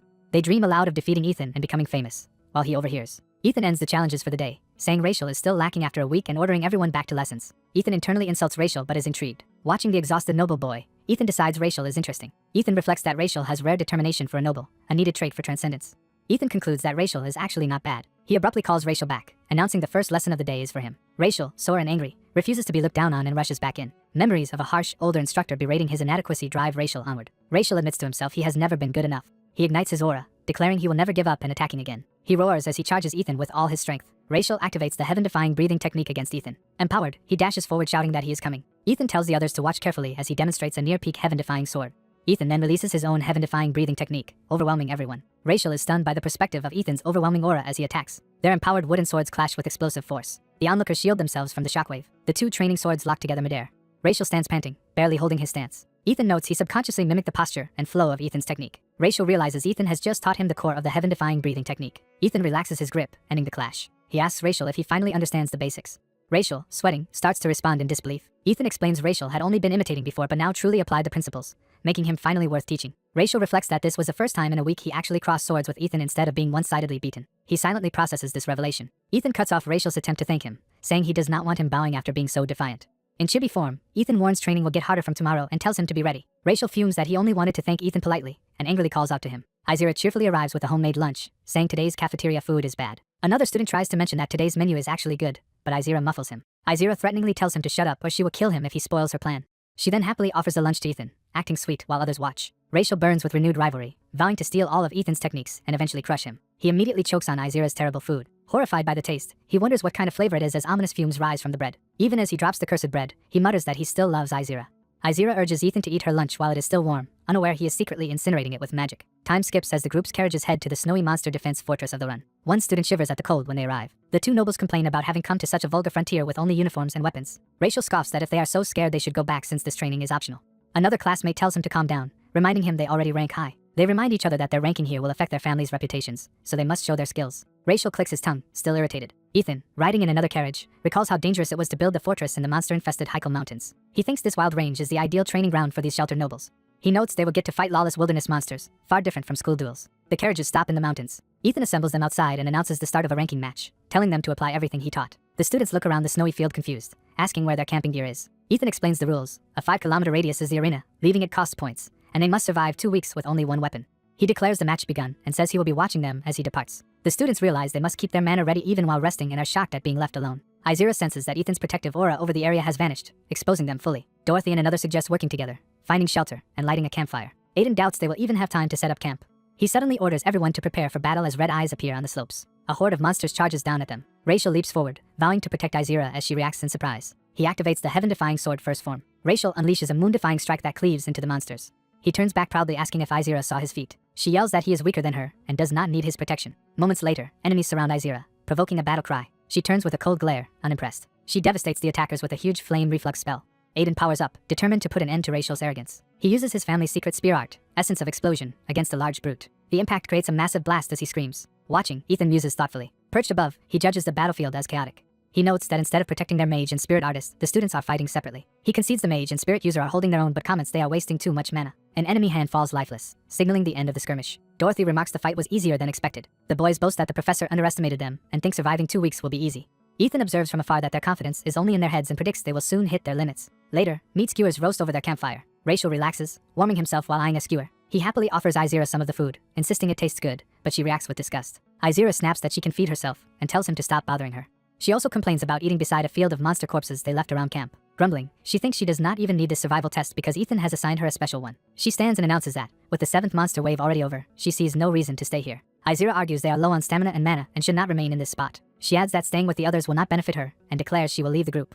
Rachel simply tells her to take care as she walks away. He sighs as she departs while the other two watch. Rachel rationalizes that Izira is frustrated by the difference in strength and wants to grow on her own, something he understands. His companions bluntly think she left because Rachel has been annoying her nonstop. Rachel calls after her, insisting she needs him and that he will protect her. Izira, furious, threatens to blast him back to the academy if he comes any closer. Rachel freezes in terror while the others mutter that they expected this. Accepting her decision, Rachel says their path is now set. The others ask Dorothy what she will do since they plan to split into smaller parties. Dorothy decides to stay at the current camp because she still has her own goals. The remaining two set off, leaving Dorothy and Rachel at the fire. Rachel clicks his tongue, annoyed again. The camp grows quiet and isolated in the snowy forest. From his hidden base, Ethan notes their separation and says their real test is beginning, as their egos made group unity impossible. He reveals he secretly imbued each student with a trace of flame mana to monitor their positions and condition. Ethan reflects that survival is only the baseline. They must accomplish something special to earn extra points, forcing them to be creative. Alone at the fire, Dorothy sighs. She admits she is the weakest of them all. She realizes that without Rachel's antics she would have ranked last, despite her father's praise. Looking around at the monster-infested area, she resolves this dangerous spot is the best place for her to train.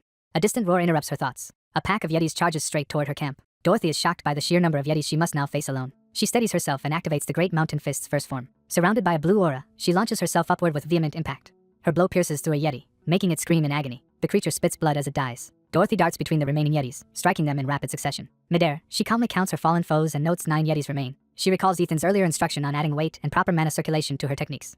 Using her family's dust and secret technique, she dives toward the next wave. She unleashes 10 great strikes, pummeling multiple Yetis at once. One enraged Yeti charges her. She meets it head-on with another empowered punch, She cries out and drives her blow into the beast. Dorothy follows up with the Great Mountain Fist second form, a devastating kick that sends another Yeti flying. Sore but satisfied, she resolves to better utilize the recoil of her attacks next time. Elsewhere, Aiden wonders how Ethan will judge them, assuming their survival performance will decide their grades. He reasons that teamwork is central to survival and that, as the only intact group, Ethan must be evaluating how well they cooperate. He times an attack and calls for the mage to act.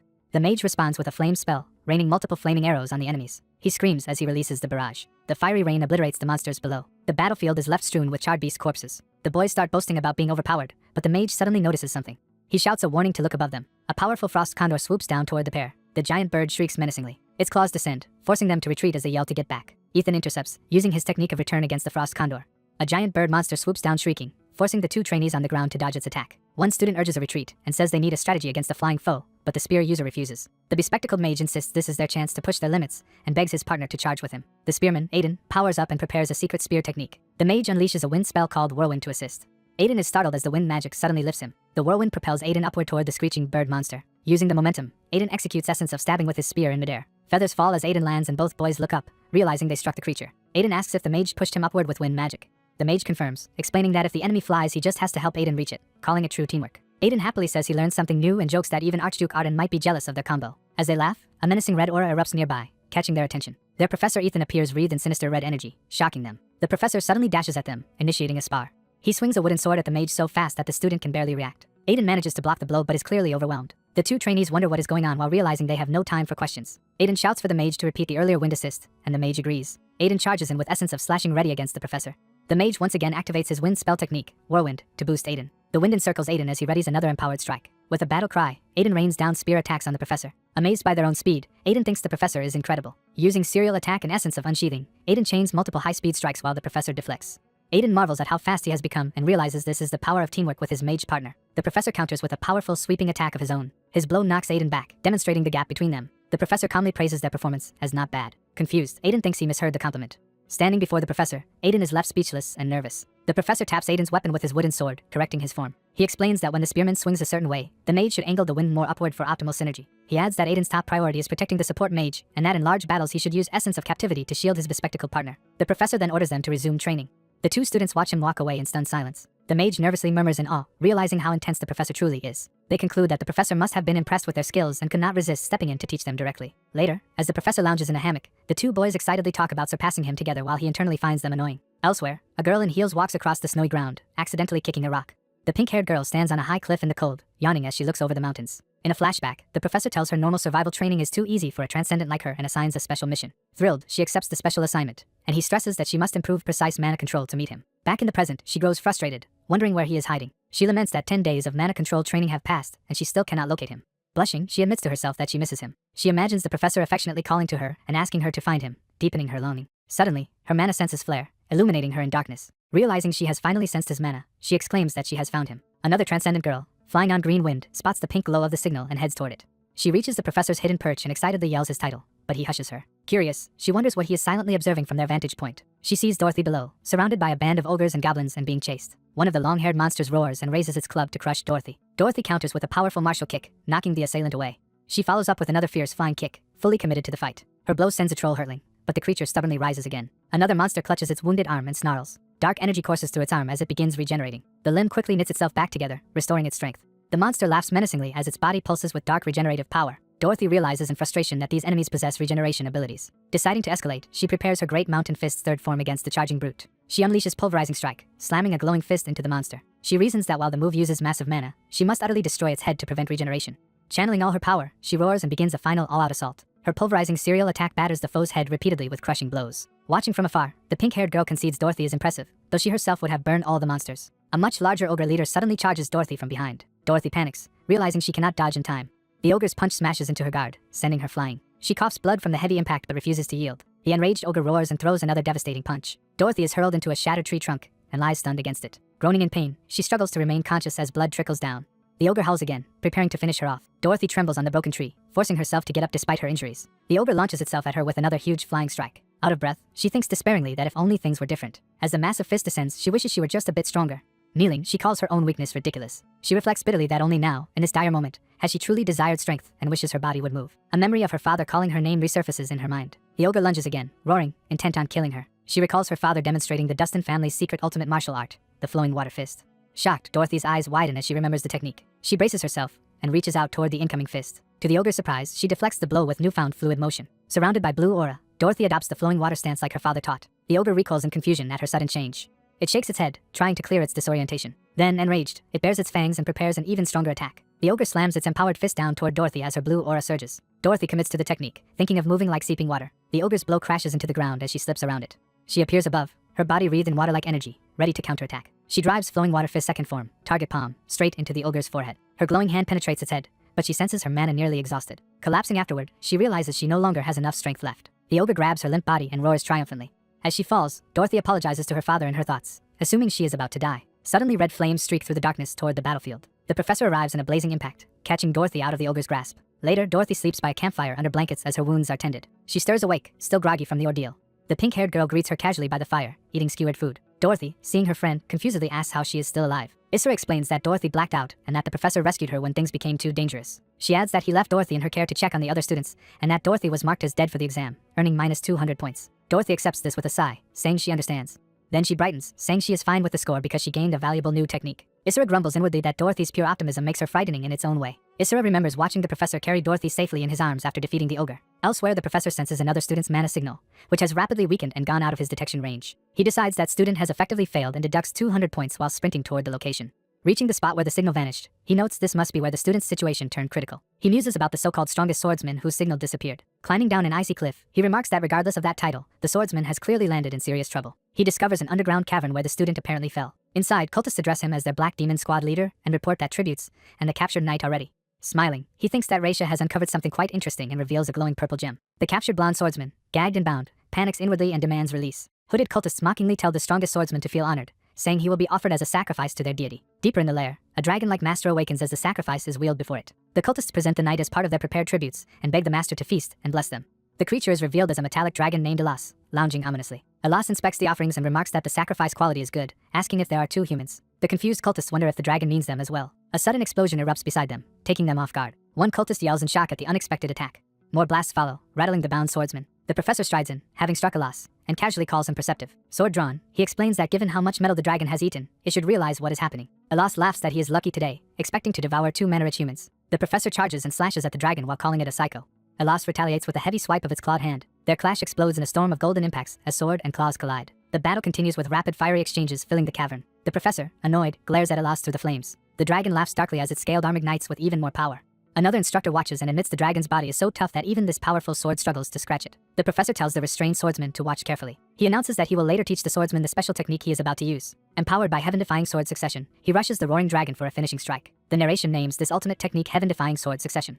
He executes Great Undertaking Thunder, a lightning charge slash that tears through Elas. The bound swordsman stares in astonishment at the overwhelming power. Elas, now horribly wounded, screams as the attack rips across its body. In a flashback, a caped warrior finishes off a similar dragon and sighs in relief. That warrior complains about such monsters growing stronger by eating metal and wishes he had more time to deal with them. The protagonist considers creating a sword technique strong enough to kill the dragons in a single blow. The blonde captive realizes the protagonist has perfected his family's secret technique. He analyzes that the heaven-defying breathing circulates opposing flows, which the protagonist compressed into the great sword to cause an explosion. The protagonist cuts the blonde noble's restraints, freeing his hands. The freed noble thanks him and asks how he knew where to find him, while the protagonist says he had to know that much to bring them. The noble asks about the technique he saw, and the protagonist replies he will teach it during extra lessons. Shocked, the noble repeats the words extra lessons in disbelief. The protagonist scolds him for leaving the test boundaries and says he would have died without rescue, guaranteeing last place. Examining a dragon scale, the protagonist notes that it might be useful. When the noble tries to justify leaving the trial, the protagonist cuts him off and tells him to listen. The noble is confused as he hears a recorded voice casually propose sacrificing the strongest swordsman. He hears more of the recording explaining that nobody knows the protagonist fell into this place. The protagonist deduces from the evidence that the Rations and Agils are actually in conflict, not allies. The message reveals a plot to spark war between Rations and Ardens, which would benefit Duke Hymos, leaving the noble horrified. Someone knocks and politely asks if the protagonist has finished his meal. The protagonist reacts, explaining he came because the servants were late returning, startling the noble. The protagonist smiles slightly at the situation. The blonde noble seethes with anger, remembering the recorded betrayal. The silver-haired instructor cheerfully enters, about to speak. The enraged noble immediately punches him in the face. He furiously curses the instructor while the protagonist watches, and the instructor is left stunned. The instructor later wakes chained to a torture rack as someone yells at him to wake up. Coughing blood, he panics and asks what is happening. Now restrained, he hears the noble scream accusations that he tried to kill him and pit the families against each other. The noble violently demands to know who orchestrated the scheme. The protagonist tells the noble to step aside, saying his own interrogation methods are more efficient. As the instructor refuses to talk, the protagonist grabs his neck, startling him. He channels burning magic into the man's body, causing agonizing pain. Engulfed in fiery energy, the instructor screams in torment. The protagonist calmly promises to spare him if he answers honestly, warning he will kill him if he lies. Choking, the instructor agrees to talk, and the protagonist begins questioning him about the facility and its staff. The instructor reveals the place is a laboratory researching dragon power in exchange for monthly sacrifices, staffed by about 50 people. He lists that 20 researchers come from the Arcana Magic Association. Hearing the name, the protagonist is surprised that the Arcana Magic Association is involved. While searching a device, the noble asks what it is, but the protagonist silently investigates. The protagonist darkly asserts the group is tied to the Brotherhood and orders the instructor to tell him everything about the Arcana Magic Association. Elsewhere, 2 robed workers complain about life in the caves while hoping for blessings that grant new skills. Overhearing from above, the noble thinks they just have to wait until they can capture some wandering knight as an offering. He then uses his new movement technique to rush them from behind. The ambushed men panic as he attacks, one crying out in pain. One worker tries to activate an emergency device with a glowing cube. Before he can, he is taken down, groaning in pain. The protagonist praises the noble's performance but points out his stealth is still lacking. He explains that one enemy detected the noble's presence and advises using less mana focused on the feat. The noble protests that the advice sounds too easy, and the protagonist brusquely tells him to stop whining. The protagonist teases him, saying someone titled the strongest swordsman should manage at least this much. He notes there are 5 enemies ahead and offers to handle 2 so the noble can try again and regain lost points. The noble, determined, powers up with aura around his body. Using shadow steps, he blitzes through the enemies, knocking them out. One of the robed men collapses with aura dissipating around him. Other cultists sense that 3 life signals vanished at once and worry they are under ambush. Their leader shouts to sound the alarms just as the noble charges toward them. The noble dashes forward at full speed, shouting as he goes. He barrels through multiple foes with his movement skill, causing them to fall screaming. Exhausted but amazed, he asks if he really pulled it off while the protagonist watches. The noble staggers away laughing to himself. He begins bragging about his success, but the protagonist bluntly tells him to stop talking nonsense. Watching him, the protagonist privately acknowledges the noble is a genius and is learning even faster than Decarl. They reach a particular sealed door, and the protagonist concludes this is the place they were looking for. Entering the room and finding it empty, the protagonist remarks that no one seems to be inside. Surrounded by complex alchemical tools, the noble doubts they can find anything while the protagonist starts reading documents. Something in the papers shocks the protagonist. He discovers that combining 2 dragon extracts produces powerful hallucinations, and that this drug was used to brainwash the second son. He concludes the notes are about Terran and continues reading for more information. He finds a detailed anatomical analysis of a dragon and decides it will be essential to curing Terran. Surprised by the trove of data, he plans to send the findings to Ilya as soon as possible. He mentally connects the Agil's conflict, the metallic dragon's heart, and the purification method for the brainwashing drug, seeing it as a path to a new skill. He silently urges Terran to endure a little longer, vowing to use this information to bring him back. Determined, he thinks he only needs a bit more time as red aura flares around him. The scene shifts back to the snowy mountains around the training ground. Standing before the now-destroyed cave, the protagonist speculates that the cult had an explosion mechanism to erase evidence if things went wrong. The noble notes the base is completely ruined and begins to ask what the protagonist will do next. Isra flies in on wind magic, happily declaring she has found the professor again and was far from him. She realizes they are outside the test boundaries as someone shouts her name. The protagonist clarifies that he came only to catch the noble for leaving bounds, not because of concern, crushing the noble's romantic delusion. He orders Isra to escort the noble back to the starting point, and warns the noble he will be punished if he does not stay put. Later, he returns with the group gathered on the snowy field. He announces that the training session has ended and that he will reveal the results. Results show Leon in first place and Xenos in second, and the 2 celebrate. Isra is shocked to hear she placed third while Dorothy happily rejoices at not being last despite her huge negative score. Mailton learns he is in 5th place with an even larger negative score, leaving him horrified. Xenos leaps into Leon's arms, exclaiming that they succeeded. The protagonist praises the duo nicknamed Spearman and 4 Eyes for working well together and improving their abilities. Isra scoffs that their success relies on others and doubts they will always have protectors. Mailton enthusiastically agrees with her criticism and claims they would have done better if she had summoned a spirit while he defended her, causing her to explode in irritation. Leon, flushed with emotion, declares he wants to stay by Xenos' side no matter what others say. Xenos shyly thanks him. Xenos tearfully proclaims they can overcome any hardship together, while the protagonist watches in awkward silence. Leon hugs Xenos again, calling him young mage, while Xenos gasps from the tight squeeze. Isra berates Mailton, telling him he is even worse than the pair he mocked.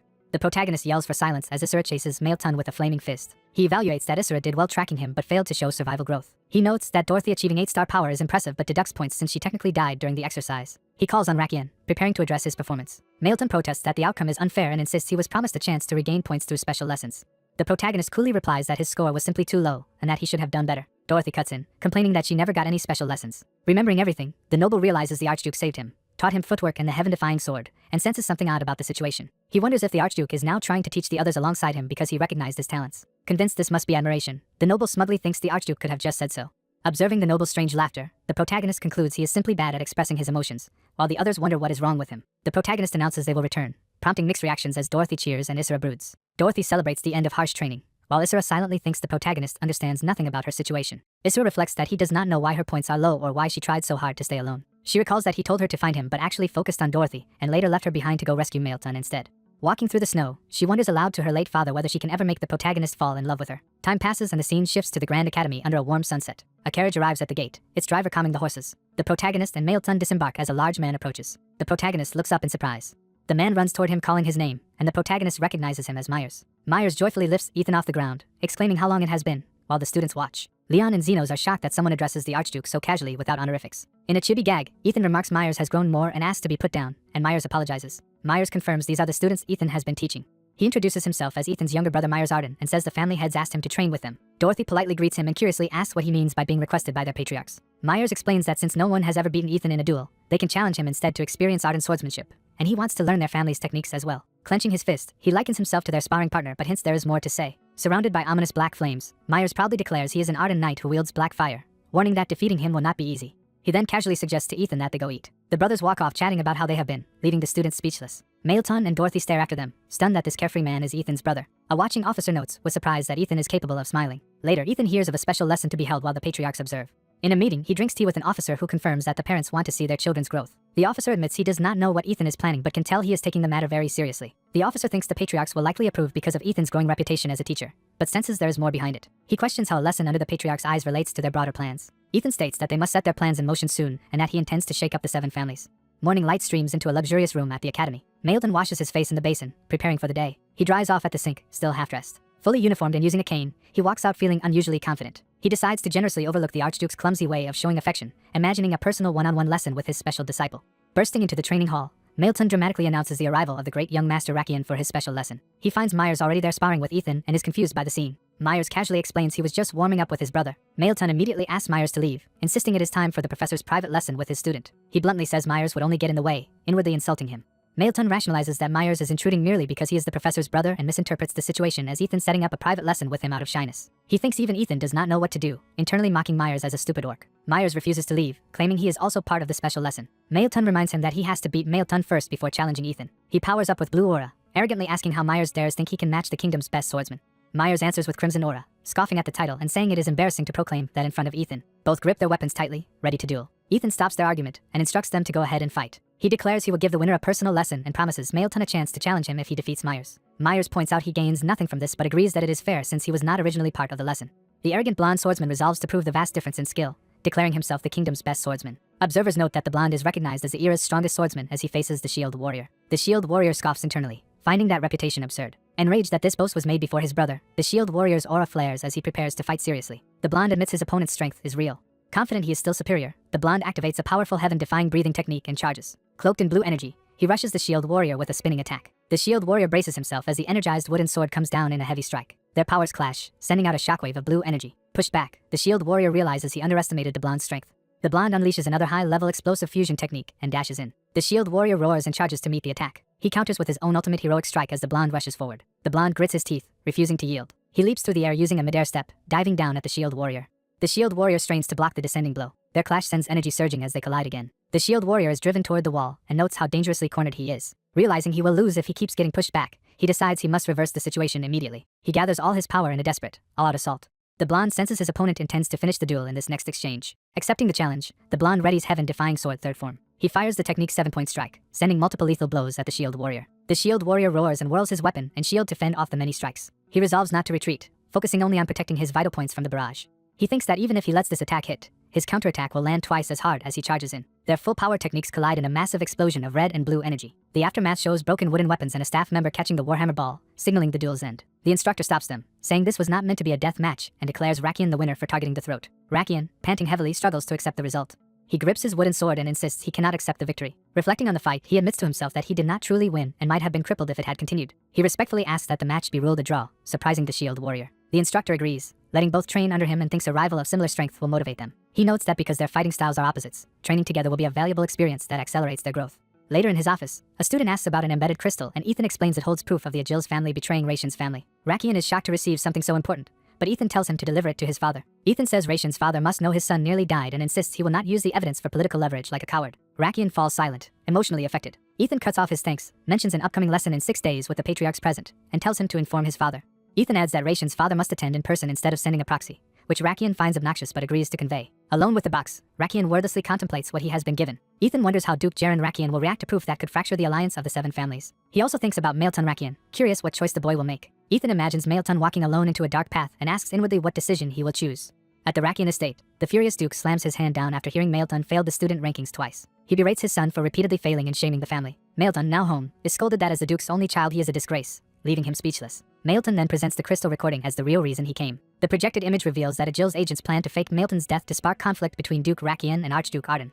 The recording further shows they intended to sacrifice Mailton by feeding him to a metallic dragon, using his death for their scheme. Watching, Mailton reels and wonders what he just saw. Duke Rakian demands an explanation, and Mailton says he was captured by the Agils and rescued by the Archduke. The Duke calls him pathetic for losing to the Agils and needing help from a fallen family's son, asking if Ethan also provided the video. Mailton admits he recorded the evidence himself.